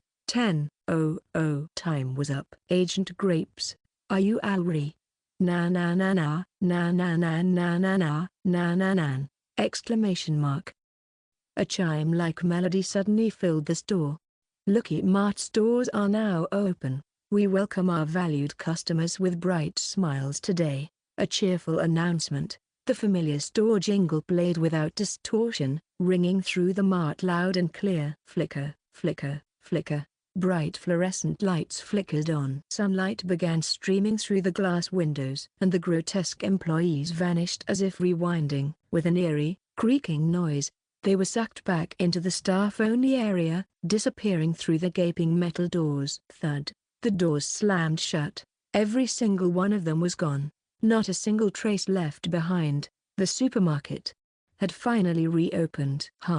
We survived. I collapsed onto the floor. It worked. It actually worked. Exactly. Go Yeon-jun, looking more excited than I had ever seen her, clapped me on the shoulder. Her face flushed with relief as she glanced around the mart. How in the world did you? No, it doesn't matter. Let's just get the hell out of here first and talk later. But Agent Bronze, who had been staring at the store in a daze, suddenly turned to look at me. The emergency request. This was. Yes. Had he figured it out? I finally smiled and answered. The store has to be open for a rescue agent to enter! Exclamation mark. Yes, kind of like reverse logic. I forced the mart into a situation that made sense where it had to reopen. Right. By changing the conditions. You said before that there's no way to stop people from entering Lucky Mart. It wasn't just in the agent handbook I received. Their manual also stated it explicitly. A known method to end or seal it does not exist, and proactively preventing disappearances is likewise impossible. Even the entry conditions were documented. Lucky Mart entry condition: roam around for over 20 minutes, within a 3 kilometers radius of the old Lucky Mart location, searching for the store. Which meant, as long as someone follows that condition, they will be pulled into this cursed Lucky Mart ghost story. But now, let's flip that logic. Then, if someone is about to enter, Lucky Mart must be open for business. Lucky Mart must be open for new victims to enter. And that means a new agent is coming today. Go Yeon-jun blurted it out, her face flickering between shock and realization. Because the high school student sent a rescue request, a new agent will be entering.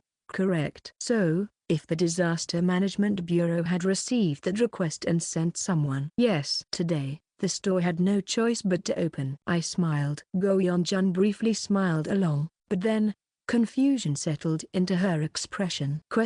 Wait. Then doesn't that mean the cause and effect are reversed? Exactly. It's not that the store opens, and people go missing. People need to go missing for the store to open, so it starts business every morning. That's completely out of order. That's why it's a ghost story. A bizarre, twisted reality that doesn't follow the laws of logic, just like how the infinitely repeating third floor made no sense. Yeah, that makes sense. The confusion on Go Yeon-jun's face shifted into grim understanding. She looked like she wanted to run out of this supermarket immediately. Honestly, I felt the same. So let's get out of here. We quickly got up and started preparing to leave. We have gift certificates. We have escape items. That was more than enough to get all 3 high schoolers and the 3 of us out. Well done. As we packed up, Agent Bronze whispered quietly. Then, with a glance, he motioned toward the 3 students stepping out of the tent,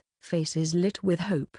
These civilians are being rescued thanks to you. Honestly, that wasn't true. If either Agent Bronze or Go Yeon-jun hadn't been here, we all would have died. Still, just as I was about to thank him, suddenly, I had a strange thought. It felt too easy to speak. The usual obstruction in my mouth was gone. And I realized I could no longer taste the sugary sweetness of the nostalgia candy. The candy had completely dissolved. Which meant,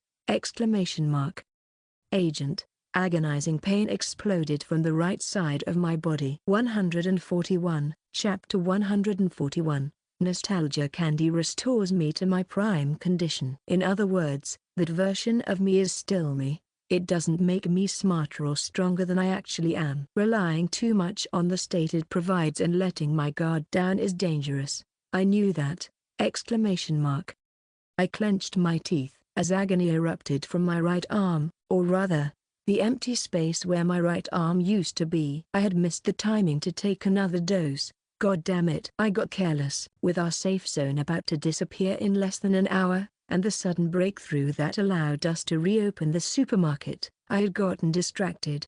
And the price was excruciating pain. The arm I had cauterized to stop the bleeding, every single word used to describe that process now stabbed into me as raw, searing agony. HHK. My legs buckled, and I nearly collapsed. Out of habit, I tried to brace myself with my right arm, only to stumble, realizing it wasn't there. I barely managed to steady myself with my left hand, but it's fine. Agent J. Just a moment. Agent Bronze quickly stepped in, supporting me from behind as I gasped for breath. Go Yeon-jun rushed over, checking my condition. Then, urgently pressed me for something. What about the candy? Where is it? Hurry. I reached into my jacket pocket with my remaining hand, but Go Yeon-jun was faster.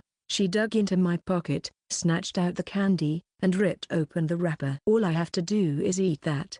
I knew that. I really did. Agent Grapes. Maybe it was the endorphins kicking in, but a thought suddenly crossed my mind. Nostalgia candy. I only have 2 left. Who knew how many more ghost stories I'd have to go through? Do I really need to take it? Couldn't I just endure with Happy Maker instead? The bleeding had already stopped, and from the beginning, my plan had been to make sure we could escape even if I had to lose an arm. The supermarket had already reopened, so my goal had been achieved. If I consider item efficiency rather than wasting one here would mean, I took the candy from her hand. Then, I put it back in its wrapper.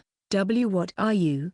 I struggled to put the wrapped candy back into my pocket, then reached for another item instead. A small, stick-shaped device. Happy Maker. This one will do.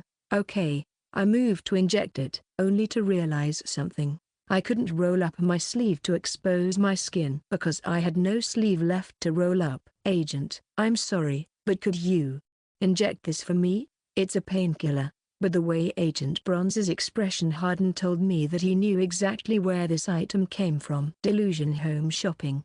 At this rate, this isn't the time for that. Please, just, ! Fortunately, instead of arguing, Agent Bronze took a deep breath, rolled up my remaining sleeve, and injected the Happy Maker. Pig. A small sound. The drug surged through my veins instantly. The pain faded. Calmness settled in. An eerie peacefulness. Anxiety and panic shattered into dust, drifting away. And then, nothing. I stood up smoothly, without stumbling this time. Thank you. But, an unsettling silence hung in the air. Why? I can still move fine for now, so I'd rather hold off on using the candy. The item was too valuable to waste. Go Yeon-jun seemed to read that thought directly from my expression. My batchmate from Daydream Incorporated let out a deep sigh, then deliberately looked away with a complicated look on her face. She must have understood at least to some extent. But one person didn't. You've been walking around in this condition? Agent Bronze was staring at my missing arm, his face blank with disbelief. Then, as if realizing something, his eyes snapped back to mine. That potion. Right. He had just figured it out. What the regeneration potion I gave him was supposed to be meant for. Are you insane? No, I'm not. The Happy Maker kept my mind completely level. I exhaled slowly, then even forced a small smile as I answered with a rational explanation, one that he couldn't argue with. Listen, it was the rational choice. What? I wasn't in immediate danger without treatment, but you were dying, and if a veteran like you hadn't joined our group, the civilians who requested rescue would have been in even greater danger. Yes, from the start, I hadn't taken account for the 2 high schoolers who Agent Bronze had been protecting. My original rescue plan was based on a 3-person survival strategy at the stairwell. Me, Go Yeon-jun, and the high schooler I was responsible for. A 3-person team. I was prepared to leave Agent Bronze behind, but then, things changed when I found the sign he left. Instead of him, I ended up with 2 unpredictable high schoolers, one barely functioning, and the other completely catatonic. It got complicated. If they had been adults, maybe I could have ignored them, but they were just kids, 15 or 16 years old. Abandoning them wasn't an option. not for a contemporary person's perspective. In the end, the best decision was clear: save Agent Bronze. And since I couldn't afford to waste nostalgia candy, the best alternative was the regeneration potion. Logically speaking, even without my personal long-term strategy, it was the most rational decision as a rescue agent. So, I still think my decision was the most logical one. But Agent Bronze's expression darkened. When he finally spoke, his voice was strained. Then why? However, at that moment, clatter! Exclamation mark. All three agents snapped their heads toward the sound. Shit! Someone had been hiding behind the tent, watching us, and in his panic, he dropped a camping cup. The culprit fumbled, hastily picking it up and placing it back while glancing at us nervously. One of the high schoolers Agent Bronze had been protecting. Damn it! I quickly pulled my jacket over the missing part of my arm, concealing it. Let's discuss this outside the supermarket. Agent Bronze opened his mouth slightly, as if about to say something, but then, his expression twisted in regret. Without another word, he simply lowered his head and walked away toward the far end of the camping section. Go-Yeon-jun sighed, glancing between me and Agent Bronze, then quietly followed after him. Meanwhile, with the high schooler still looking hesitant, he shuffled over to me. I'm sorry. I know you weren't trying to eavesdrop. It's fine. No, it's just... The student hesitated, then finally spoke properly. I mean, about what I said before. How I acted. It seemed like he had realized something from listening to our conversation, that the agents had been risking their lives to save them, and now, he was thinking back on his own behavior, his outbursts, his mistakes. Even adults get emotional in extreme situations. How could I expect a kid to be any different? The fact that he was apologizing at all was already more than I expected. Even if, deep down, part of his apology came from fear, or from the worry that if he pissed me off, I might abandon them and escape alone. It's fine. Apology accepted. Just hold on a little longer until we get out of here. The student hesitated, then suddenly blurted out, this time. When we leave, I'll steal properly. It's fine. I patted his shoulder with my remaining hand. This time, we won't have to steal anything? Because we weren't taking that risk again.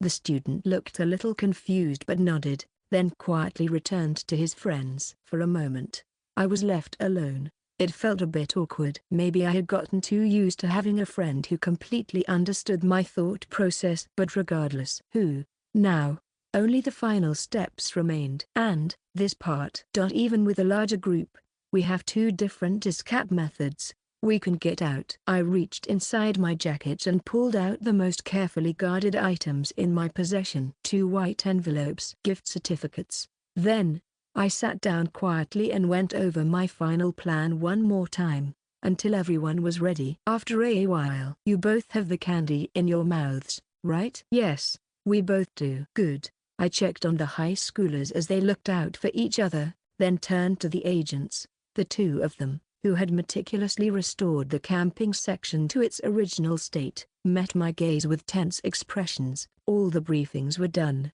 Now, it's time to leave. The 6 of us left the 3rd floor and calmly began descending. Faint echoes of an old pop song, laughter, and shopping carts rolling filled the air. No way, that's too expensive. Put it back. The lively chatter of shoppers surrounded us. It had only been 3 or 4 days, but the normality of it felt overwhelmingly comforting. Of course, these voices of the past neither saw us, heard us, nor acknowledged us. A creeping unease still lingered, as did the tension. Excuse me, one of the high schoolers broke the silence.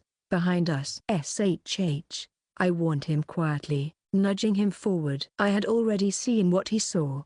At the bottom of the escalator, someone was standing still, staring at us blankly. Bloodshot eyes, filthy clothes, lips murmuring something incomprehensible. Once, that person must have been ordinary. 2, someone who had just gone out for a quick grocery run at night, still wearing the same casual outfit he had worn months ago. A long-term missing person. I pulled the high schooler closer to me. Don't smile. Don't look nervous. If you smile, they think you know a way out and follow you. If you look anxious, They sense weakness and follow you. We can't save them. There was no point in torturing ourselves with either false hope or fear. The high schooler swallowed hard and nodded, lowering his head as he stuck close behind me. The long-term missing person watching us dragged his broken leg and tangled hair as he stepped onto the escalator, because he wanted to leave. But he wasn't the only one. I could feel the stares behind the butcher's counter, behind the promotional display stands, next to employees murmuring, crying, laughing, staring blankly. And now, they were all stepping onto the escalator. The first floor will be packed with them. Eventually, when they get caught by the employees, they will be turned into supplies and disappear. By evening, the lower floors will be cleaned out, and the next batch of victims will wander the store alone, believing they are the only ones trapped here. The eeriness trickled down my spine, even through the numbing effect of the painkiller. Not too fast, not too slow. We continued moving forward, and soon, we arrived back where we had entered the first floor, in front of the checkout lanes. Let's do this quickly. I took the high schooler I was responsible for and, instead of heading for the exit, we went directly to the cashier. Each of us picked up a snack and a canned drink from the nearby shelves. Beside me, the high schooler's breathing was ragged as he struggled to stay calm. It was a weekday afternoon, and the store was relatively quiet. No lines at the registers. Smoothly, we reached the cashier. I pulled out the gift certificate from my pocket and lightly tapped it against the counter. "Excuse me." The cashier snapped her head up, looking directly at me. "That's right." She acknowledged me. "Oh, a customer!" Exclamation mark. That was the power of the gift certificates. It identified us as legitimate customers. If you reuse gift certificates, we can just walk out. Exclamation mark. There was no need to trick the supermarket anymore. "Please ring these up for me." "Oh, of course." Beep beep. The cashier scanned my items cheerfully and accepted the gift certificate. "By the way, we can't give change for gift certificates in units of 101, but if you give me 601 in cash, I can round it to the nearest 1000. "That's fine. Just take it as is." "Are you sure?" "All right." She handed me 4 10,001 gift certificates and 8 1001 bills as change. Immediately, I passed some of the change to the high schooler beside me. Following my lead and with a slightly trembling voice, he repeated the process. "And this too, please." So that the cashier wouldn't find anything strange, we made sure our purchases matched the exact amount needed. And then, "Thank you. Thank you Tilda. Please visit Lucky Mart again." We passed through 142, Chapter 142. We successfully made a legitimate purchase in this insane supermarket ghost story using gift certificates. I picked up my purchased items and steadied the trembling high schooler beside me. To avoid drawing attention to my empty right sleeve, I casually draped my jacket over my shoulders as we stepped past the checkout counter. 1 step, 2 steps, and then, taking a deep breath, I turned back. Exclamation mark. The bizarre distortions of the supermarket had blurred. The eerie signs, the strange products, the horrifying stains of blood and organs. They had all faded into the background, as if blurred out from my perception. Or rather, they no longer seemed unnatural. Everything now appeared completely normal, as if we were just ordinary shoppers in an ordinary supermarket. "Wow!" the high schooler exclaimed in amazement and came to a halt, but at the same time, I grew! Exclamation mark. The past shoppers around us had begun to perceive us normally. "Oh, excuse me," a shopper apologized after bumping into the high schooler. The student stiffened, stepping back awkwardly. "I am sorry." I grabbed the startled high schooler and pulled him aside. "I told you, don't act surprised." "Why yeah. Got it." He hurriedly clung to my side, but now his eyes were shining. "So, does this mean we can just walk out now?" "Yeah." "Wow." With this, all the complicated escape procedures were skipped. By using a gift certificate at checkout, we were treated exactly like the past shoppers. Even if someone broke items or ate food during closed hours, they could pay for it and leave without issue. "Excuse me, I would like to pay." "Wait a moment." Just like Go Yeon Junso was doing now. I listened closely as she stood at the register. "Customer, You damaged Lucky Mart property. Please compensate. Total, 39,901. All right. Go Yeon Jun calmly handed over a 50,001 gift certificate. The inflated, balloon-like cashier snatched the gift certificate and, with an unnaturally wide smile, returned 10,001 as change. Then, in a flat, monotonous voice, the cashier asked, would you like me to ring up this scum as well? Yes. Only after that transaction was complete did the items she had picked out get processed normally. Phew. I let out a sigh of relief. As expected. Nothing beats this method when you don't know when the store will open again. By paying for past mistakes, we could leave cleanly, without incident. And, to be completely honest, if Lucky Mart had remained closed for over a week, someone in our group would have made a mistake sooner or later. Me. The high schoolers. Even Go Yeon Jun. My personal supplies wouldn't have lasted forever. Eating food in the stairwell was only an option if we had food. Once my stash ran out, we would have no choice but to steal from the supermarket, and eventually, someone would get caught. Which meant they'd be turned into store supplies. I'm just glad we avoided that outcome. I looked forward with renewed determination. Once the student agent Bronze had been protecting finished checking out, Go Yeon Jun waited for him and walked out of the checkout line together. Safe. We made it through. Thank you. It was nothing. Now, all that remained was Agent Bronze. We signaled to the two remaining people still standing at the registers, Ryu Jaekwon and Lee Seon, the two who had been chosen to use the emergency escape item, the 5 culled shoelaces.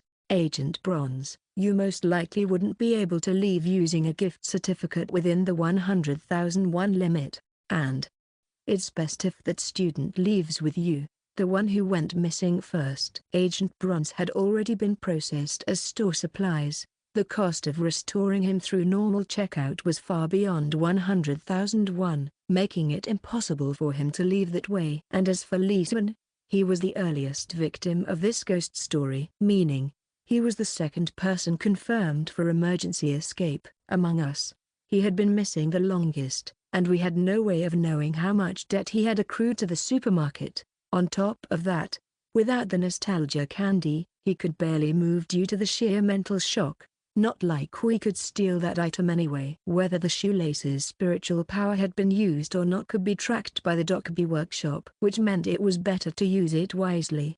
I spoke quickly. You should leave now. Agent Bronze met my gaze in silence, then said, you go first. Once I confirm you're safely out, I'll immediately. Can you leave? Exclamation mark. Someone suddenly lunged toward Agent Bronze. A woman in her 40s, drooling as she stumbled forward. Or rather, someone who had once been a housewife.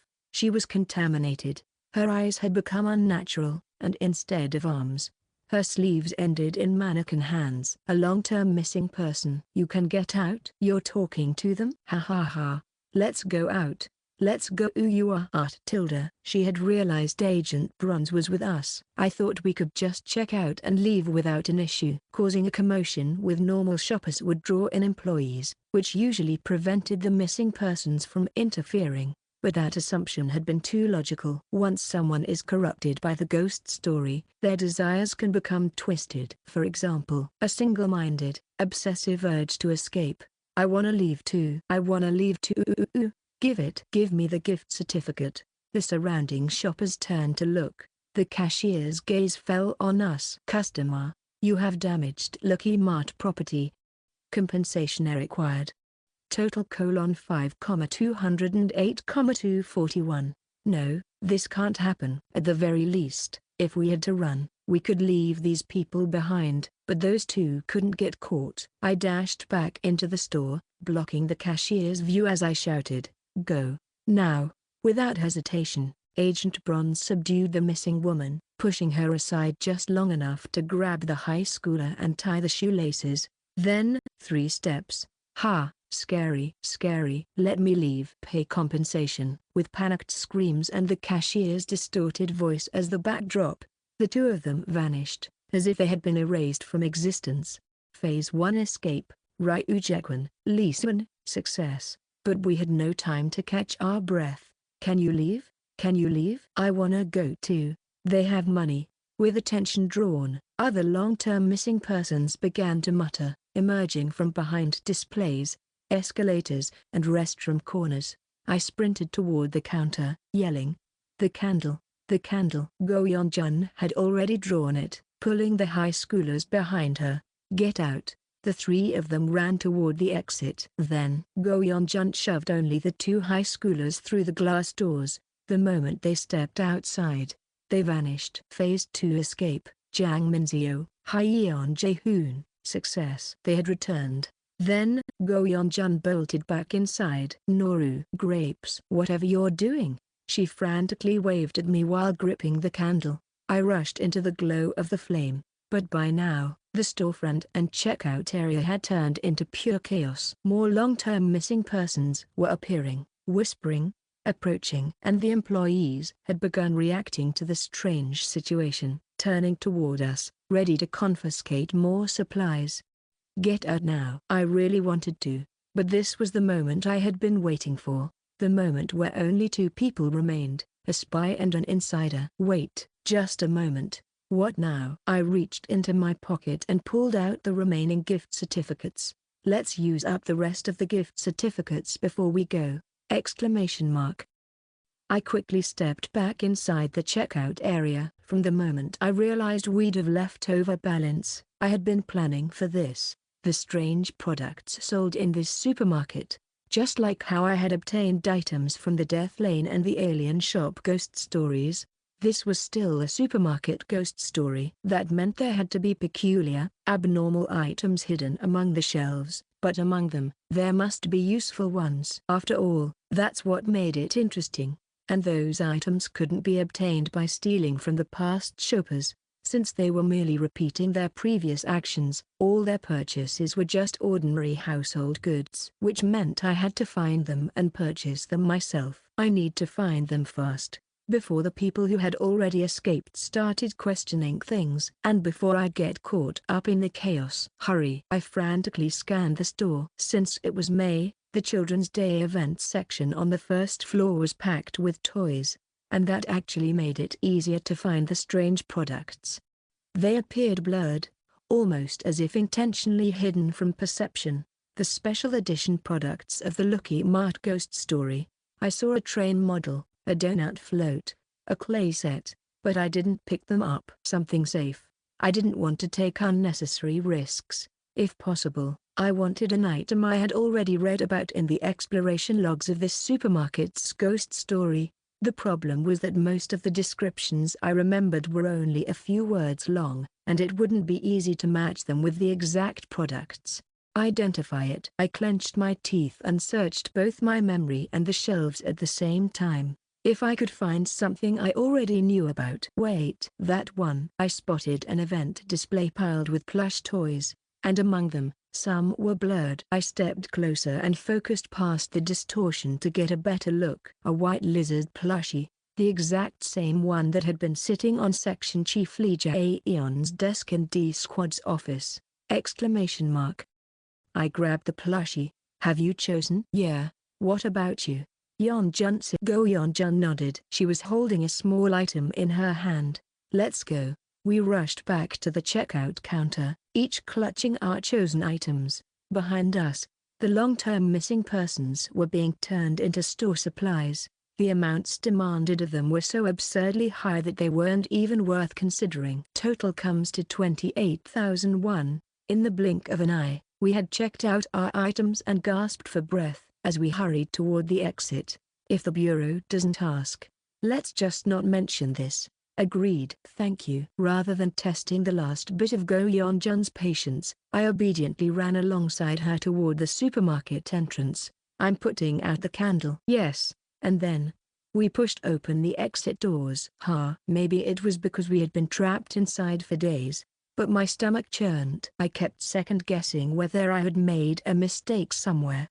Let's go. I gritted my teeth and forced myself forward. The once distorted promotional stand barely registered in my vision anymore. What lay ahead was the glass doors, and beyond them, the past landscape. For a moment, I felt a brief terror. What if we were about to walk into the past? But ignore it. Go Yeon-jun and I stepped forward, The automatic doors slid open smoothly. Ding. We ran. Forward, forward. A chill breeze struck my face, followed by the blinding sunlight. I blinked. Slowly, the brightness faded. And with my restored vision, I saw a familiar street bathed in late winter sunlight. A quiet alleyway from the 2020s, and ahead of us, the people who had escaped before us! Exclamation mark. Agent. The high schoolers ran toward us. Their faces were streaked with tears and snot, but their expressions were filled with pure relief. Seeing them, it finally felt real. We made it out. Phase 3 escape. Go Yeonjun, Kim Solium. Success. We're finally free. 143, Chapter 143. A few days inside the teary supermarket ghost story. Days filled with mental strain, severed limbs, cold sweat, tension, shock, and fear. My arm hurt, but it was fine because I was out now. From now on, I could relax. It doesn't seem like that to me though. What? Still feels like that place, right? I lifted my head, looked around. The dimly lit, eerie second-floor food court of the supermarket. I was still standing there. I'm still here? Was escaping just a dream? Was escape impossible all along? Had I misjudged everything? Then why had I cut off my arm? Oh dear, looks like you're having a nightmare, friend! Exclamation mark. I jerked awake. Sunlight stabbed into my eyes. A clean, peaceful hospital room. Soft late winter sunlight filtered through the window. This wasn't the supermarket. I gasped for breath. It was peaceful. This is reality. Yeah. After successfully escaping Lucky Mart, I had been taken away in an emergency vehicle sent by the Supernatural Disaster Management Bureau. And then I lost consciousness. You're awake? ? I turned my head, and saw someone in a bureau agent uniform, casually sitting in a caregiver's chair, peeling an apple. Did you sleep well? Looked like you were having a nightmare. He had the neat appearance of a salaryman, but his neck bore a conspicuous scar. A stranger who, as our eyes met, he handed me a slice of apple with a grin. Nice to meet you, Hubie. Thanks to you, I got to experience entering Lucky Mart and leaving in just 3 minutes! Exclamation mark. That's right. The agent you summoned? That was me. I had made that high schooler send a distress message to the bureau, forcing Lucky Mart to resume business. So the person dispatched because of that was this person. I heard the story. You came up with that reverse strategy to force the supermarket to open, huh? That's exactly the kind of thinking we need in this job. Come on. Don't look so shy. As I lowered my gaze, the man laughed, stood up, and held out a hand. Let me introduce myself. I don't really like using my agent code name, but wait, that line. Just call me Agent Choi. Holy, it's him. Start of recording. Agent Choi. So, I'm on the 3rd floor, and I've just found a door leading to the 4th floor. The sole concrete exploration log I remembered regarding the 4th floor. Agent Choi, welcome to Lucky Mart, a Supernatural Disaster Management Bureau agent who had once explored the 4th floor and met a horrifying fate. An early named character. Yes, he was a named character from before the Wiki's world building expanded to include the rule that agents of the Supernatural Disaster Management Bureau were referred to by code names. Agent Choi. He was one of the key figures who had been active back when the Dark Exploration records only contained government investigation logs, without any data from other organizations. That next scar. I knew how he got it. That was from the cold storage ghost story. I swallowed hard. An agent who appeared frequently in the early exploration logs. Even though his ultimate fate had been a horrifying disappearance, his tragic ending had caused quite a stir at the time. People argued whether it was too cruel to kill off an early named figure so brutally, but in the end, it was approved with people saying, isn't that just in line with the spirit of a creepypasta universe like this? Yet now, something changed, didn't it? Because of what Go-yeon-jun and I experienced. The 4th floor stairwell would be repurposed. A warning will probably be added to the official records. Which meant, the timeline had shifted. Agent Choi might never open the 4th floor door at all. This time, He had entered Lockheed Mart and left in just 3 minutes. Holy shit, the fate of an early named agent had changed.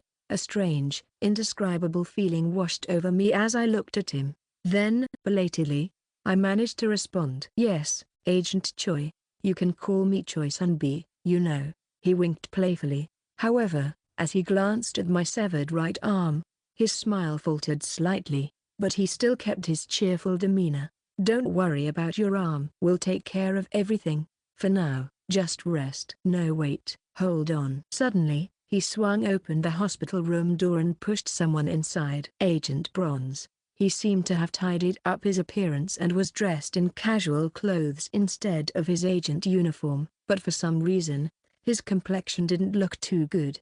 You're awake. That's a relief. Yes. A strangely awkward atmosphere filled the room, but Agent Choi, the sociable type that he was, clapped Agent Bronze on the back and casually offered me another slice of peeled apple. Jekwin, Bronze immediately threw you into Black Daughter's Team 1, huh? That stiff guy skipping protocol to bring in a rookie? Goodness, I was wondering why, but yeah, you've got talent. Then, he held out his hand to me. Welcome to Black Daughter's Team 1, you're going to do meaningful work here. Come on. Don't you feel like calling me Sunby already? About that, no. I deliberately lowered my head, putting on a fearful, dejected expression. Please, I want to transfer to another team. Sorry, but I planned this escape route from the rescue team. Honestly, once I had already been registered with the dispatch and rescue unit, getting out wasn't going to be easy. Even in a normal modern workplace, you can't just cling to your boss's leg and beg for a department transfer. You'd just end up branded as a problem employee, and that would be the worst thing for a spy. But in the Supernatural Disaster Management Bureau, there was a loophole. That's right. Traumatic experiences. That's the weakness of ghost story explorations. You never know what's going to happen. And a rookie, on their very first mission, cut off his own arm in a desperate attempt to escape. If I claimed psychological trauma, the Bureau was at least understanding enough to release me. This has to work. The only problem was, I might have done my job a little too well. Just try one more time. Just one. The early era named agent, acting like the meme of a man tearing his hair out, was desperately trying to convince me, this job is perfect for you. You survived an irregular disaster, rescued your fellow agents and even saved those civilians. Do you have any idea how insane that accomplishment is? He sounded like a man refusing to let go of valuable manpower. A classic overworked civil servant. Gone was the relaxed, well-adjusted professional I had seen earlier. Now, he was pointing at my severed arm in desperation, and that decisiveness. Willing to cut off your own arm? No, your sheer willingness to sacrifice your body. About that, I took a shaky breath, my face pale. That was a crazy thing to do. Apologies, but I'm about to weaponize guilt. I don't even know what I was thinking when I did it. I just feel sorry. I know this makes me seem weak, but I can't do this. But even though these were pre-planned lines, the more I spoke, the more real they started to feel. I feel like I'll die from stress. I clenched my remaining hand into a fist, lowered my head, and mumbled, I was terrified the whole time that the kids would die. Agent Choi opened his mouth, then closed it. I just can't do this anymore. I'm sorry. A heavy silence fell over the hospital room. MMH. Yeah, that's understandable. Agent Choi finally sighed, settling back into his caregiver's chair with a practiced air of sympathy. But look, if you transfer teams after just one mission, it won't reflect well on you. People might misunderstand and think you got kicked out, and you'll end up branded as a burden. His voice was calm and concerned, framing it as if he was worried about my future. And then, in a subtly coaxing tone, he added, of course, you wouldn't lose your job, but the rumors, I will restore his original status. Jekwin. Agent Bronze interrupted, ruining Choi's momentum. Then, after a glance at me, he turned his gaze away, his expression dark. You'll be allowed to work with different teams as you wish. After 3 weeks, you can report back to me with your final decision. I can arrange at least that much on my authority. Thank you. At least meet the elders on your team first. Forget it. Agent Choi let out a deep sigh. Fine. 3 weeks to experience different teams. Yeah, that's reasonable. And just like that, it was settled. Agent Kim Solium will rotate through multiple teams for 3 weeks before reporting back to Agent Bronze with his decision on his final placement. Agent Bronze will use his senior authority to formally recommend Kim Solium's preferred assignment. Just like that. Think about it. We're a really great team. Agent Choi kept nudging me, telling me to keep my options open. He threw out various selling points. That I was talented, that everyone on the team was unique and fun, that the job was incredibly fulfilling. And then, finally, he brought up this, and those kids you saved! Exclamation mark. Don't you want to know what happened to them? The students we had rescued. Agent Choi lightly nudged Agent Bronze, signaling him to speak. Tell him, Bronze. All 3 returned home safely. Agent Bronze calmly explained their whereabouts. Their injuries were properly treated, and they had emotional reunions with their families, and the high school student I had personally looked after was even actively participating in interviews with the Bureau, emphasizing how much I had helped him in looking smart. He kept asking if you were okay. Now, I can finally give them a proper answer. As for Leeson, the student who had suffered severe psychological trauma, he had undergone mild memory erasure treatment and was reportedly doing much better. And during the process, Agent Bronze had even covered for me regarding the nostalgia candy, presenting it as a government-acquired anomalous food item. He had been so casual about it that I almost missed the fact that he had done me a huge favor. I owe him one. All 3 of them wanted to thank you in person. Since direct meetings weren't permitted under Bureau guidelines, they would be sending letters instead. That's all.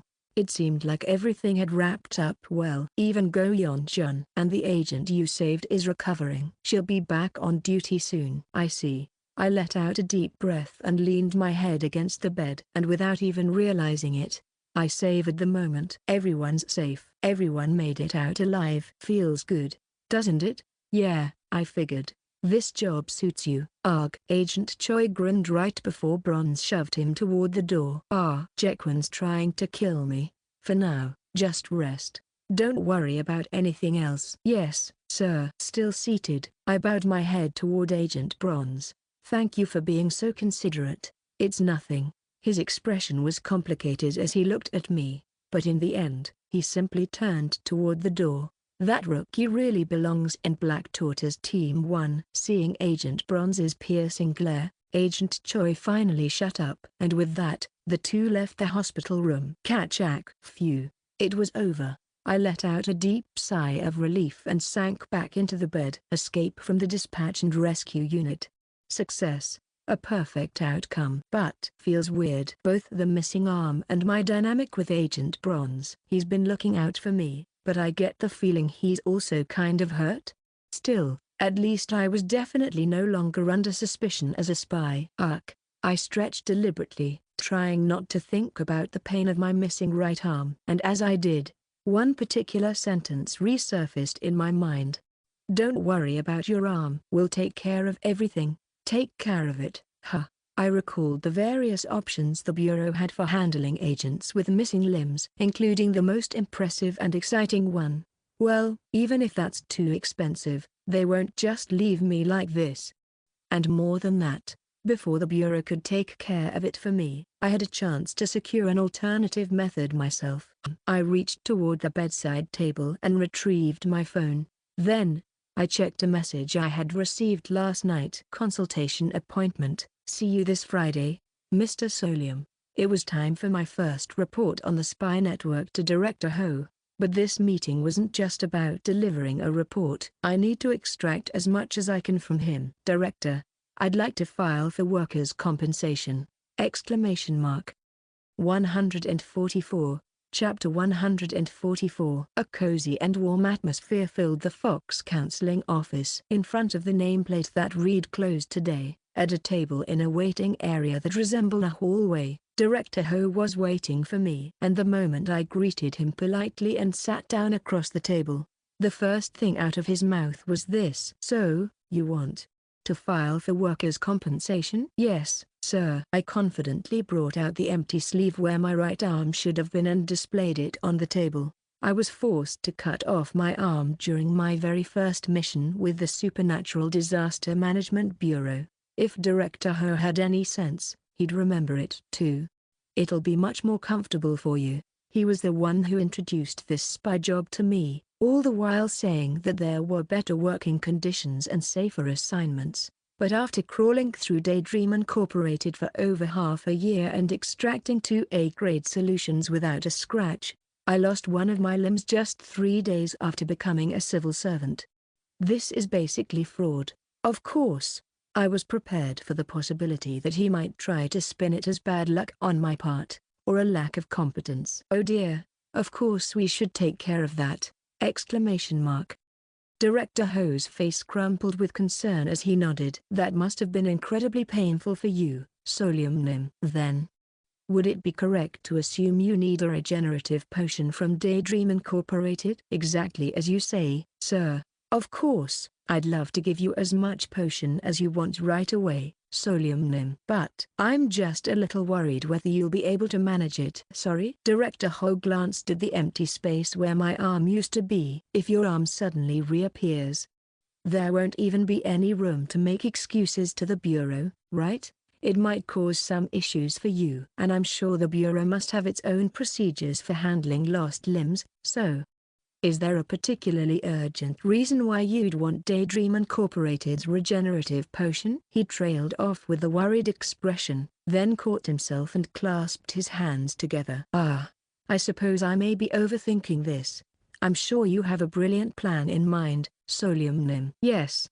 I think I might have phrased things poorly and caused some misunderstanding." I gave a slight smile. "I'm not bothering you right now because I want to use the regenerative potion immediately. Of course not." I didn't think it was a bother, but if that's what you meant. "I need the potion so that I can immediately regenerate if I lose another body part in the future." Exclamation mark.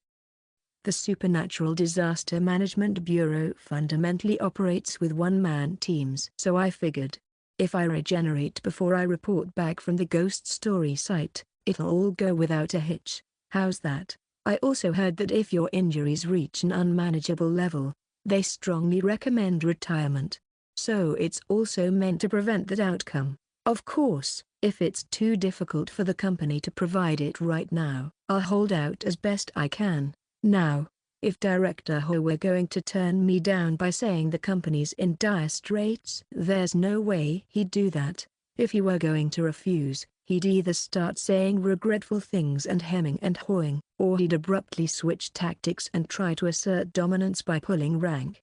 But neither of those is Director Ho's style. I could at least trust that he wouldn't try to act all stingy over one measly C-grade regenerative potion. "Did you know, Solium Nim?" Director Ho stared straight at me. "When I look at you, I often feel like I'm seeing my past self." The Fox Counseling Office wavered strangely. The worn dirt walls, paper sliding doors, exposed rafters, and the moldy wooden floor. I really miss those days. For some reason, a run-down thatched cottage flickered at the edge of my vision. Beyond the comfortable, modern interior, there lay a bleak, abandoned house. "Chap. Ah, you're here!" Exclamation mark. The door to the Fox Counseling Office opened, and everything came to a halt. Through the door stepped a man and a woman, their faces tense as they entered the cozy waiting area. Familiar faces. "Gee, good afternoon, sir!" Exclamation mark. Go Yon Jun, Jang Hao-woon. 1. The two who had infiltrated the Supernatural Disaster Management Bureau with me as spies had also been invited here today. I was on the verge of tears from how happy I was to see them. "Welcome, both of you." Director Ho smiled and seated them at the table. I looked at Go Yon Jun, who gave a small nod, and then Jang Hao-woon, whose face lit up with relief, before going completely pale the moment he saw what happened to my right arm. Thanks to Solium Nim's suggestion, all of you will be receiving one regenerative potion each. Isn't that wonderful? Why yes, sir. Thank you. Go Yeon Jun-se was holding up better, but Jang Ha-woon-se looked exactly like a mouse in front of a cat. Meaning, he was extremely tense. Well, that's probably the right attitude in front of an executive. Especially an executive from a ghost story company, the kind you encounter in a ghost story. Note/S. 1. Yeon greater than Ha-woon. Still the same pronunciation, just a different way to spell it in English. I've been on the fence about this for a while now, but Yeon-se just doesn't look good on the page. Greater than hope you'll understand. When I have time, I'll go back to the past chapters and edit his name for the sake of continuity. Aren't you happy? I'm happy, sir. Of course. It's something to be happy and grateful about, sir. But I'm nervous about the upcoming report. I apologize. Of course. That's perfectly understandable. Then let's quickly touch on that topic. Director Ho smiled like he understood everything and swiftly turned to one of them. Yeon Jun-se, I heard you were nearly declared missing, but thanks to this batchmate of yours, you made it out safely. That's truly fortunate, isn't it? Seems like it paid off for the three of you to infiltrate together. Yes. A short, sharp breath escaped Yeon Jun-se. I also heard you're doing well, Ha-woon-se. You joined the site cleanup unit, didn't you? That team has good access to documentation, right? Why yes, sir. That's correct. Jang Ha-woon couldn't lift his gaze. Director Ho smiled and picked up the green tea I made for him. It's really nice to meet and talk with you like this in person. Since it's your first time, please don't be too nervous and just relax. If this was the first report for all three of us, then who exactly did he hear our assignments from? So there are other hands and feet in the Disaster Management Bureau. He knew exactly how to set the tone to keep us from making any careless moves. I really hated this kind of higher up, but as low-ranking employees who had to follow orders, the three of us stiffly bowed our heads and silently sipped our instant green tea. Excuse me! Exclamation mark. No, I thought that was it, but surprisingly, one of us spoke up. Even more surprising, it was Jang Ha-woon. If it's not rude, there's something I've been meaning to ask. What is it? What exactly are the documents we're supposed to locate in the Disaster Management Bureau? That's not something you need to worry about. Silence fell. When the time comes, I'll let you know. Once you've gained sufficient access to the information we need for this project. For now, I think just this much is enough for you to know. Director Ho smiled. They're documents related to a certain supernatural disaster. That much, I expected. They're stored in the archives on the 33rd basement floor of the Gangwon branch of the Disaster Management Bureau. If we're calling it by classification, annihilation sanctioned, exclamation mark T. That's you must have heard about it during training. That's right, annihilation sanctioned. It's the classification for supernatural disasters that the Supernatural Disaster Management Bureau has officially designated as the highest level of danger. Exactly that. Even within the bureau that handles ghost stories resulting in casualties, this label is only given to supernatural disasters that cause uncontrollable, massive loss of life. The standard is an estimated death toll of over 500,000. In other words, it's the kind of absurd catastrophe where a whole metropolis gets wiped out, the kind of cosmic horror ghost story where the term disaster truly applies. But here's the thing. I think I know what it is. That ghost story Director Ho just mentioned. An annihilation-sanctioned ghost story from the Bureau, connected to Daydream Incorporated's project. Just from that one clue, the possibilities narrow dramatically. There's only one in the dark exploration records. Thanks to that, I now knew exactly what Director Ho was looking for, and what the hell this project was trying to accomplish. This is gonna drive me insane. Just thinking about it made my mind reel. I had been digging into the background of that completely deranged ghost story. My heart pounded like mad as my head went cold. This won't do. At this rate, I won't get the wish ticket for years. I have to cut ties. However, I didn't even want to imagine what might happen if that sharp, frightening director realized I already knew. Cold sweat trickled down my back. The wisest choice was, just keep my mouth shut for now. Don't get caught between fighting whales. I kept my gaze on the table. avoiding eye contact with the director, trying to look as tense as everyone else. It wasn't hard. I was already tense. Thankfully, the director didn't seem to notice. Would that answer suffice? Yes, sir. Wonderful. The conversation continued smoothly. And about that workers' compensation matter, the regenerative potion. It seems formal approval might be difficult. Officially speaking, the three of you aren't registered as headquarters employees. Thankfully, he wasn't about to backpedal or say something else entirely. So let's categorize it as an operational expense. Director Ho extended his fingers. 10,000 points. Monthly! Exclamation mark. I'll issue you temporary welfare mall accounts. You're free to spend it however you like, but if unused after a month, it will disappear. Holy shit, that's enough to buy a C-grade regenerative potion every month. So then, are we all satisfied? Director Ho glanced at each of us, including me. I bowed politely. Yes, for now. I'm simply grateful. For now, that is. Excellent. Director Ho beamed. And then he took it one step further. Would it be alright if I offered you one more little aid for your activities? All three of you, please hold out your hands. The two of them politely raised both hands, palms open. I also lifted my one hand, palm up, and reached toward the table. No, like this. With the back of your hand facing up.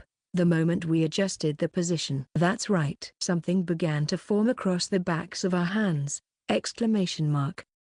Careful now. If you move, you might end up needing a regenerative potion. Oh, this is insane. Dozens of punctured circles rippled like waves across the back of my hand. What the hell is this? A strange sense of pressure, like being bound, began to spread. Man, woman, man. From this point on, the three of you will be unable to call one another by your code names. Exclamation mark.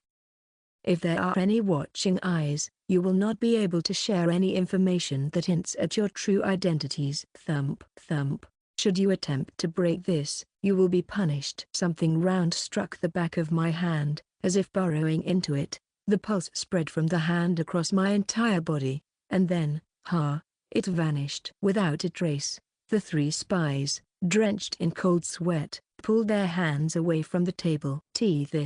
I worked hard on this, just to help prevent any possible slip-ups from you all. Director Ho smiled benevolently, but none of us could smile back. Just now I heard the word punishment. Yes? You said we'd be punished. Oh, it's nothing major, just the usual. If someone's trying to forcibly break this restriction, wouldn't that mean something serious has gone wrong? Director Ho smiled, lacing his fingers together. And as for that punishment, you'll be reunited with whatever you hold dearest. Exclamation mark. I'll make sure to take good care of it. Wait a second. I made deliberate eye contact with Go-yeon Junsi, cutting off her protest. You were saying? Go-yeon Junsi slowly calmed herself, then spoke up again in a steady tone. So, will we be bound by this restriction until the project succeeds? No. This is merely a support measure to help you during your assignment. He really knew how to twist words. Support, huh? As soon as you bring back the information I asked for regarding the Annihilation-sanctioned disaster, this auxiliary measure will disappear, and then Director Ho rested his chin on his hand, leaning toward us. Whoever contributes to the success of this mission will receive the potion right then and there. Wait a second. Beside me, I heard Jang Ha-woon's trembling voice. P-potion. You mean, the wish ticket? Exclamation mark. You'll receive the wish ticket as soon as you fulfill your assigned role. Isn't that amazing? Goddamn. I worked hard to make it so you wouldn't have to wait until the project succeeds. Suddenly, the timeline to receive the wish ticket had been drastically shortened. This spy work was starting to feel absurdly enticing. If I do well, I could get it unbelievably fast. As long as I perform well. At the same time, a chill crept down my spine. He revealed that on purpose. It was a secondary incentive, meant to make us cling to this like our lives depended on it. Instead of disclosing everything from the start and letting us make a careful decision, he controlled the information. So now it feels like it's just within reach. I'd thought it before, but his methods were sweat-inducingly elaborate and layered. And that's not even all. I recalled something Director Ho had said previously. What he told me when he assigned me to the spiral. And since I figured it'd be a bit lonely for you to go in alone, you won't be infiltrating by yourself. Just hearing that, it sounded like he was sending others into the bureau for my sake to join me in the infiltration. But once I agreed and confirmed the details, it turned out to be the opposite. My batchmates had already been deployed to the bureau before I was. Director Ho never lied about the facts of a situation, but he would freely manipulate the framing of intent and interpretation to steer people exactly where he wanted them. Just look at my peers' faces. Their eyes are shining. The phrase "you'll get the wish ticket once this is done." How sweet that must sound. But, then, may I ask whether we would all be acknowledged equally?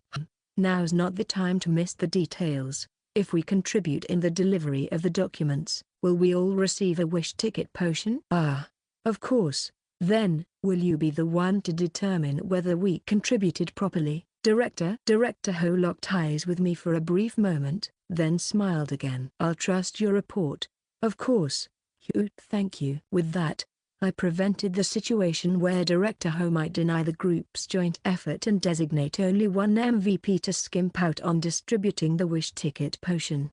Ah, it's time. Just then, Director Ho glanced at his wristwatch and stood up, and then, clap. After bringing his hands together once, with a cheerful expression on his face, he spoke to us in a friendly tone. Take your time chatting, you three. You won't get many chances to gather together like this outside anymore. I set this up just for that. In other words, don't gather together and raise suspicion. Still, he left us with at least a sliver of professional courtesy, and that's the signal that the senior officer was finally excusing himself, leaving his junior staff to have their meeting. Well then, I'll be off.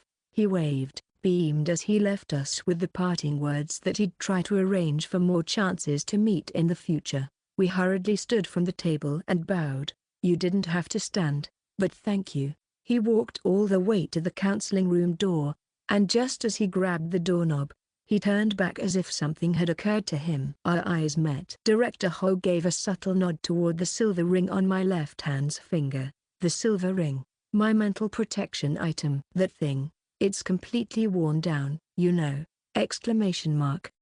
SRRK. Well then, I'll see you at the next session. The Fox counseling office door closed with a soft, courteous sound. Thunk. Director Ho was completely gone, and then, a heavy sigh filled the waiting room. It was the sigh of low-ranking staff who'd just faced off with an absolutely insane, far above them superior. Still, I guess it helped that it wasn't a one-on-one meeting. And I had the chance to reunite with these guys after a long time. It's been a while, Solium said. I turned to look at my fellow batchmate, a former member of the round-off team. The long-haired man greeted me with clear relief and concern in his voice. Have you been doing well? It's Jang Hao-woon. 145, Chapter 145, Jang Hao-woon. This peer, who had received the code name Bison, was originally someone whose gloomy expression didn't quite match his large build. Even during the new recruit orientation, he was the last to receive his mask, covered in blood, and had been assigned to the round-off team where he endured work that bordered on workplace harassment. But after surviving in a chaotic and insane pharmaceutical company, it seemed like he was finally becoming a bit tougher. I hadn't heard anything after the last word that you'd gone missing, since I've been infiltrating the Disaster Management Bureau, but it's really great to see you again like this. Surprisingly, he even seemed calm now. Maybe the Disaster Management Bureau suits him better too. Though, judging by the way he kept glancing at my empty right arm and growing visibly pale, he probably thought it'd be rude to bring it up. This is one of those times where I should ease the tension. I deliberately waved my empty sleeve lightly and gave a wry smile. I just got unlucky on my first mission and got caught up in something tough, but the Bureau's taking care of it, so I think I'll be fine. Ah, I see. For some reason, I could feel a strange look from Go-yeon-jun, but I let it slide for now. I heard you were assigned to the site cleanup team. Hao-woon said. Yes. Jang Hao-woon's expression brightened a little. Well, sometimes I have to see some horrific things. Yes, but right. The site cleanup team usually deals with cleaning up all the messes. Everyone's been kind and understanding since I'm new, so thankfully, I've been adjusting well." That was good to hear, but his expression darkened slightly again. "It's just. So I'm even more concerned." "Pardon?" "From what we were told earlier, we're supposed to steal documents about a really dangerous ghost story. And I'm just wondering if we're really okay with that!" Exclamation mark. The Disaster Management Bureau truly acts with a sense of duty to counter paranormal phenomena, and I'm worried we might cause major harm. If that's the case, would you quit? I already knew the answer without hearing it. No, only people that desperate for a wish ticket would end up in a situation like this. I knew that in different circumstances, they wouldn't act selfishly, especially thinking about the compassion and determination Go Yeon-jun had shown back in Lucky Mart. But there's something inside these people, something they won't compromise on. Yeah, if nothing's going to change anyway, then it's better to at least choose the path that gives you some peace of mind. I think it'll probably be okay for us to take it! Exclamation mark. Ah, really? Yes, this was the truth. The company wouldn't dare to carelessly mess with such a high-ranked ghost story. And besides, we're not even taking the ghost story itself, just the information. Of course, Daydream Incorporated wasn't after it for noble reasons, but as far as the Dark Exploration records went, that Annihilation-sanctioned disaster hadn't done any further harm to humanity, because it was already as harmful as it could possibly be. As long as we don't go overboard and steal an entire supernatural disaster under government control out of excessive loyalty to the company, we should be fine. Why yes. Of course. The real thing to worry about was something else. I'm worried they'll just toss us aside after the job's done. Would Director Ho really not discard us once we'd outlived our usefulness? Once I got the wish ticket, I could go back to where I came from, so I didn't care much. But the other two, if they wanted to continue living in Korea, needed to be more careful not to get marked by the Bureau. First of all, let's make sure we don't slip up and use the wrong names. Shall we share our agent code names? I pointed to myself. I'm Grapes. And you, Ha-woon-si? I received the code name Hwagak. Hwagak. Yes, they said it's a traditional lacquerware technique using cow horns. I, was recommended for it. Fittingly, he ended up with a cow-related codename even here. I'm Mint. And then Go Yeon-jun-si spoke up as well. It was used as medicine in the past, and I didn't want to choose a name that stood out too much. I see. It's a good agent name. Then, as we exchanged brief updates, a warm atmosphere lingered for a moment. Oh, and we'd even received our vitamins. The preliminary investigation unit has a bit of an individualistic atmosphere. But when I came back after going missing, my superiors gave me vitamins as a welcome back gift. You two should have some too. Thank you. Honestly, if this were a normal company, they'd be co-workers I'd be more than satisfied with. If we weren't spies for a deranged pharmaceutical company, infiltrating the government in a ghost story universe, that is. I gave a brief update about myself as well. Exclamation mark. You're being discharged within a week? That's right. The wound where my right arm had been severed had quickly stabilized and was healing well, perhaps due to some sort of supernatural treatment at the Disaster Management Bureau affiliated hospital. A rough estimate. 1 more week of hospitalization and I'll be returning. And as soon as I'm discharged, I'll be serving as a temporary agent and experiencing various assignments for 3 weeks. If we happen to run into each other, I look forward to working with you. Oh, of course. I'm definitely going to the site cleanup team. I'll be in your care. Ha-woon-si. Just then, Solium-si. About that discharge. Yes? Go Yeon-jun-si suddenly spoke up. You'll be receiving psychiatric counseling before being discharged, right? I mean, since you were seriously injured in what's essentially a survival situation. I thought they'd also check for psychological trauma. Yes. I think they'll refer me to someone. Don't worry. I'll be careful not to leak any intel during it. But Go Yeon-jun-si shook her head. We're already under this restriction thing anyway, so we can't leak anything. I think it'd be better if you just spoke honestly. Understood. Thank you. Yes. She gave a small nod. And now that we officially know each other within the bureau, I'll act like I'm visiting you in the hospital and pretend to exchange numbers. That way, it won't be weird if we message occasionally. Sounds good. How won't it? Let's create a natural excuse when we see each other next. Why yes. That's how we laid out our future protocols. 1. Create a natural point of contact outside the Fox counseling office. 2. For critical or urgent matters, contact via anonymous messenger while disguised as spam messages. Then, I hope to see you again, safe and sound. Yes, definitely. As I left the Fox counseling office, I held back a sigh. Spy work really isn't for the faint of heart, especially with a boss like that. If I wanted to survive more safely, I'd need better preparation. I'd already resolved to be fully prepared, if only to avoid running into another disaster like Lucky Mart. All right. 1 week left until discharge. Time to prepare everything I can. And the first step was this. I checked the message I'd sent just before entering the counseling room. Squad leader, are you available for a call this evening? A fast, concise reply had already come in. Yes. D Squad leader, Lee Jae-yeon. A reply from my former supervisor. The goal was simple. The plush I brought back from Lucky Mart, Lee Jae-yeon had one just like it. It was definitely the same item I'd seen on his desk, and I was convinced it was a usable item. Safety and effectiveness. I could have both. If it were dangerous, he wouldn't have just left it sitting on his desk at the office, and considering the true identity of that lizard, there was a high probability it was no ordinary object, but a powerful one. Even without overthinking it, if a section chief of the field exploration team had it on his desk, obviously it'd be something useful in ghost stories. All right. Only one thing left. I just need to figure out how to use it. Chief Lizard would give me the answer, and a little while later, we were on the phone. With a pounding heart, I asked immediately. Squad leader. That lizard plush on your desk, what kind of situation have you used it in? None. Wait a minute. That offhanded denial.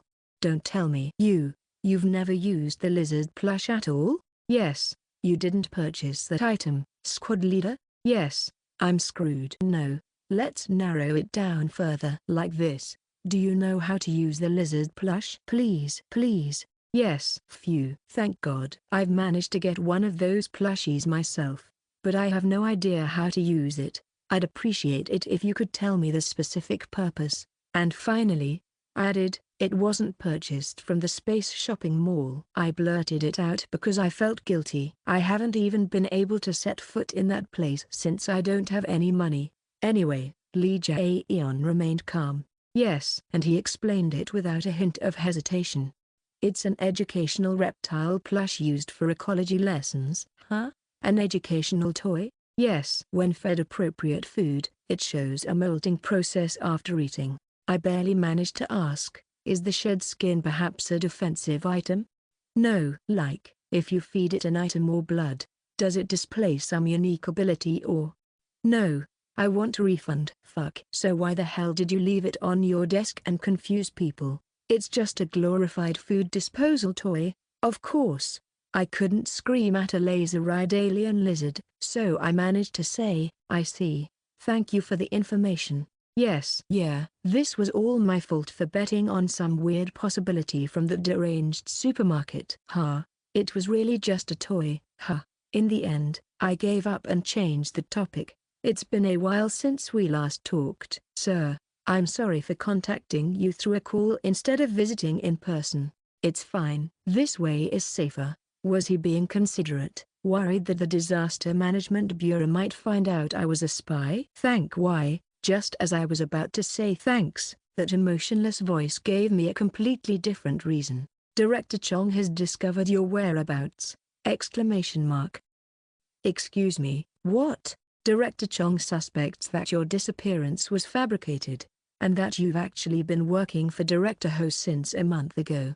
Goosebumps crawled down my spine. Wait, if she believes my disappearance itself was faked, then she likely thinks I betrayed her and teamed up with Director Ho from the beginning. Cold sweat ran down my face. Would she retaliate against me because of this misunderstanding? Yes. I swallowed hard.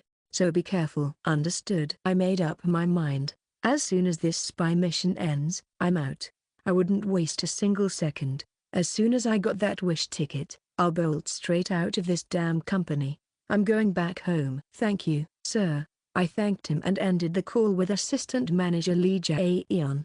Then, I saw another notification pop up on my smartphone. Jae-yeon. Pardon me. Jae-yeon, are you not going to buy info? My former company dorm roommate, who now brought me gossip and intel from said damn company. Jae-yeon, do you have no need for intel? I sent a message. Feeling confident. Are you? But no reply came. Guess he doesn't have anything yet. Then I'll leave him alone until he's got something worth bragging about. Let him squirm and scrape together more intel. Truth is, I don't really have any items worth trading for it right now anyway. Not that I plan on staying broke forever. Didn't I just say it? I'm getting prepared. And I just heard something concerning too. It's completely worn down. Director Ho's ominous remark. If my silver ring's mental protection has run out, that's dangerous. Thankfully, I hadn't recently felt any desire to dive into a ghost story or bind myself to one unless I start having nightmares of going back there. Still, I should prepare just in case. I briefly considered stopping by the Fox counseling office again, but ended up canceling the idea due to a bad feeling. Unlike last time, I had a clear reason now. It's definitely connected to Director Ho. It was best to avoid it for now. And besides, it doesn't have to be there. A few more places are open to me now. That's right. I was now also an agent of the Supernatural Disaster Management Bureau. With my new position, there were more places and organizations I could visit without raising suspicion. Let's see. I rested my chin on my hand. With 10,000 welfare points, I could afford Dream Essence of A grade or higher. And now that I had agent status with the Bureau, there was somewhere I could dry. I stood up from the cafe I'd been sitting in, pulled my hood over my head, and started walking toward a ghost stories gathering place where real occult items were traded. What I was looking for was the manhole from which a human arm emerges. 146, Chapter 146. When people are in a bad mood, they tend to walk while looking down at the ground. It's a little less common now thanks to smartphones, but in the past, it was something everyone had probably experienced at least once. And so, everyone must have, at least once, absent-mindedly yet attentively looked at this thing on the sidewalk or street. A manhole. That grey circle you'd see here and there along the roadside when nothing else was going on. A maintenance passage through which workers could access underground water pipes. Everyone knew that. So at least once, they must have looked at that round grey manhole cover and imagined it. Someone suddenly coming out from underneath. Or, imagining themselves opening it and going down inside. Of course, it wasn't something one could easily encounter in real life. To begin with, those covers weren't something anyone could lift easily. Most of them weighed over 100 kilograms, so usually, it was something that remained purely in the realm of imagination. When something you've casually imagined in everyday life actually happens in reality, in that moment, people couldn't help but grow curious and focus their attention. The ghost story I was searching for began from there. I lifted my head. It was a dark alley. Laughter, shouting, and music blared from nearby. The flashing lights and noise sounded close enough that I'd probably hear them clearly if I just turned the corner. A sleepless entertainment district. But here, in this shadowed, stagnant alley, a damp silence hung in the air. Location of occurrence: concrete ground near nightlife districts late at night, such as places swarming with crowds intoxicated by the excitement of bars, clubs, and college towns. And a single streetlight lit up the dirty concrete floor of the alley. The manhole cover was there, in the center of that dim pool of light, just sitting there as casually as any other piece of the city's pavement, was the manhole. However, something was strange about it. It was slightly ajar, and protruding from it was a human hand. Inexplicably, an arm had slipped out through the slightly displaced manhole cover. 5 pale fingers dangled under the streetlight, gently swaying as though asking for help. Previously reported arm appearances: an elementary schooler's hand with nail art, a sanitation worker's uniform, a knitted sleeve, an old-style student uniform, a business suit, a military uniform from of the division, a wart-covered elderly hand, a fingernail-less hand covered in tattoos. Ordinarily, it was such an unnatural sight that people either screamed, froze, or reported it to someone. But if they were drunk or swept up in the atmosphere, they might just approach without thinking. That was exactly what this ghost story was aiming for, to lure people in. I slowly approached the arm sticking out of the manhole. The fingers quivered slightly. One step, then another, and when there was about 1 body length of distance left between us, I turned around. Then I rummaged through the backpack I was wearing, reached into a packet of salt I had brought with me, and grabbed a handful. I threw it over my left shoulder, straight toward the manhole. Eek! A screech erupted behind me. It was such a thunderous sound one would never believe was caused by just a bit of salt. Then came a stench, as if something rotten was burning. Smoke billowed up and rolled in. But I never turned to look back. If I just stood still right where I was, before long, both the sound and the stench disappeared completely. Only then did I turn my head. The arm was gone. All that remained was the dark manhole, faintly illuminated by the streetlight. And, just slightly, the cover was ajar. All right. Once the arm is driven out using a salt offering, the manhole becomes temporarily accessible. I stuffed salt into both side pockets and approached the manhole. The raised pattern and lettering on the manhole cover, lit by the streetlight, gradually became clearer. Usually, the outer ring of a manhole cover displayed its purpose and destination, while the center showed the logo of the managing agency. This manhole cover was no different. Looking closely, I could identify both its destination and its managing authority. Hell, this didn't lead to a sewerage. It was an entrance to something else, somewhere else. I grabbed the lid with a trembling hand and pushed. It was heavy, but slowly, the black manhole cover began to slide aside, revealing the pitch-dark hole beneath it. Thunk. Nothing could be seen below. A deeply unpleasant void. I double-checked that I had my gloves, mask, and hat on properly. Then, after sprinkling salt all over my body, I stepped down onto the ladder. Tack, tack. I grew more distant from the noise above. Light and any sign of life faded away. Downward. Even further down. Alone.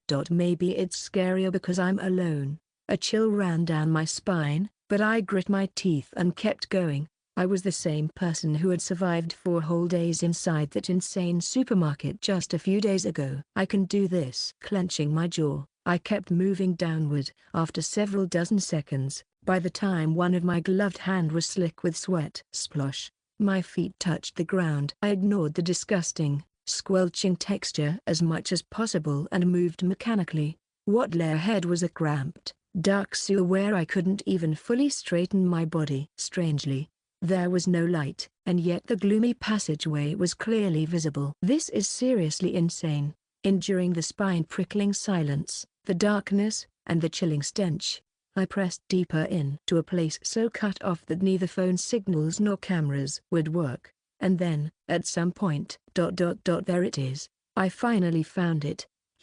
It was a rusted door that looked like it belonged in a sewer. A round, bulkhead-like door. It's filthy and heavy. The kind you might see in an old industrial facility. And on it, carved in raised characters, agree, a hungry ghost tormented by starvation after falling into hell due to greed, or, the hell where such a ghost resided. Strangely, just to the left of that door, there was a single hole. From beyond it, the sound of flowing water could be heard. I steadied my breathing, coated myself with salt once more, and gripped the rusted door's handle. Then, holding my breath, I opened it. Creak. A wide, plaza-like space spread out before me. The dome-shaped ceiling above made it look somewhat like a traditional wastewater treatment plant. But the walls were completely covered in hands. Dried up hands with exposed bone, corpse blue hands,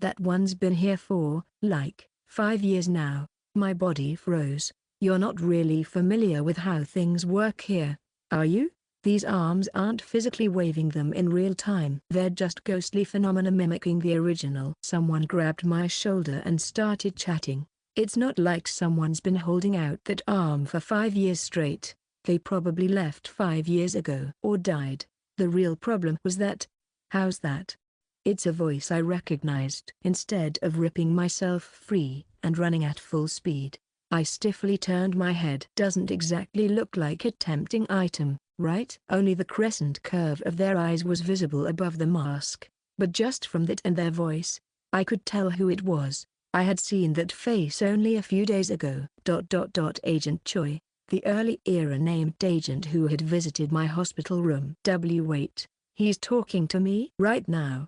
I had padded the area where my right arm should have been with a mannequin prosthetic and cotton, then concealed it under a coat. In this kind of darkness, it shouldn't be easy to tell I was missing an arm. Of course, given that he was a veteran agent of the Disaster Management Bureau, he might pick up on it through sheer intuition and experience. Still though, in a ghost story world, it wasn't exactly rare to find people missing limbs. But I couldn't count on that for certain. Running away now would only make me look suspicious. I barely managed to steady myself and looked straight at him. There was still a chance he'd only struck up conversation to identify the item I was reaching for. I want another tip. Not a lot of people know this one. Agent Choi glanced at the hand I'd extended toward the arm, then leaned in close, whispering like we were old friends. It was the veins on wrists. Turns out those are unique to each person too. Goosebumps spread across my skin. They're almost like fingerprints. If you memorize someone's vein patterns, it's perfect for tracking them down. People can cover their faces, disguise their body shapes, even burn off their fingerprints. But veins can't exactly burn those, now can you? And most people let their guard down, think they've hidden everything. I'm screwed. Who been him? What are you doing here? Or rather, Agent Choi beamed. Who told you about this place? 147, Chapter 147. I hadn't expected there to be a lunatic who could recognize someone just from the veins between their glove and sleeve. Agent Choi. And even less did I expect to be the one caught by it. This is driving me nuts. A situation that went beyond chilling, to the point that it made a person freeze. But I couldn't afford to freeze. I just had to show a little confusion. Anything more would look suspicious. So, sorry? Might as well reverse the suspicion. Feigning nervousness, I swallowed audibly as I looked at him. Then, like someone cornered by a street cultist, I backed away. I'm sorry, but I'm here with someone. Huh? I'll be going now. In other words, I pretended not to recognize Agent Choi. A rookie agent, mentally wrecked after losing an arm, might very well fail to recognize a sunbee who visited once in the hospital just by their eyes.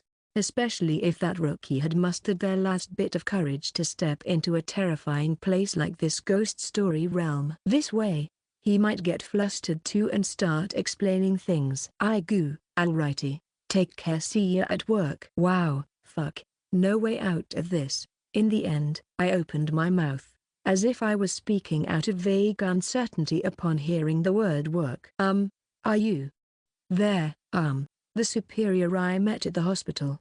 Oh, now you recognize me. Good. Agent Choi patted my shoulder and casually tried to guide me toward the edge of the plaza. Wait, hold on. Sorry. I was actually going to buy that. I told you already, that thing's been sitting there unsold for 5 years, yeah? Let's talk instead. I'm just happy to see you here. Why's a rookie who should be in a hospital showing up in a place like this? Deliberately, I reached under my coat and touched the fake right arm. I felt Agent Choi's gaze. In this place, I heard that there might be something here that could be used temporarily to replace an arm. Aha, and who told you that? Jekwon? I can't say, sir. It's a trap. Dropping a name just like that would scream I'm lying through my teeth to get out of this. It also didn't fit the persona I'd been building back at the bureau. That would have been pathetic. Loyal, huh? As expected, Agent Choi chuckled and gave me another pat on the shoulder. So this approach was working after all. Or maybe you figured I'd see through a made-up name right away. Isn't that right? You are ha. Whack. It's fine. What agent doesn't have secrets? Maybe there's a reason you can't say. Let's see. You were trying to buy that, right? Mind if I take a look? Agent Choi turned his attention to the arm I'd been about to make a deal with. A hand missing its pinky finger, clutching a blood-stained, crumpled scrap of paper. But that doesn't really look like an item linked to the arm itself. Why were you trying to buy it? I don't get it. Shit. In that case. Because, oh? I lowered my head. It looks desperate. It's gripping that paper so tightly, and there's blood on it. So I thought maybe the hand's owner was holding on to some kind of distress message. It's the truth. Not right now, but that had been my theory when I first read the entry about this arm in there. Either way, Agent Choi didn't respond for a moment. Now's my chance. Time to explain. I didn't know it had been here for 5 years, though. Who been him? Let's think about it for a second. Agent Choi placed a hand on my shoulder and gently turned me around. From the front, the wall of the plaza came into view, covered in undulating, grotesque arms. Does this really seem like the kind of place where someone would be sending a distress signal? Everyone here came voluntarily into this bizarre space to sell things. Doesn't seem like a likely setting for someone in need of rescue, does it? That seems like we can pass on this one then, yeah? Not something Agent Choi would normally say. That is, not the Agent Choi I knew from the Dark Exploration records. He was the type who would do anything to save even just one more person. Agent Choi was a named character of the Wiki's early era, and in the founding days of back when only the Supernatural Disaster Management Bureau existed, the logs had emphasized the government agency's core mission, to save civilians. To enhance immersion and narrative cohesion, additional settings were added for tonal consistency and ease of story progression.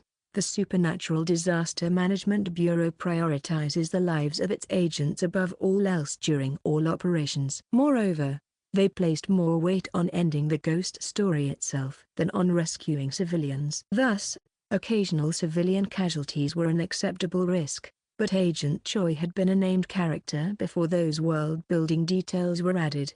Naturally, that meant he was the type of agent who pushed himself to the limit to save every last civilian. In the process, he used underhanded or clever tactics, gained various abilities and items.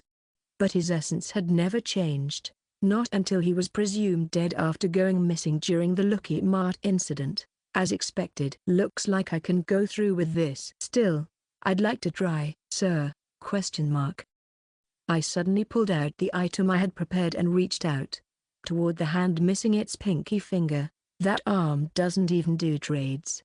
Whip. The arm lunged out aggressively, ! And then a crunching sound came, as if the hand without a pinky swallowed the item I had offered. In return, the blood-stained, crumpled scrap of paper it had been holding dropped to the filthy floor, and I barely managed to catch it. Meanwhile, Agent Choi narrowed his eyes as he caught a glimpse of the item I'd handed over. A coin? Oh, it's not just a regular coin. I got it from another ghost story. That part was true, though the fact that the ghost story was a custom equipment line from Daydream Incorporated, a Twilight-grade ghost story called the Kind Seed Kit, was a secret.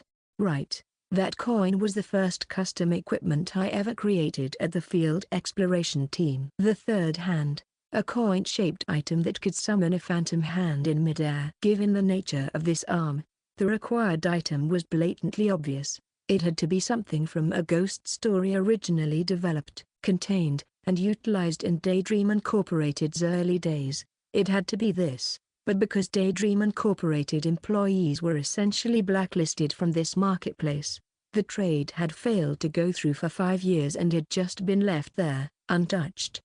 Got it. Gripping the scrap of paper, I felt a small but thrilling sense of accomplishment. And it's not that I had rashly sacrificed my custom equipment. I've got plans to retrieve it later. Right now, the priority was Agent Choi. I gave the excuse I'd thought up. I figured currency would be immediately useful in a ghost story.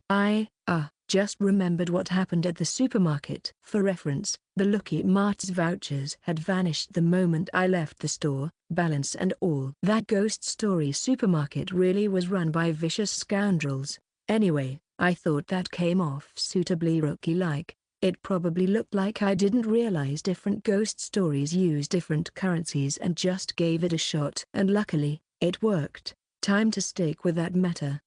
Hoobinim. That arm's been left untouched for 5 years. Didn't it occur to you that any emergency might already be over? Even so, the arm was still there, sir. I finally gave a small smile. I figured, if a barter was accepted, that meant there had to be someone on the other end ready to take it. Well, it's just a theory, and I could be wrong. Agent Choi stared at me for a moment. Then, I really like this, ? Q. Right. This is it. Hard to find someone who actually uses their head and imagines things with internal logic. He ruffled my hat-covered hair.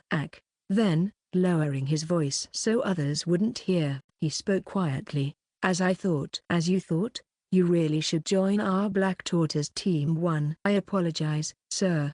I was seriously fed up. Still, at least I seem to have avoided suspicion for now. But didn't you say you're too scared to join the dispatch and rescue unit? And yet you've got the guts to come into a dangerous place like this alone? Then, maybe you can survive in Black Tortoise Team 1, huh? Damn it, was that a threat? Join if you don't want to be suspected? My head was spinning. But then, the next words came. That fear of yours in the first place. Honestly, it's probably just a hallucination brought on by overexertion during your first mission. I exploded. No, I'm scared to death. I'm really scared, ? But I have no choice but to endure it, right? I can't just say I'm too scared to do anything. I'm a rookie. At this moment, act or die. Of course I'm scared of not having an arm. I was terrified something might go wrong, but I still came all the way here. I practically coughed up blood as I shouted. It was partly intentional, but as the resentment that had built up from working at a certain insane ghost story pharmaceutical company burst out, I genuinely felt wronged. Agent Choi was staring at me, mouth open. Sorry? All right. Hoobi Nim, congrats on your first trade, and right, the note. Gotta check the note, right? How about it? Yes, sir. I took a deep breath. Still, I couldn't remember the last time I'd been in a situation where I could speak this honestly. In that sense, it felt a little refreshing. Surely, even after all that, he wouldn't try to drag me into the dispatch and rescue unit. Please. I apologize for yelling, sir. Don't worry. You're not the only one doing crazy stuff around here. Think of it as a good 3-second spotlight. So I looked that unhinged. Good to know. I let out a sigh. It's been a long time since I shouted like that. Guess your place doesn't have good soundproofing, huh? No. I don't have a place to go home to right now. I'd like to have one, though. Okay. I finally calmed my breathing and opened the note in my hand. Feels like Agent Choi suddenly went quiet. Still, since he wasn't provoking me anymore, it was better this way. I turned my attention back to the note. The blood-soaked scrap of paper I carefully unfolded with one hand had dried letters, written in smeared blood. Look here, that which responds to empathy and attention. There is a toy. The dried, crusted blood that stained the entire page had caused the letters themselves to blur and run. It looked like a prop straight out of a horror movie. I wanted to throw it away right then, but wait a second. Agent Choi casually took the note from my hand. I didn't stop him on purpose. Agent Choi began inspecting it using something like a strange form of dowsing. That was a Disaster Management Bureau-issued tool 2 tracking rod. A curved stick made of glass and brass. When placed over a substance derived from a ghost story or a medium that triggers a paranormal phenomenon, it spins in place. But the rod showed no reaction at all to the note I'd just bought. No mysterious response. Just an ordinary note. The message though. Agent Choi chuckled. Looks like it's meant to lure people in through a ghost story, huh? That could be the case. Still, I took the note back from Agent Choi and held onto it. Oh, you're keeping it? Yes. I lowered my head. slightly embarrassed. There might really be a hidden distress call in it somewhere. I figured I'd at least take it and check it out myself. Agent Choi didn't ask why I wasn't reporting it to my superiors, either. The Supernatural Disaster Management Bureau wasn't the kind of organization that had the luxury to leisurely analyze a mysterious note left behind by some unknown person after 5 years of abandonment. There were way too many ghost stories out there currently killing people. Even a brand new rookie would know that vague cases like this would always be deprioritized. Agent Choi himself had literally just said so. Still, I made one last move. After hesitating, I held the note back out to him. Sunbeam, if you happen to have time later, would you mind checking it just one more time? Exclamation mark. Truth was, as long as I memorized the contents, the note itself wasn't essential. And because of its nature, there was no issue in trusting it to a bureau agent capable of identifying ghost stories. Sure, I'll take another look. Thank you, sir. I handed it over without hesitation. Hopefully, this would move me further out of the circle of suspicion. After that, the atmosphere between us softened a bit. Not bad, right? Yes, thank you. Under Agent Choi's watch, I barely managed to acquire one of the items I'd wanted to buy. That was rough. Not just because of the surveillance. Choosing the item itself was hard too. Most of what you could get here came from standard ghost story settings, which meant these weren't items refined by a major corporation or filtered for customer safety by aliens. They come with horrific side effects. That was the premise. They weren't objects made for humans to use conveniently in the first place. And plenty of the sellers weren't in their right mind either, so the things they offered often weren't sane, either. What was surprising was that Agent Choi wasn't just supervising, he genuinely tried to help me. This place is exactly like Hanyang. The kind where you get robbed in broad daylight, you know? If you watch how your Sunbeam does it and follow along. Didn't always work. Of course. Someone already bought it. And no worries. The next one's good too. Onward to the next harm. Still, true to his veteran status, he knew the origin or specific side effects of items I didn't, and helped me make careful purchases. Yeah, that was all great, but he made me buy something he knew. In the end, he guided my actions under his control. Whether that was a strong sign of suspicion or genuine concern, even I, who had tracked Agent Choi's entire history in there, couldn't tell. Honestly though, I was pretty much playing into it since I'd wanted that item anyway. The scary part was that, even if he hadn't guided me, I probably would have ended up buying it while crying inside. I touched the item in my pocket and let out a sigh. Agent Choi stayed with me until right before his time limit ran out, and even saw me off afterward, waving the piece of paper I'd bought as he did. Then I'll take another look at this note and return it to you later, okay? Yes, thank you. Honestly, there was no need for him to return it. I'd already memorized it, and there wasn't even a point in him checking it either, because that note wasn't related to any ghost story to begin with. A psychological trap because it was a marketplace frequented by ghost story related figures. Of course you'd assume any message was ghost related, but it wasn't. If anything, yeah, it's a legacy. Let's go back to that note again. Look here. The here that was mentioned referred to an actual location in the real world. In other words, a location. And the next line, that which responds to empathy and attention. There is a toy. The grammar was strange, the phrasing unnatural. It had clearly been forced together. So let's break it apart. What's left would be, that which responds to empathy and attention. There is a toy, 3 words. And if you have 3 words and a location, it's the perfect hint for deduction. Like the address system wait words, which expresses a 3mx3m location with 3 words. 2. If I plug those words into a search, immediately, a small location in the old city center of Seoul comes up. And I'm standing there now. The word coordinates pointed to a location that slightly veered off from the building itself, spot tucked awkwardly between a cluster of small commercial buildings. And what was there was a manhole. More precisely, an old manhole cover propped up next to the wall of a vacant unit, as if someone had just leaned it there, as if to hint at something. I pushed the manhole cover. Creak.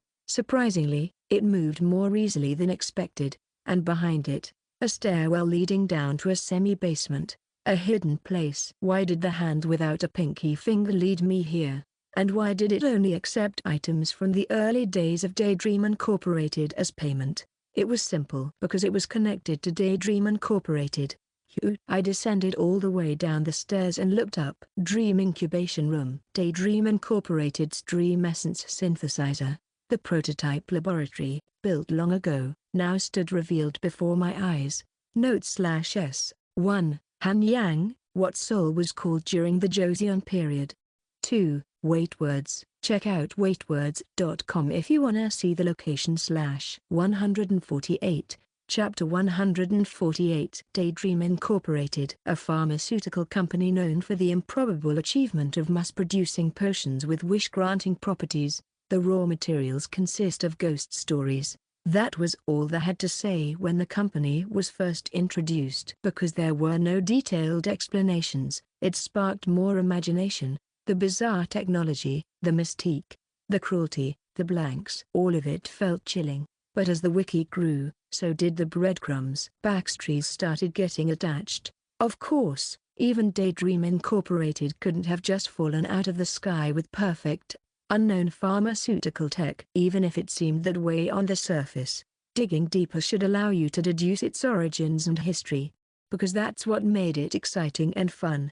Eventually, as time passed, meaningful exploration logs were added here and there throughout the dark exploration records, and readers began forming and theorizing several conspiracies about Daydream Incorporated. What even is Daydream Incorporated? And the place I had just visited was evidence for conspiracy theory number 2. Conspiracy theory number 2, Daydream Incorporated was not originally a pharmaceutical company. The original source of Daydream Incorporated's pharmaceutical technology. I swallowed hard and began to look around the Dream Incubation Room.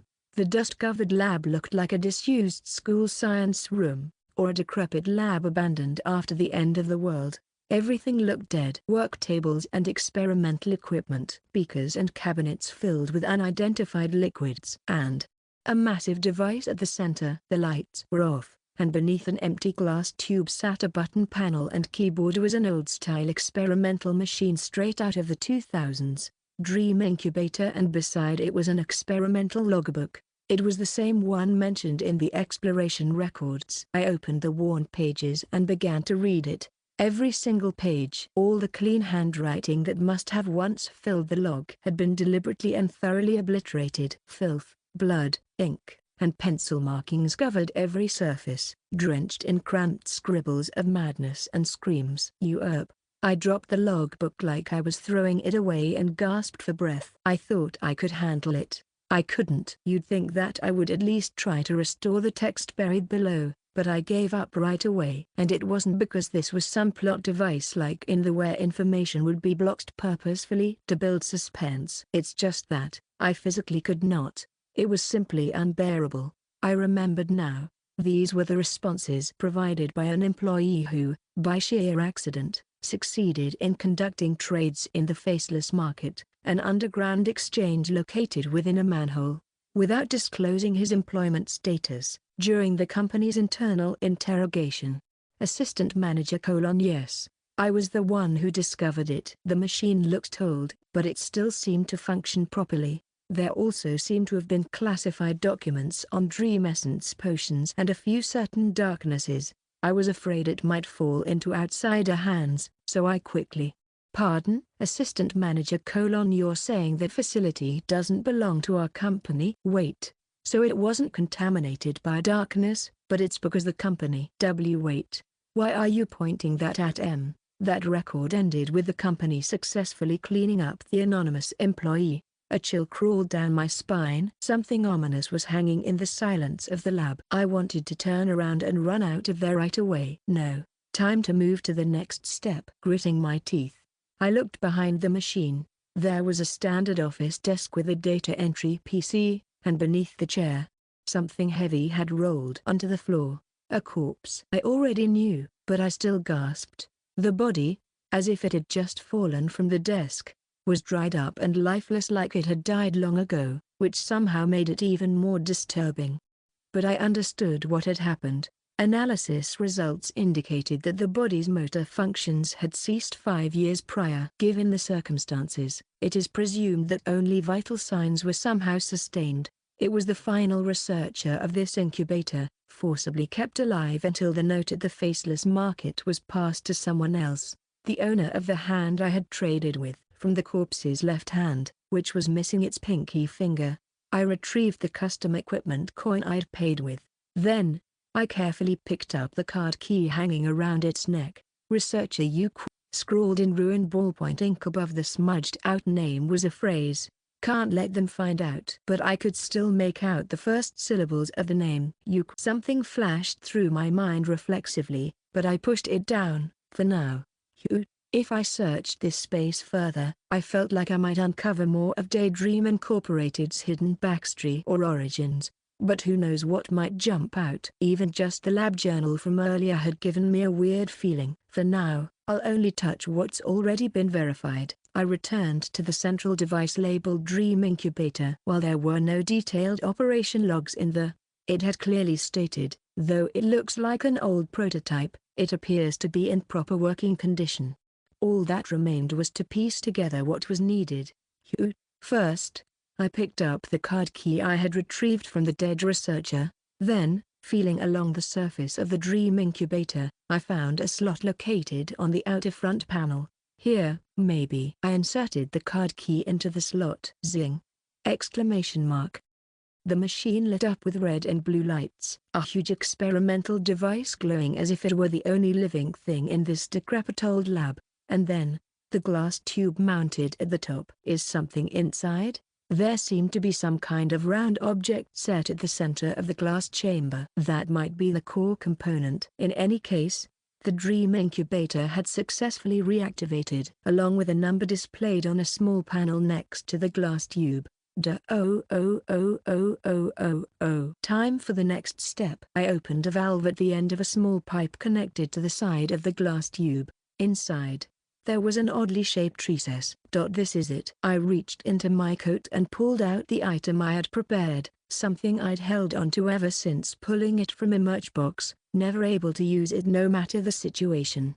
It was said to lose its effectiveness if exposed to air due to oxidation, so I hadn't even dared to touch it. Dream Essence, A grade or higher, a shimmering golden potion, like a hologram, contained within a Dream Essence collector designed for Daydream Incorporated's elite teams. I could finally use it what I had charged up during my escape from Braun's late-night talk show. I fit the sharp end of the collector into the recess on the end of the pipe. Thunk. It clicked in perfectly, almost like a lie, and then, the essence began to flow in! Exclamation mark.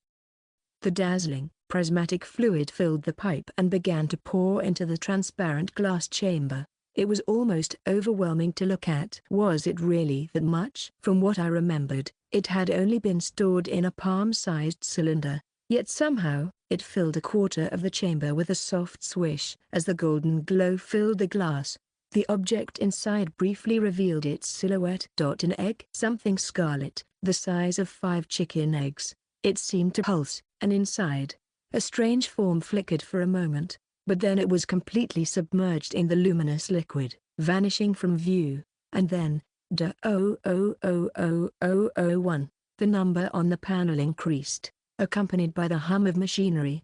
The number rapidly climbed, 0015813, and stopped there.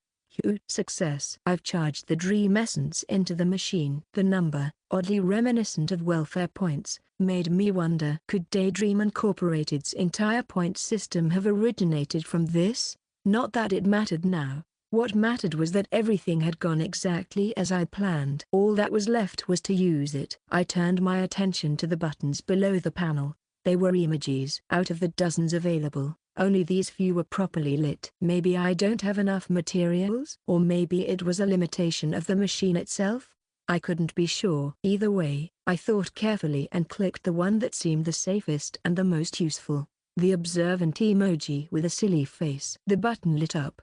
0015813, 0014813. The number decreased, and the machine activated. Oh, with a motor-like sound, the liquid inside the glass chamber was sucked downward. The vibrations of the machine made my whole body tremble slightly, and then clunk. The lower section of the machine opened, and a cylindrical, transparent glass bottle emerged. Exclamation mark. I picked it up with a trembling hand. A bright purple liquid, shimmering with an eerie radiance, swirled inside the bottle. Even the label was printed on graph paper. Detective syrup for kids. Cherry flavor, a familiar color, and just from the emoji and name, I could guess. Daydream Incorporated's detection potion. Detection potion, when consumed, it illuminates what you need most at the present moment. Judging from the color, it looked to be at least C grade. The name was different, but I was sure the effect would be similar. But what made it even more interesting was this. This potion was discontinued. Right. It was a potion no longer produced by Daydream Incorporated. Naturally, that meant it was also unavailable for purchase through the Employee Welfare Mall. At this point, it might very well be an item that can only be obtained through this prototype device. I definitely charged over 150,000 points into it. Since this potion had consumed 10,000 points, I could try pressing all the remaining emoji buttons. All right, then next tile. At that moment, the panel's display changed. 06, 23:59 and 54 seconds, and the entire lighting of the Dream Incubator dimmed, as if entering a power-saving mode. A cooldown countdown, usable once per week, a limitation befitting a prototype. Honestly, it was a relief. If I'd gotten too excited and started pressing buttons at random, I might have wasted all that precious Dream Essence I'd just charged. Let's think it through a bit more. I decided to examine the powered-down machine more closely. Outwardly, it was a dull, ordinary hunk of metal, so I focused on the user interface instead. Especially the buttons. Each of these must correspond to a potion. I looked through the emojis. A mask, a demon, a thermometer, money, and other various icons. I could guess how these would match specific Daydream Incorporated potions. Except for one thing. I don't see one that looks like a wish ticket. Of course, the emoji resembling the quintessential potion, the one considered the very core of Daydream Incorporated, was nowhere to be found. Maybe this? I noticed a strange trace at the very bottom. It looked like the space where a button used to be had been forcibly gouged out. Can't say for sure. The ghost story setting wasn't forgiving enough to go poking around based on hopeful speculation. Maybe another employee could figure something out? If I brought someone who'd been at the company longer than me, I might be able to safely uncover more hints here. Of course, sharing unnecessary secrets might put both of us in danger. Still, there might be someone who wouldn't care about that. I thought about a few candidates, then stopped myself. Now that I'd taken on the role of a corporate spy, that kind of move was out of the question. And in any case, by the time this whole spy job was over, I'd already have the wish ticket in hand. Put it on hold. For now, I could be satisfied with the fact that I'd secured a personal use for the Dream Essence. I packed the detective syrup for kids and stepped outside. The yield was big, so I didn't feel too bad, but as I looked back at the manhole cover, I started to feel a bit uneasy. Agent Choi had taken the notes. Could he deduce the location like I did and show up? Or maybe he was already tracking my movements? But there was no way to trace which manhole I'd exited from, and even if he had the note, it would be hard to break the code while stuck in the mindset of this is obviously ghost story related. Even in there, it took a former Daydream Incorporated employee 3 months to crack the cipher after obtaining it, and that was purely by chance. If your thought process is stuck in this must be ghost related, then yeah, it's inevitable. Still, just in case, I decided to take a temporary precaution. I think this'll do. After taking a 3,000-point potion I'd purchased from the welfare mall, I closed the manhole cover. Gatekeeper potion: the first door you close after taking this potion can only be opened by someone to whom you personally disclose the door's location. I think it was also called the secret potion. It vaguely reminded me of something Director Ho had done, which annoyed me a little, but the relief outweighed the discomfort. All right, There weren't any ridiculous world-building elements like Daydream-incorporated tracks or potion usage locations, so this was enough to feel moderately safe. Now all that was left was to return to the bureau and enter another ghost story. I dragged my feet on the way back to the hospital room, grumbling to myself, my life, seriously. Still, from now on there'd be a bonus income from going into ghost stories. Since I could collect dream essence, not to hand over to the company, but for my own use, let's hang in there. I gave the elite team dream essence collector, soon to be in use again, a quick pat, and successfully returned to my hospital room. A few days later, "You've done well." No, not at all. I was finally discharged and returned to temporary agent duties. As mentioned before, you've been assigned to a general operations role, not to the dispatch and rescue unit. Thank you. I almost cried while listening to Agent Bronze's briefing. This time, the work won't be as dangerous. Civilian rescues are already completed, and you'll just be wrapping things up on site. Everything was beautiful. Yeah, people need to do some low-stress jobs from time to time. For this assignment, all you need to do is drive at 2 a.m. with a ghost in the passenger seat. Excuse me, what? 149, Chapter 149. I had already experienced it firsthand several times before, how most of the ghost stories handled by the Disaster Management Bureau result in fatalities. Because for something to be registered as a supernatural disaster, there must be human casualties. In that sense, tasks that allow you to act as a bureau agent while staying a step removed from actual harm can seem very appealing. I mean, I get it, but still. Wait, so, I'm supposed to drive at an ungodly hour? With a ghost in the passenger seat? Yes, you've got to be kidding me. Don't worry, no driver has ever died. At worst, there have been mild heart attacks or brief loss of consciousness. You won't need any major mental preparation. Oh, I will.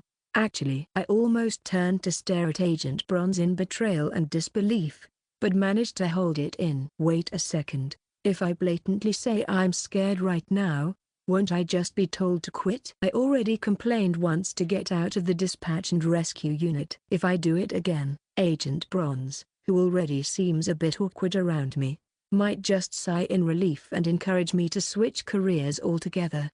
No way. That'd be the worst possible route for a spy. So I changed strategies. But I'm not in a condition to drive. Lowering my head and playing the part of the pitiful rookie, I glanced at my empty right arm. Yes, they wouldn't actually make someone drive with one arm, right? Unless someone had trained that way from the start. How the hell is a person supposed to drive with a ghost at 2 a.m. after suddenly losing an arm?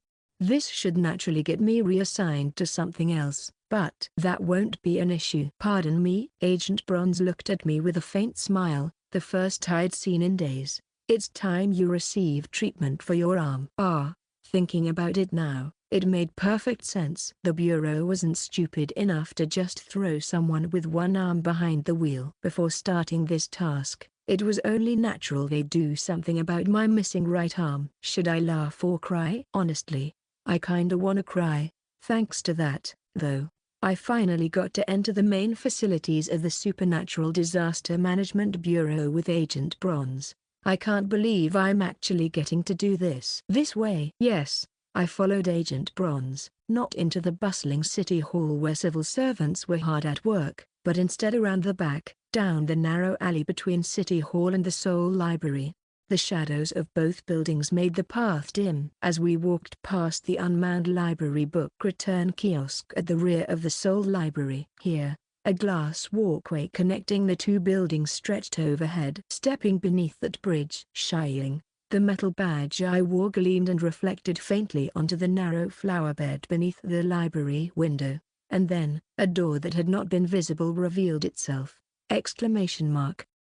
The flower bed widened and deepened, and a hidden space emerged. A clean, opaque glass door with a nameplate. Supernatural Disaster Management Bureau. Please enter. And so, in the narrow path between Soul City Hall and the Soul Library where countless pedestrians passed by without noticing,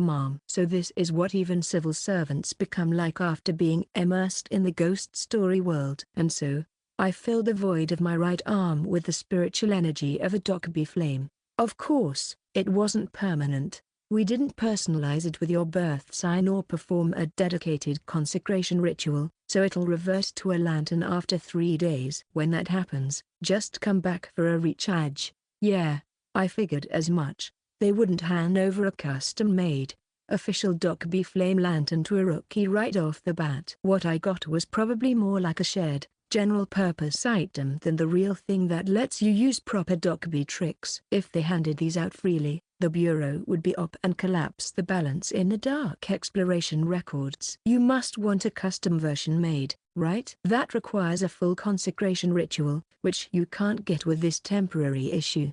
You'd have to pass a Docby's trials, too. Goodness, it's powerful but no easy task. That kind of treatment was reserved for aces or team leaders within the Bureau anyway. Having a reason to use a healing potion mid-mission will be helpful, though. At any rate, I bowed my head and thanked the 2 supervising officers who helped me complete the issuance paperwork. Thank you very much. Oh, no need for that. And the administrative officer from the Equipment Management Division gave me a tip with a wink over her glasses. Agent Bronze has never gone this far to take care of Rookie before! Exclamation mark. He always works himself to the bone without showing it. He's admirable, but sometimes it's a bit sad to watch. I'm glad to see he's getting along well with you.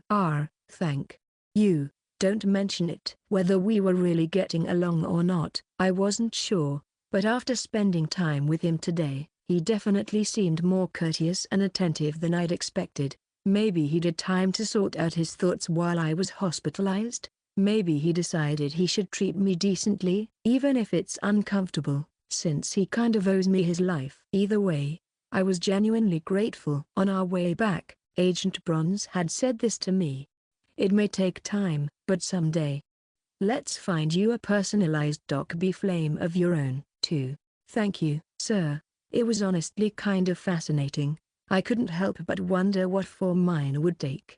If I can use a Docby's tricks too, escaping ghost stories might become way easier. Of course, the odds of that happening were low. My spy assignment would likely end before then, and frankly, it'd be better for me if it did, but it was still a fun thought. Even if it felt extremely strange to have a right arm that wasn't really mine, and even if I was now stuck waiting until dawn to serve as a ghost's personal cabbie. Save me. I endured the wait in silence, suppressing my groan. Now that I had both arms, I couldn't wheedle myself out of driving. Time passed mercilessly, and at last, the moment came. 2 a.m. Darkness loomed over the express bus terminal station. Of course, it also had to be drizzling. The regular operation hours of public transportation had long since ended, the crowds had vanished, and silence settled in. Only a few taxis like mine were parked in a row, taking advantage of the night surcharge and the absence of other transport options. I gripped the steering wheel tightly. 3 civilians were trapped and unable to escape after seeing a ghost in the restroom near Express Bus Terminal Station. At around 12:45 a.m., they were safely rescued and returned to reality. Now, if the ghost is safely returned to its original location, the supernatural phenomenon will conclude, and the person tasked with safely returning the ghost to its original location was me. Agent Bronze said he'll be waiting at the destination. Alone in the silent car, I took a deep breath. Although the ghost has already lost its chosen offering, it cannot cause direct harm to the driver. However, various strange phenomena may occur inside the vehicle. Do not panic and respond calmly. Now, let me explain the vehicle assigned to you. And that's how I ended up in this 4-seater taxi with at least 2 number 8s on its license plate. As I was sitting in that very car, I could barely hold it together behind the wheel. The ghost will check the license plate at the taxi stand, then board the vehicle assigned to you. Eventually, from the looming darkness outside, a long-haired figure appeared, peering into the windshield. She was bowing her head low, staring at the license plate. Exclamation mark. I tried my hardest to keep my hands from shaking on the wheel, pretending to stay calm. If the driver shows signs of agitation, the ghost may leave the taxi. In that case, the disaster will not conclude. Please be careful. The long-haired silhouette staggered oddly toward the passenger side. Then, knock, knock. I unlocked the door. A person with her face nearly hidden by their long hair and dressed in a faded, seasonally inappropriate summer outfit got in. As they entered, they mumbled, "Please take me to Sajiuk Cemetery." Click. The passenger door closed. Understood. This car's number is nice. The number is good 8888888 good 8888. I nearly passed out. Is that so? Doing my best to sound composed, I tapped the destination into the navigation system. Sajiuk. Terry. Search complete. A location with a name too strange to be real was, shockingly, found. The GPS began guiding the route. Estimated arrival time, 4:04 a.m. 2 hours. I barely pressed down on the pedal. The car started moving, leaving the express bus terminal behind. The engine was the only sound left in the car. Now I had to sit in this cramped space with a ghost for the next 2 hours. While driving without getting into an accident, a strange chill crept through the car. The plaster air freshener on the dashboard swayed, but instead of a floral scent, it gave off something else, the smell of something burning. Suffocating silence. Turn left in 200 meters. My hands on the wheel almost twitched. Even the emotionless voice of the navigation system sent shivers down my spine. I did my best not to let my emotions show. More precisely, not to look to my side. But the less I looked, the more terrifying it became. Sweat gathered on my palms, and I couldn't focus properly on the dark road ahead. Maybe it would be better to just look. Not knowing just made it worse. The imagination, the pressure. It's unbearable. Just a little, just a little. I glanced at the passenger seat. The long-haired woman was sitting quietly. With her neck was twisted round. I can't breathe. I focused on the steering wheel. Something's chasing us. Eyes fixed on the road. Cold sweat clung to the back of my neck. I couldn't stop picturing what I had just seen. Her head completely twisted, her face crushed against the headrest, only the back of her head visible under all that black hair. "Hey, driver," I said, "something's chasing us. Look behind you, behind you, behind you." I turned my head and it's another vehicle. I checked the side mirror. "Don't worry, Mom. There aren't many cars on the road right now, so I guess that one's just speeding. I'll keep driving safely." Yes, drive safe, drive safe." I didn't look at the passenger seat again. I didn't look behind me either. I tried my hardest, so hard, not to look anywhere. This isn't gonna work. This is driving me absolutely insane. I really can't. I need some sound. Anything. Would it be alright if I turn on the radio? Yes. I forced my frozen hand forward and turned on the radio. Turning on the radio will temporarily calm the ghost passenger. Welcome to the late-night romance that keeps you company through the deep hours. Hello. This is Kim Myung's Deep Night Romance Radio. The smooth, stable voice of the radio DJ briefly drove back the fear. I could finally breathe. But the radio wasn't a cure-all. Though it resembles a real radio broadcast, the longer you listen, the more unsettling the content becomes. Traffic accident stated a week into the future, condolences for disasters that haven't happened, interviews with the dead, and so on. It is recommended to leave the station on the initial broadcast. The more you change frequencies, the stranger, and more horrifying, the content is likely to become. This was the reason I hadn't turned it on earlier. I only played it now as a last resort, and I was still prepared to shut it off at a moment's notice. Please, please, please, just let this buy me a little peace. Now, let's welcome today's guest. This is a program I personally enjoy watching. Yes, it's the Late Night Talk Show! We have a legendary host in the radio booth tonight. Everyone, please give him a warm welcome. Host of Braun's Late Night Talk Show, the incredible and marvelous Braun. Wait a minute. 150, Chapter 150, just now on the radio. Did the DJ really just say the name of a certain ghost story talk show host I know well? For a moment there, I thought I was hallucinating. Driving to a cemetery at 2 a.m. with a ghost in the passenger seat while listening to the radio, it felt like a reasonable delusion under the circumstances. But then, a voice came through the speakers. "Oh dear, I hardly know what to do with such praise." A familiar voice. "Truly, it's a pleasure to be here. Let me share my story with utmost sincerity. I need to turn it off." No matter how you look at it, listening to an A-grade or higher ghost story declare it'll speak with utmost sincerity is not a good idea. Especially not when a ghost is sitting right next to me. Wait, no. Hold on. If I think about it another way, wouldn't it actually help distract me? Radio funny keek. The ghost in the passenger seat let out a laugh. Or, no, it wasn't really laughing. It was mimicking the sound of laughter, like onomatopoeia. Mocking, unsettling, twisted, a purely instinctive kind of fear. In the end, I froze mid-motion, hand hovering over the radio. The soft-spoken DJ and the upbeat talk show host were having a friendly exchange. I focused on that, kept my eyes on the dark road ahead, and drove. I heard that the Purgatory Choir recently sent the late-night talk show band a special instrument. Rumor has it that it was a gift of apology and gratitude. Whether it's sincere or typical banter for when a famous talk show host guests on a radio show. Catching up, current events, inside jokes, fan questions. All of it followed the usual format, but when you really listened, there was something off, something unsettling. Nouns that didn't fit the verbs. Impossible details. Words stitched together to form something grotesque. Whether the heart or the brain is the true seat of love, our next guest has taken a delicate look into it. Their skill with dissection was impressive. Definitely please, tune in next time. Oh, absolutely. Thank you. Look forward to it. Cold sweat gathered on my left palm gripping the wheel. At some point, the ghost started staring at me. Just staring.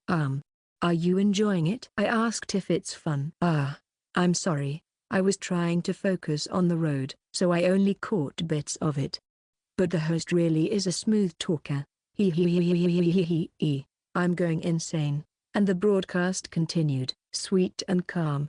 The late-night talk show always brings excitement, fear, and joy. But when you're not running the show, Mr. Braun, what hobbies do you enjoy? Hobbies, piano, selecting a fine wine, a good bath, such things are dear companions to life. It's a chronic affliction of entertainers, choosing only the most inspiring hobbies. And chatting with a good friend is always a joy. A friend of yours, Mr. Braun? Can we hear more? Maybe a call, or something like that. Holy shit. Sadly, we've fallen out of touch recently. A phone call might be difficult. Oh my, that's a shame. My heart aches with the loss, but fortunately I do happen to know a few details about my friend's recent activities. My throat went dry. Excuse me. Apparently he joined a barbecue event at a supermarket, and even bought an ugly plush toy. Can you believe it? So silly. So charming. And it's a little loud. Could you please turn it down? My hand reached for the radio, trembling. He's using glass in place of an arm now. Oh dear, glass? Isn't that far too fragile to function properly? Should I say that? Please tell me that's what I should say. Isn't that so? Oh, most certainly. I'm terribly concerned. Especially when a foolish and useless creature is stuck to the glass as well. A stream of cold sweat ran down my back. What a pitiful. I finally managed to hit the power button. Click. A moment of silence. Decision indeed. Heavens. But the radio came back on by itself. How sad that I can't reach my friend due to unfortunate circumstances. I do wish I could tell him this. Why isn't the radio turning off? You're being so rude. If you're not going to turn it off, could you please let me out? I need to get out. Please open the door. Then, the ghost's voice dropped to a whisper. And help me down too. I can't do it alone. I don't have feet.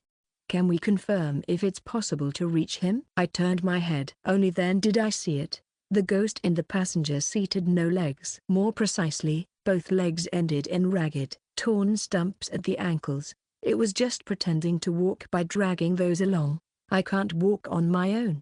I have to go with you. Drip, drip. Blood was falling. Or rather, it must have been trickling down all along. From beneath the passenger seat, now soaked, blood began to pour out like mad, spreading across the floor, seeping past the edge of the seat. It kept flowing all the way to the driver's side, over my shoes, over the pedals. Just a moment. I suppose there's no need to confirm it now. My friend must be doing his best as well. The voice deepened. Ah, the famous saying comes to mind, heaven helps those who help themselves. Across many cultures, similar phrases persist like a kind of magic, and in that sense, a friend doing his best surely deserves a bit of special help, too. That warm, composed voice continued. You may turn off the radio now, friend. Oh, look, we have a guest. Screech. I barely managed to step on the brake in time. I almost hit something. A hand had appeared against the windshield, like a hitchhiker's with a thumb raised. My right arm, the Doc B flame, mimicked the same thumbs-up gesture. Then lowered it. No. Cold sweat ran down my back. Apparently, I'd accidentally turned the radio off while fumbling for the wheel. Oh? A person. It's a person, right? The ghost beside me seemed to have shifted her attention to the potential passenger outside. If a passenger tries to join mid-ride, it's better not to refuse. Let them sit in the back quietly. Refusals have led to cases where the ghost follows the new passenger off the vehicle. Knock knock. A hand tapped on the back row's window, then awkwardly opened the door. It's important to note that there have been cases where the hitchhiking passenger will not be human. Remember, Agent, the vehicle you're driving is itself a supernatural entity. It's possible something strange will attempt to board. In such cases, you may refuse for your own safety. Always remember, your life comes first. Please, just please don't get in. The blood was still pooling all across the front floor. If this person screamed and ran off, I wouldn't even need to say a word. If they were normal, maybe they'd just walk away without me having to refuse. Excuse me, a calm voice spoke. Is this how you do it? Please take me to Seoul Station where I can ride the express train. Why is he here? Reflected faintly in the front mirror, pale complexion, scruffy light-colored hair, a slim frame, and a face that looked perpetually bored and exhausted. J3, a sergeant of the security team at Daydream Incorporated, was trying to board my taxi, his voice full of apathy. What the actual hell? Members of the security team were allowed out at night after dark. But what was he doing here, in the middle of a mountain road, no less? And what the heck's at Seoul Station? Maybe because the taxi had become part of a ghost story, it drew in someone contaminated? I didn't know. What mattered most was this. The sergeant must have been told that I died a month ago. Did he recognize me? Did he realize who I was? No, my head was down, messy hair over my eyes, glasses on, and he could only see the back of my head. Odds were low. Stay calm. Stay calm. There's already a passenger. I need to drop her off first. That's fine. His tone was indifferent, even though the car smelled heavily of incense and blood. Oh ho ho, one more person joined, one more. I'm so happy. What a relief. All right, I'll hop in. The sergeant gently sat in the back seat and closed the door. Why aren't we moving? I started the car. I'm going insane. I resumed the route in silence. Speed check zone ahead. I slowed down. Please drive faster. The ghost's whisper came from the passenger seat, still flat and lifeless in tone. I wanted to get out of this nightmare as quickly as possible too, but I couldn't. If you break traffic laws, the ghost will clap its hands with delight, then attempt to cause a crash. Afterward, it will try to exit the vehicle. Do not let it. We might get caught speeding, Mom, so please hang in there a little longer. The limp, long hair turned toward me. I felt her gaze. Excuse me, I said. Hurry up, it's chasing us from behind. Don't you see it? I can see it. It's gonna catch us. Caught. Thud. A red handprint splattered against the passenger side window. Thud thud thud thud thud thud thud thud thud thud. Handprints bloomed on every window, the windshield, the rearview mirror. Thick, bloody marks streaked and smeared down like dripping blood inside the car. Then I realized these handprints weren't being pressed from outside.